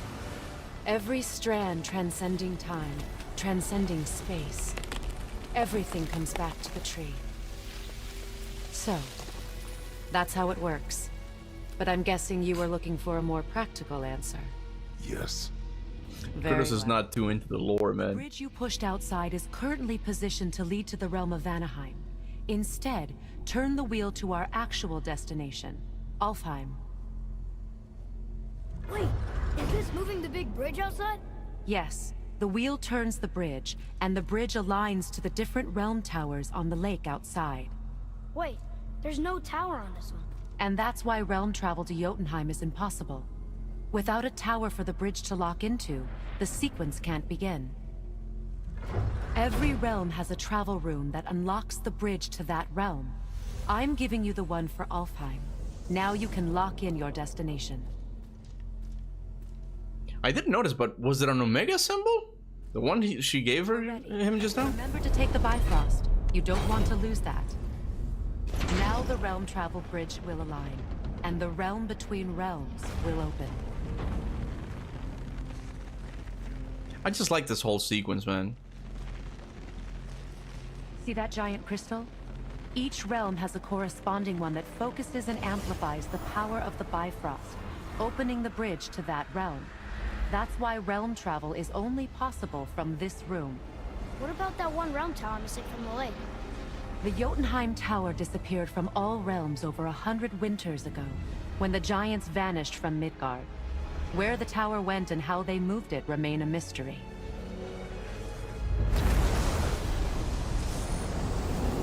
Yeah. I like this whole scene, this whole moment. It's honestly one of my... We're still here. This is like another big hot take of mine. This trip was its last use. There's no going back until it's replenished with the light of Alfheim. So we are trapped. Someone of your ability should have little trouble getting back to Midgard. And we'll be able to make that black breath go away? With the captured light of Alfheim, yes. What I was saying is like, this is also like one of my biggest hot take in the Norse saga.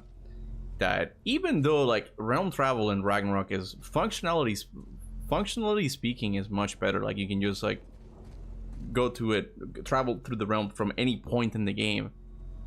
Even though like it works better, I just like this room, man. I just like the presentation here is so good. Like I love it. Every time I go here, I like going, waiting for the little animation of the thing spinning around. Like they did such a good job like showcasing this room, and it's so beautiful that I don't mind it. I do have to like all the way back. It's kind of annoying, but it's not bad, man. I like the theory that Atreus is going to Greece. Hey, that theory sounds familiar. Oh yeah, I've made that theory. I think, well, I'm sure people have had similar thoughts as well, but I think it just makes sense, man. Have Atreus go to Kratos' homeland. Just makes sense to me. Like the possibility of him meeting like an older Calliope, like it's too great to pass up.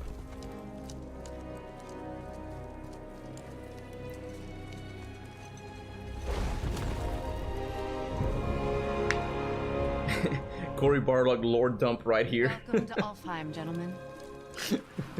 Think you can spot... Oh, sorry. The light. I can barely see it. Something's wrong. See that column of light on the horizon? It's housed in the heart of a ring temple. We'll find what we need there. No. Damn it, not yet. What's happening? To restore the Bifrost magic, you must step into the light. But be very careful not to get caught.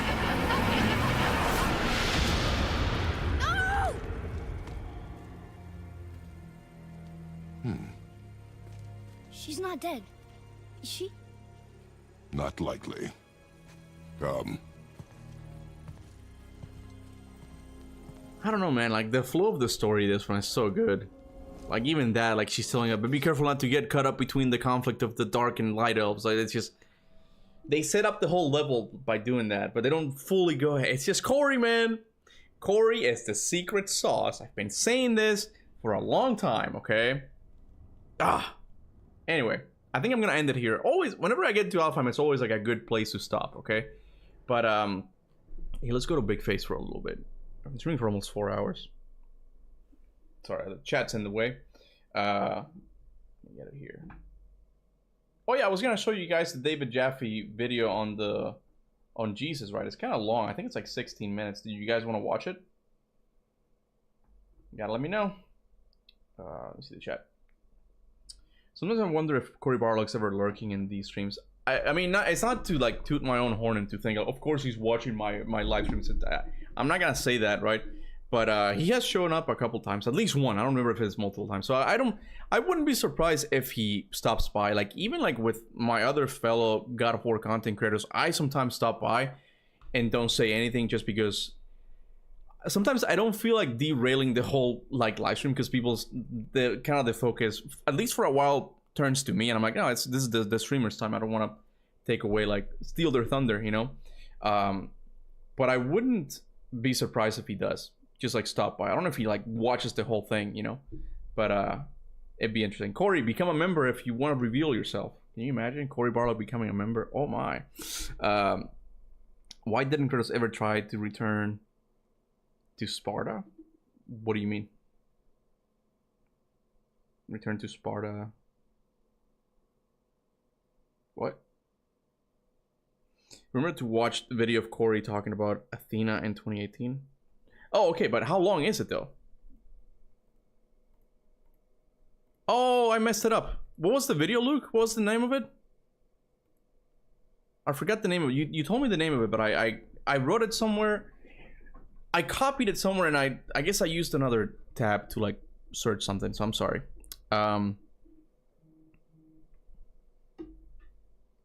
It's not long. Yeah. Show me the name. Here, you type in the name of the video, and then I'll go pee real quick, and then we can watch some stuff. Okay? Give me a sec.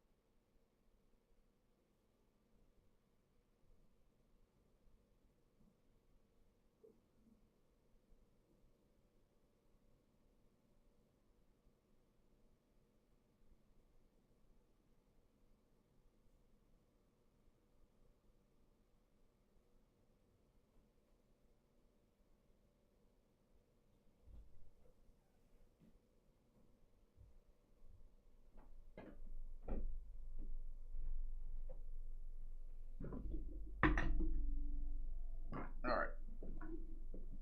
Yeah, how God of War most impactful moment almost didn't happen. Okay, hold on. I'm guessing it's an interview or something. Oh man, I knocked something. Alright, let me look that up for you guys.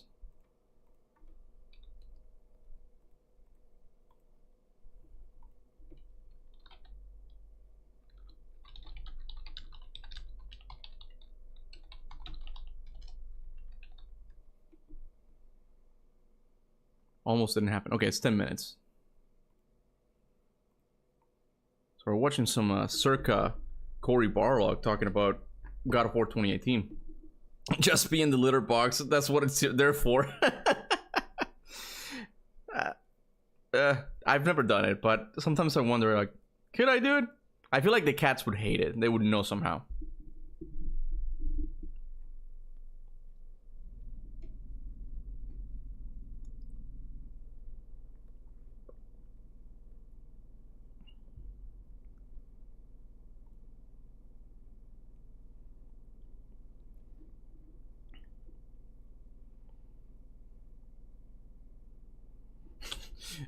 Cory Barlog. I like that space in his last name. Good job, YouTube. No audio? My bad. Okay, my bad. I did it again. My bad. Thank you for letting me know. Here, we'll start again. My bad, guys. My bad. So we had a good year of animated chain moves that were just like, that doesn't feel right. That doesn't work. We worked on the axe for so long that there was a possibility the blades were gonna have to get cut. Everybody said, look, if you took 3.5 to 4 years to do the blades, or the axe, you're never gonna be able to do the blades in time. Hey everybody, Cory Barlog. Can I read your comment real quick? Which one? Primal has an oddly similar hub world, 4 realms all connected to the Nexus, and one can only travel between realm via Nexus Rift gates. So like in Ragnarok, I have to play Primal, man. I have to play it. Here, just for I'm you, the man. director of God of War. I'm sure you want to see my reaction to it. We're going to break down one of the most iconic scenes in the game, the acquisition of the Blades of Chaos. So this whole opening sequence, this actually did not exist. This was a product of having to cut a huge level where the sun was becoming a jerk, and we ended up needing to fix and stitch a bunch of other things together. So this moment where he really rages out and for just a brief second is showing this Kratos inside of him. This moment of realization, right, is kind of what I was pitching from the beginning of the game. This idea of how much of ourselves do we see in our kids? And we usually see some of the worst parts of ourselves in our kids. And I think that rage, that ability to call upon this sort of godly rage and set yourself on fire, that's not something he wants his kid to have. That's definitely a not good thing. And this sequence right here, we see Atreus looking very sickly. He's completely passed out. You don't know if he's alive or dead. And I really wanted the effects for all the effects for his rage mode to fade off very slowly. The idea was that actually holding his son was the thing that was starting to calm him down. And when he comes out here, this is really cool. You can start to see the red storm, and I wanted to sort of permeate all the way through Midgard. So it felt like, is Atreus actually causing this? And this is just this. I don't think I've watched this video. This is the first time I'm watching this video. It's really interesting. Intense amount of worry. My feeling was I wanted to go bigger. I think we could get some great emotion out of Kratos, but what was amazing about this was we held back. Kratos would feel better without having too much going on, but this pacing is very good. You know, it's that Talk about the horn, Corey. Because he's faced with a situation that he's never faced before. He can't fight his way out of this. There's really nothing he can do. He has to go to somebody else that he barely knows to try to get help. And that is a huge deal for Kratos. And throughout the entire thing, we wanted to show that the Red Storm was really taking over the world. And I wanted to show a lot of background animations to signify this. And there's one coming up that we pretty much spent all our money on.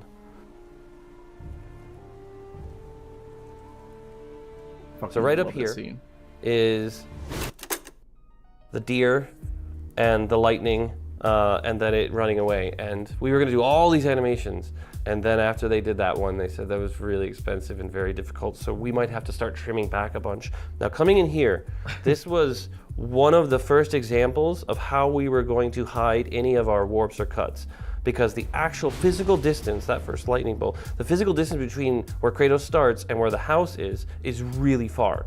The boat ride would have taken forever. So we had to figure out a way to kind of hide that. Oh, interesting. And we did it through some of these lightning bolts that appeared.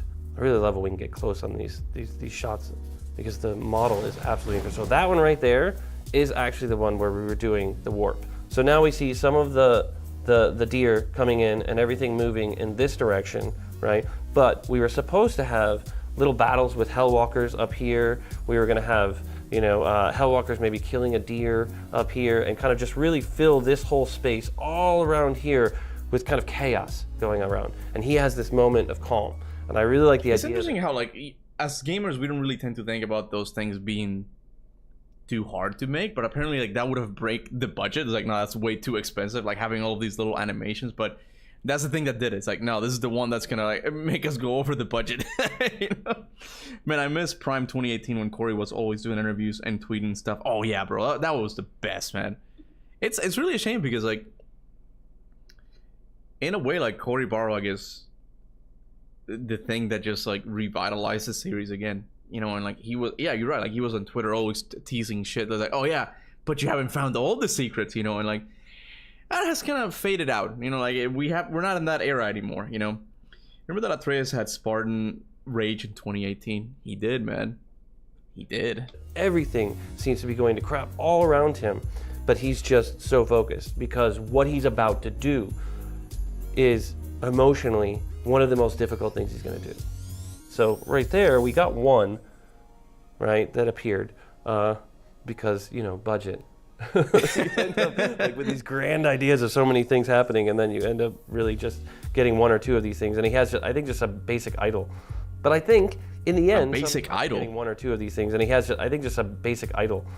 Oh, basic idol animation, right? Like, okay. But I think in the end, sometimes lack of budget or time constraints, they make you make a decision you wouldn't normally make, but it's for the better. I think that the focus staying on Kratos, really making this somber moment and not making it too chaotic and not introducing, obviously, the Hellwalkers until much later, worked out really well. I don't know if I agree with that. That sounds really cool. We initially come in and we have kind of Atreus right here in this space, and then we see the body of Faye right here. So at the beginning of the game, you're getting this composition of the door opening up and creaking open and seeing Atreus stand and look in at the body of Faye. And now we're using sort of a negative space to show that while we have Kratos coming in to this much darker scenario. It's like every time you go home, not necessarily the greatest thing. At the beginning of the game, we actually show this point. So there's a point where he's closing the door, and we kind of tilt the camera just for a second and then pull back up and show that the blades were there. And a few people caught it. At one point it was glowing, so it was super obvious. You just see this yellow orangey glow coming out of it. And this scene right here, Chris Judge, I had him do this like 2 or 3 times, and I didn't realize how much it was affecting him. I mean, man, I wish I was into the game during this time. Oh, I see. Yeah, because you said that you started playing like during the God of War Ragnarok hype. But it happened. It happened regardless, you know. Like even me, like there's been a lot of series that I get really into them after there's plenty of other ones that have come out, you know. But I do get what you're saying. Like it was an era that we lived through, and it's very nostalgic. It's very nostalgic. Like all of these things of Corey talking about it is kind of what gave birth to the channel. Like when it really kicked off, you know, because I did start making in 2016, but it was when Corey started going on podcasts. I'm like, oh my god, this is much bigger than I anticipated, and it's when it really started. It's interesting how much exactly this specifically costs, at least for me. How so? It's because those animations need to look really good since they are all the player is focused on. LOL. Ah, that makes sense. Yeah. He really went deep on this one, and we had to actually re-record some of the lines he was saying because he was actually crying so much during it that it was harder to catch some of the bits of dialogue. But it was amazing, and I didn't even realize. He actually came to me after we did the 3rd take, and he's like, "Man, can I get a break? I'm a little worn out." And I was like, "Oh my god, I'm a terrible person. Yes, please, we need to take a break now." And we were very worried about how we were going to get chains wrapping around the arms. So initially we were shooting around that. So we always have this little trick we have to pull that at some point they're sort of already attached right there. And it's just that sleight of hand you have to pull. That is a rigging. Axel Grossman is our technical rigger. We just used a rope on set and kind of wrapped it around, and then they were able to kind of make that work. This moment for me is such an incredibly important moment because in that beginning pitch that I talked to people about, I kept talking about this idea that it's not like we're going to erase Kratos' past. It's not like all of a sudden you start this game and Kratos is a great guy and he's going to saving people and he's going to be a good dad. No, he's the same guy, right? It's just that in the previous games, the monster that was inside of him was let out all the time. And I said in this one, he's making the attempts to actually keep the monster inside. He's struggling and he's failing constantly. But this moment of accepting that he's a monster, right, is I think the crux of everything we did in this story. You know, it was very important that at that end point, he was standing up and accepting who he is, and then he would just walk straight through Athena, dissipating her, and you would be wondering the entire time, was she real? Was she in his head? Or was she real and in his head? I think both of those things are entirely possible. There you go. That's what I'm talking about. The way Athena is done in this sequence is identical how she is in God of War 3. And you would have to say the same thing, that was she real in God of War 3?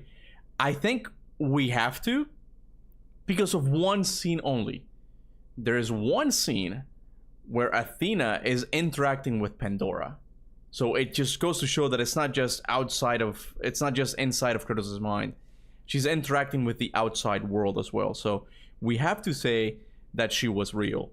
And because of that, we can say that she might have been real here as well. Like she might have been physically there, you know.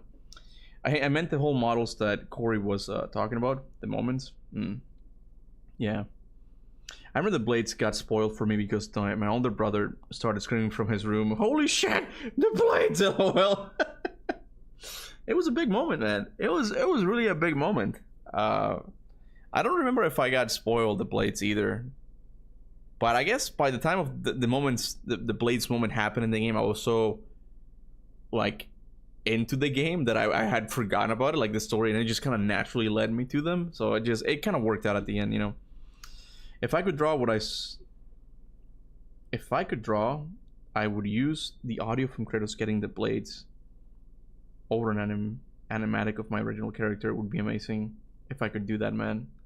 I don't know exactly how you would do it. Yeah, seems like a lot of work. All right, brother. Let's see what those blades can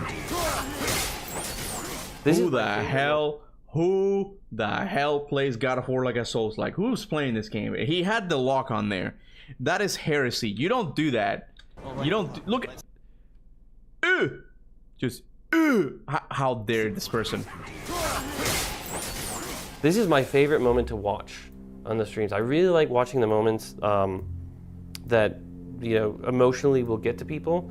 You had gone through all of this wondering, worrying, maybe that's not what they're gonna do. I could be reading into this too much. Oh my gosh, that's what they're gonna do. This is gonna be great. And the payoff that we actually got it right, you know, and I think that was always in question.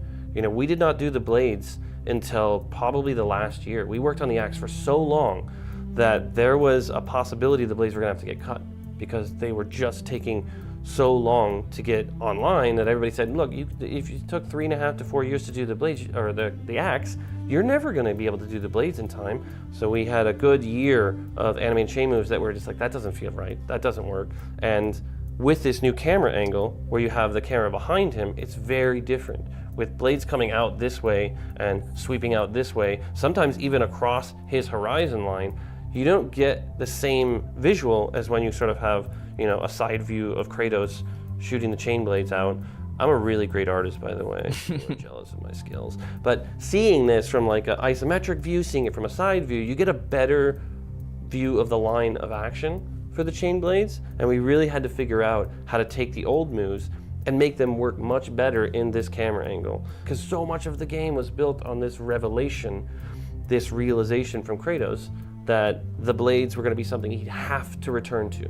They were something he'd want to get rid of, but he'd have to go back to them. He'd have to put them on, and he'd do that for his son. He wouldn't do that for himself, but that was part of his growth.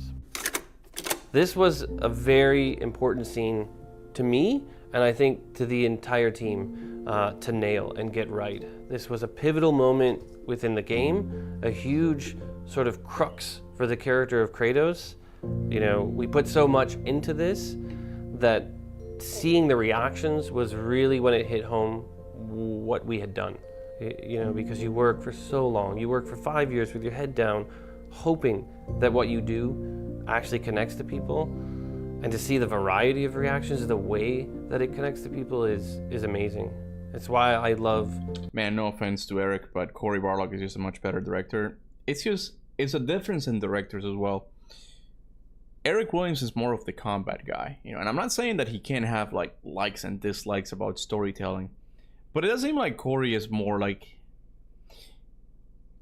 into the artistic side of things, I feel like, you know, because even Eric Williams said something, I'm like, this just feels too like calculated for storytelling. Like he came at it as a game designer, right? And that's cool. I love games. The gameplay part is the best part of the games, but in these PlayStation games, it can be problematic sometimes because like you have to put so much effort into the story. Like it's a glass cannon. You put all of your XP into like the story, and then all of the crappy parts, the walkie-talkies parts. If the story's good, you're not even gonna notice them, right? That's how it works, right? But Eric Williams said something about, you know, like how long the Atreus sections were gonna be. And they said, okay, yeah, we gotta give Kratos 75% of screen time and Atreus like 30%. And like, that feels too mechanical for storytelling. You know, if Atreus needed more time, you had to give it to him, right? And maybe he didn't. I disagree, but you know, like that's kind of an issue that I feel like a difference between Cory and Eric, I guess. That Eric is more of the scientist, while Cory is more of the artist, if you get what I'm saying. Like, they're both good, it's just different styles of directing, you know. We should get a full masterclass from Cory. So interesting. Yeah, exactly. Like, when I listen to Cory talk about these things, I'm like, I'm interested. I'm like, oh yeah, I'm learning a lot. I'm learning a lot. Like, this is what he likes. This is stuff he likes, you know. So Cory says it's possible that Athena is real here and Kratos accept he's a monster and not her monster no longer, and that makes Athena disappear. That's cool as fuck. It really is, man. It really is. I got spoiled by a classmate in school about the blades. Luke says, I think she's in Kratos' head, but she's actively putting herself in Kratos' head with her powers. But that's only like, I don't know about God of War 3 then, because she did interact with Pandora for a little bit. My voice is cracked there. Making games, because it is so much about the connection and almost collaboration with the audience. You're not just creating something in a vacuum. It feels like it for a while, but when you finish, when you actually get it out there, I think it changes you as a developer. It's very cool. Good video. I don't think if I did watch it, it was such a long time ago that I don't even remember. I don't know. Did you guys want to watch the David Jaffe thing? The Jesus thing? David Jassy. So, hold on. So I feel pretty proud about this, okay? I feel pretty proud about the fact that... Where is it? Oh, here it is. As you directed... I feel pretty proud about the fact that I might have taught something to the God of War director. Like, he didn't even know this. And I don't know, because I don't know if I'm the one who literally discovered it first. But I think I'm definitely the one who popularized it, right? The whole thing of Jesus being in God of War 1. Let's just watch and see what he says, okay? So the other day, my kid comes to me and he says, "Hey, Pop." He never calls me that. And he says, "You directed and wrote God of War 1, right?" And I said, "Yeah." And he says, "Well, is it true that Jesus Christ is in that game?" And I'm like, I'm sorry, what? He says, "Yeah." He says, I just saw a video about it online. It's got See, here, that's kind of, here he gives the credit to this guy. But I watched this video, and the guy himself doesn't talk about the Jesus discovery in God of War 1 here. I think David Jaffe might have an editor that just doesn't know, and he just picked up like the most popular Jesus video, and this is the one he chose. But I'm pretty sure my video is the one who first talked about this thing. People might have found this out later, but I think it was mine. I'm not sure about that, I think. Jesus is in your game. And I'm an agnostic fella, but I figure I'll fuck with the boy a little bit. And so I say, well, son, Jesus is everywhere. Jesus is everywhere. Remember in Doom when you're running around shooting the demons? That wasn't you. That was Jesus. He was carrying you the whole time. I have to be going to hell. So we sit down together and we watch the video, and good God, the kid ain't wrong. And if Jesus is in God of War 1, what the hell's he doing there? I'll tell you what, the Catholic Church better not come banging at my door asking for royalties for likeness rights, because, I don't got that kind of money. So this video is all about that. We're going to dig into, is Jesus Christ actually in God of War 1? And if so, the hell is going on? Is this dementia? Did I put him there? This is bad. I could be getting early on. Let's begin. Okay, so this is the video right here. And it talks... So here he says that it's me. Official original video by Kaptain Kuba. But then he talks about something else. Like, I didn't do that, but let's just watch. About this glitch that ended up in the game. Wasn't intentional, but if you know how to activate it, it gives Kratos the ability to basically jump forever. Now, I'm almost certain this glitch wasn't a glitch. It was a secret code developers used when we were making the game, and we used this to fly Kratos through blockades, through battles, through areas that we didn't want to get stuck in when we had to get to another section of the game quickly. So I don't want to make this about me. I really don't. I'm going to stop talking about me for a sec, but he says that someone found the glitch that allows Kratos to just clip through and just fly and stuff. And I literally did not use that glitch.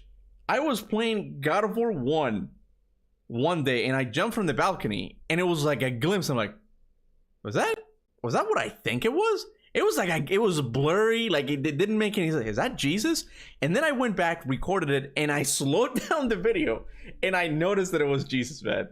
It's like, so I don't know what glitch he's talking about, but I had to do it. I had to raw dog it, man. I had to just jump and just like go back. But anyway, I'll stop. It's not about me, okay? Super convenient for development, super necessary, but it was supposed to be taken out, and it wasn't. And somebody found it. And what that did is it opened up this mystery, because suddenly now, if you do this glitch in Athens, you can fly up and you see this image right here. And I've kind of brightened it up a little bit, but even in the original video, this looks like the famous crucifixion scene, which means this kind of seems like that's Jesus. But why? Why is he here? In this game, where in the game's timeline, Jesus wasn't even born yet, let alone being crucified, so it just didn't make any sense to the story. And it wasn't like I put it in there. I'm an atheist agnostic. It's not like I was trying to proselytize any kind of religion, let alone a Christian religion. The producer was a Buddhist. We did not put this in there. We had no clue.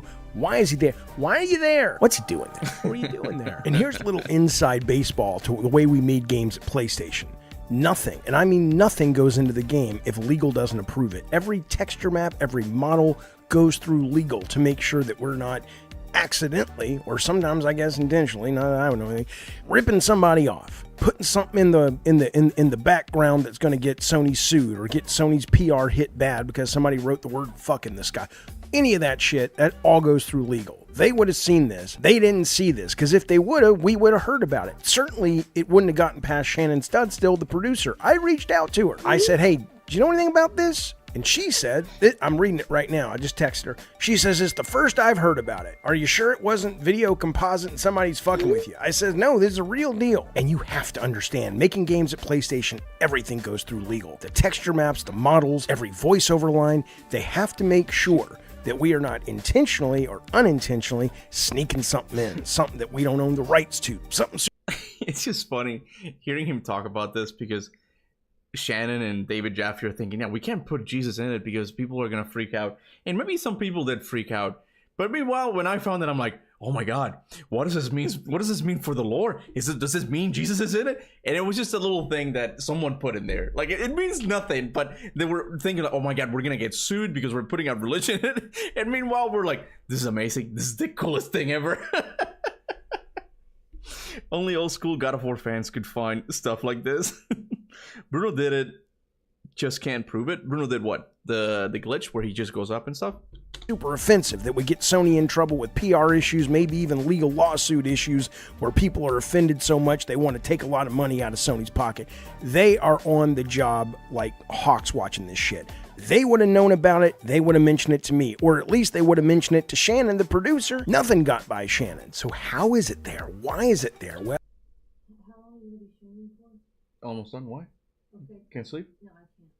I'm sorry. It's okay. Yeah, I'll finish watching the videos. The Debbie Jaffe thing. It's okay. I just woke up like at 12, and so I'm very sleepy. I'm sorry, honey. No, it's okay. I should have taken an antihistamine before I tried going to sleep, because now it's too late to try. By the time I wake up is when it's kicking in, and I'll be too sleepy. But Do you mind waking up like at 8 or 9? Just go a little bit late today, honey. I don't know if I can. I think today's gonna be kind of bad. I'll have to go in early. Okay, well, I'll finish this and then I'll stop. Okay. I hate to. That's what I'm saying. I hate to do this, but it's just today is usually Thursdays are usually the worst day, and I woke up like at 12. Okay. So, and like I'm fully. If you want, I can watch it some other time. No. I'm not trying to be mean. That's what I'm saying. I didn't want to say anything. And I've just been sitting there for like 30 minutes debating this whole thing.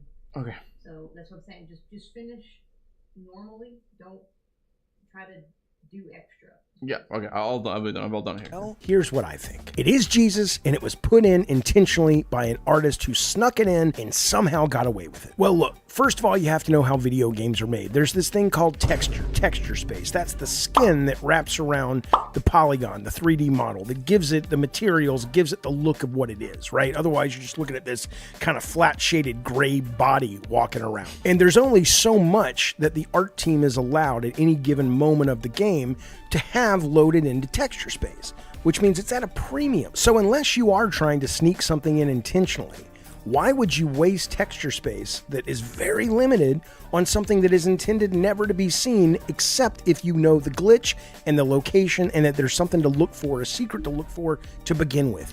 He talks about who put it in. He's like, David Jaffe probably put it in there, but he was super drunk at the time. It wouldn't surprise me. I don't know if he was drinking on the job. I doubt it, okay? But it wouldn't surprise me. This was no mistake. This was snuck in the game. This is Jesus, and it was put there intentionally. Well, Jaffe, you could say, what if the artist just thought it would be cool to have an image of somebody being crucified in ancient Greece on the wall, and maybe they just put it in a bad location because they didn't realize how high the jump height was and this, that, and the other? That could be possible, too. Aren't you doubling down a little bit too much on Jesus Jesus, Jaffe? Shouldn't we all be doubling down on Jesus? Oh, I appreciate that position, but I'm one step ahead of you, pal. Here's what you gotta understand. See, the Greeks, they didn't crucify. 6 times in all of ancient Greece history is what we see, historically, for crucifixions. They didn't like it. They looked down on it. They thought it was vulgar, and they weren't fans. They weren't This was not a normal thing that you would see on an image in Athens. So no. I win, you lose, you're wrong. Good day. I said good day. I still love you though. Wink, wink, wink. And so that's how I know it has to be Jesus, because if you're an artist and you're going to sneak something into a game, a little signature moment to show your friends, why would you choose some random guy being crucified in an era where they didn't do that versus a little message for your kids, or a picture of your kid's ultrasound or your wedding photo? You wouldn't. Crucifixion at this point has been just obviously like attached to Jesus. There's no way, like, if you see a crucified person in an image, it's got to be related to Jesus somehow. Do it. It would make no goddamn sense. And so part 1 of the mystery is now solved. That's Jesus. He's in God of War, and some whimsical skedaddler artist, some little chaos agent, snuck him into the game. Snuck him into my fucking game. Well, whoever you are out there, mission accomplished. Good job. Now the second part of the mystery is, who exactly snuck Jesus Christ into God of War 1? Well, I have a theory about that too. Our brilliant art director, Charlie Wynn, who is credited, rightly so, with locking and finally really nailing the visual design of Kratos. Beautiful, gory, horrific art. Very religious guy. Very Christian guy, as I remember. Now, doesn't mean he did it, but he was beloved, again, rightly so, by the art team, which means that if somebody snuck it in, they told Charlie. And Charlie was religious, which means if it was Jesus, he knew what he was looking at. They would have shared it with Charlie, if for nothing else, to get his approval and his opinion. Now, I haven't talked to Charlie in about 15 Charlie's years. Gonna get Good sued. guy. I think he's working on Fortnite right now. But if you know him, send him this video and get some details from the man, because if anybody knows exactly who put Jesus in the game, it's Charlie. And I'm not upset about it. I think it's kind of cool. I think it's kind of subversive. I think it's kind of sneaky. I like it. I like sneaky and subversive. But I'll tell you something else I like about it. God of War was always meant to include Jesus. Here we go, man. Now, if you're a hardcore God of War fan, you'll know that we had always planned to have Christianity and Jesus in the God of War series. Now, maybe you noticed this in God of War 2, but there's a relief on the wall deep into the game that if you look at it, it's very clear these are the 3 wise men, you know, from the New Testament, heading to Bethlehem, following the North Star to witness and celebrate the birth of baby Jesus. Now, this video is kind of long. I haven't seen it past this point, but I wonder if he's gonna explain like deeply, like get more into like what was gonna be the original story about that. This video's kind of long. It's supposed to be the very end 10 minutes of God left. of War 3, back when I was kind of still involved with it and kind of mapping out the whole thing after the first game had come out. We knew we'd be making sequels. And the idea was the player would take control of the 3 wise men and guide them through the desert, tracking the North Star. Kind of like this scene in the original God of War, when you're following the sounds of the sirens through the desert in order to find the entrance to the temple. So other than just being a cool little gameplay moment, why did I want to put this in the game? Why was this supposed to be the end of the entire franchise? Well, here's what was supposed to happen. See, Kratos would be thrilled. He would have finally killed all the old gods. He could rest. He could get rid of his nightmares. He had finally achieved his ultimate goal. Ding motherfucking dong. The gods were finally dead. Except, oopsies. The whole idea is that as long as man continues to be man as we know him, is always going to need gods, is always going to create a reason for things they don't understand, or just simply a need to give voice or give name to what they know is out there, but they don't have the details yet. That's a different video, different channel. The point is, Kratos would come to this awful realization that no matter how many gods he kills, they will just keep coming back and popping up like new Taylor Swift music. And so Kratos sees this and recognizes this, and he's like, screw it, I'm done. I'm done. I will never be done with these gods. And so he uses the Blades of Chaos to, you know, end it. So Kratos is finally dead. He goes down to Hades, can't get rid of his nightmares, can't get rid of his anguish, the things he's done. And so he takes the Blades of Chaos and he melts them down in the river Styx and reforges them anew into the Grim Reaper's scythe. And he becomes the Grim Reaper that we know and love today. That was always going to be his fate. I still think it might. What a fitting end for this character. So if you've heard people talking about this ending of God of War, it was on the books for a while. That was the plan. I still think it's a great ending for God of War for the whole franchise. What's not true, though, is what we saw in this video, which was also a huge hit on the internet. There's a secret reason God of War never touches Christian mythology. Sony was terrified of backlash. Developers admitted if Kratos killed angels or Jesus-like figures, the franchise would be banned worldwide. I assure you, there was never a time we considered Kratos fighting Jesus. I mean, it would make no sense. Having Kratos, the personification of... I was afraid for a second that it was going to be one of my videos. I'm like, yeah, this guy got this video wrong. Is it me? Was it me? I'm glad it wasn't me. I'm glad it wasn't me. Rage and violence fight Jesus, this sweet pacifist kind. It was never planned for Jesus and Kratos to fight. That actually never even occurred to us. I do have an idea I just came up with that would be to see them interact. I'll share with you at the end of the video. But yeah, they weren't ever going to fight. So this idea that Sony's like, no, you can't do that. Never, never, no. Now, we did want to put Jesus on a dinosaur, and Jesus would have these guns and stuff in this other game I directed called Drawn to Death. And in that case, Sony said, no, you can't do that. Bro, I was one of the few public supporters of Drawn to Death. I thought it was a cool concept. The game was kind of rough. It needed some more polish, I feel like, but it was one of those like David Jaffe ideas, and it was really cool. And Jesus was gonna be on a dinosaur with a gun. I'm like, that sounds kind of cool. I'm okay with that, but I can see why there would be a backlash on that. And I'm assuming that was just because they're like, look, if you're fighting against Jesus and you kill Jesus, you know.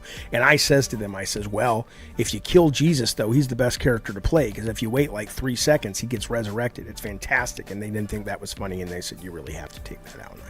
In terms of God of War, though, no, there was never any intention of having Kratos. You really have to take that out. Sony never would have had an opinion on that. Now, as it relates to the hidden picture on the wall in Athens, I think if Sony knew about it, I don't think they would have had a problem with it. Hell, I think it would have been a pretty easy sell, actually. You could have said, look, we got the baby and we got the wise men coming up in the second God of War. This is similar. You don't interact with it. It's basically there are visions hidden in the reliefs that tell Kratos what the future holds. And this is just another one of those. Hell, think about it. If Kratos would have seen this and known what he was looking at, he probably would have been convinced to abandon the whole quest, because he would have been like, what's the point? And then you could have done something with that. You could have the Oracle. This would have been cool. Kind of regret we didn't play around with this a little bit, at least in some of the drafts.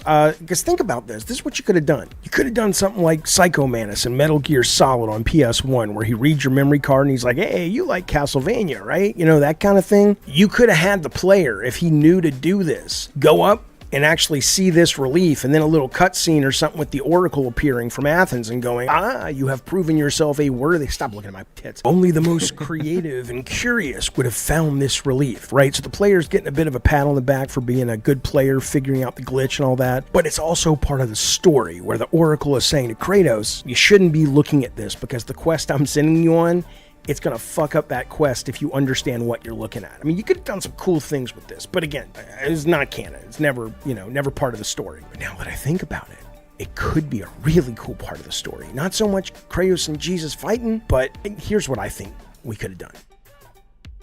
Oh my God. He's giving, David Jaffe's giving a theory. He's doing a God of War theory on the spot, man. He comes up as a Western Suda 51. I don't know what a Suda 51 is. What is that? So Kratos has finally done it. He goes back down into the underworld, prepared to fight whatever he needs to fight in terms of monsters and whatnot, to get his wife and kid back and return everybody to Earth, and everything's back to normal. But as he's doing this, he gets wind of this new god, this Jesus fella, and he's like, not on my watch, bitch. And he heads back up and he says, fuck it, I'm taking this guy out. That would be the game where he's fighting all the angels and Abrahamic religion kind of beasts and monsters and the column and all this stuff. And his core weapon, besides the Blades of Chaos, of course, would be this spear. So at the end of the game, Kratos melts down the Blades of Chaos. The Longinus spear. Chaos and turns them into nails. Those are the nails that nail Jesus to the cross, because no other nails will work. And then he takes the spear that he's been using the whole game to kill monsters with, and he stabs Jesus in the side. And that's how Kratos kills Jesus. Turns out that spear he's been using the whole game is the Spear of Destiny, which, if you didn't know, is an actual alleged artifact that was the weapon that actually took Jesus out. So Kratos does that killing blow, stabs him in the side. We do the whole, God, why have you forsaken me business? Jesus is dead. Kratos is like, Boom, done. Are we finished? Are we cool? Great. I'm heading back down to the underworld to finally get my wife and kid and bring them back up here. Kratos starts prepping his journey. He's going to go back down. He finally did it. He's ready to bring, there's a whole party waiting for him. He's about to step into the underworld, but it's taken him 3 days to prep his journey. And right as he's about to begin that adventure, the stone rolls out of side of the cave. Here comes Jesus stepping through. I'm back, bitches. And Kratos is like, son of a bitch. Now, Jesus being Jesus, at least as we think of him today, he's a good guy. He says, look, I'm going to help you out. Athena couldn't do it. Zeus couldn't do it. I can do it. I got the goods, baby. All you got to do is pledge your allegiance to me, and I'll take away your nightmares. I'll forgive your sins. And Kratos is like, that's a good deal, but I don't think so. I haven't really earned that, and I'm a piece of shit, and I'm just gonna keep on being me, baby. And Jesus says, wait, I have another idea. I'm full of them, baby. Son of God. So Jesus goes, look, I get it. You're committed to the bit. Okay, but I need some help. So how's about you and me make a deal? And that's where the idea comes from, that Kratos will melt down the blades of chaos in the river Styx and forge the scythe of the Grim Reaper. And Jesus is the one that recruits him and says, look, death is not good, it's not bad, it's just a balance. We have to have it. You are good at killing, man. Become death for me. Help me keep the balance. You get to do what you love. I get to get the balance kept in the universe, and everybody's happy. And that's how we end the entire franchise, with Kratos at peace, not because he's gotten rid of his nightmares, that he has a come to Jesus moment, that he comes to grips with who he really is, which is just this ball of rage and fury and action. And in this awareness, as death, as the Grim Reaper, Kratos actually becomes a good guy for the universe. And in so many ways, as much as people would think this would be a blasphemous game, given that Christianity is, still active, it's actually kind of pro-Christianity, because Jesus literally saves Kratos at the end. Come on. It's almost kind of beautiful, really. And who would have thunk this little Jewish kid who turned agnostic when he was 7 years old would be the one to bring Christianity and the message of Jesus to the gamers? I think that would be pretty cool. But anyway, again, the question is, as my son asked me, hey, Pop, is this Jesus in God of War?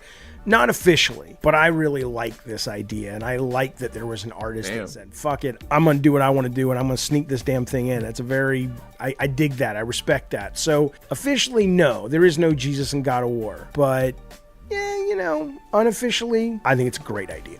Hey, listen, thank you so much for watching the video. I do videos here about games I worked on, Twisted Metal, God of War, Drawn to Death, all of them. I also do videos about other games I'm playing, modern games, retro games, game streams, game news. Consider a subscription, a membership, like... Oh, I can't believe I'm not subscribed. Okay, of course, if you haven't subscribed, subscribe to David Jaffe. The guy's awesome, okay?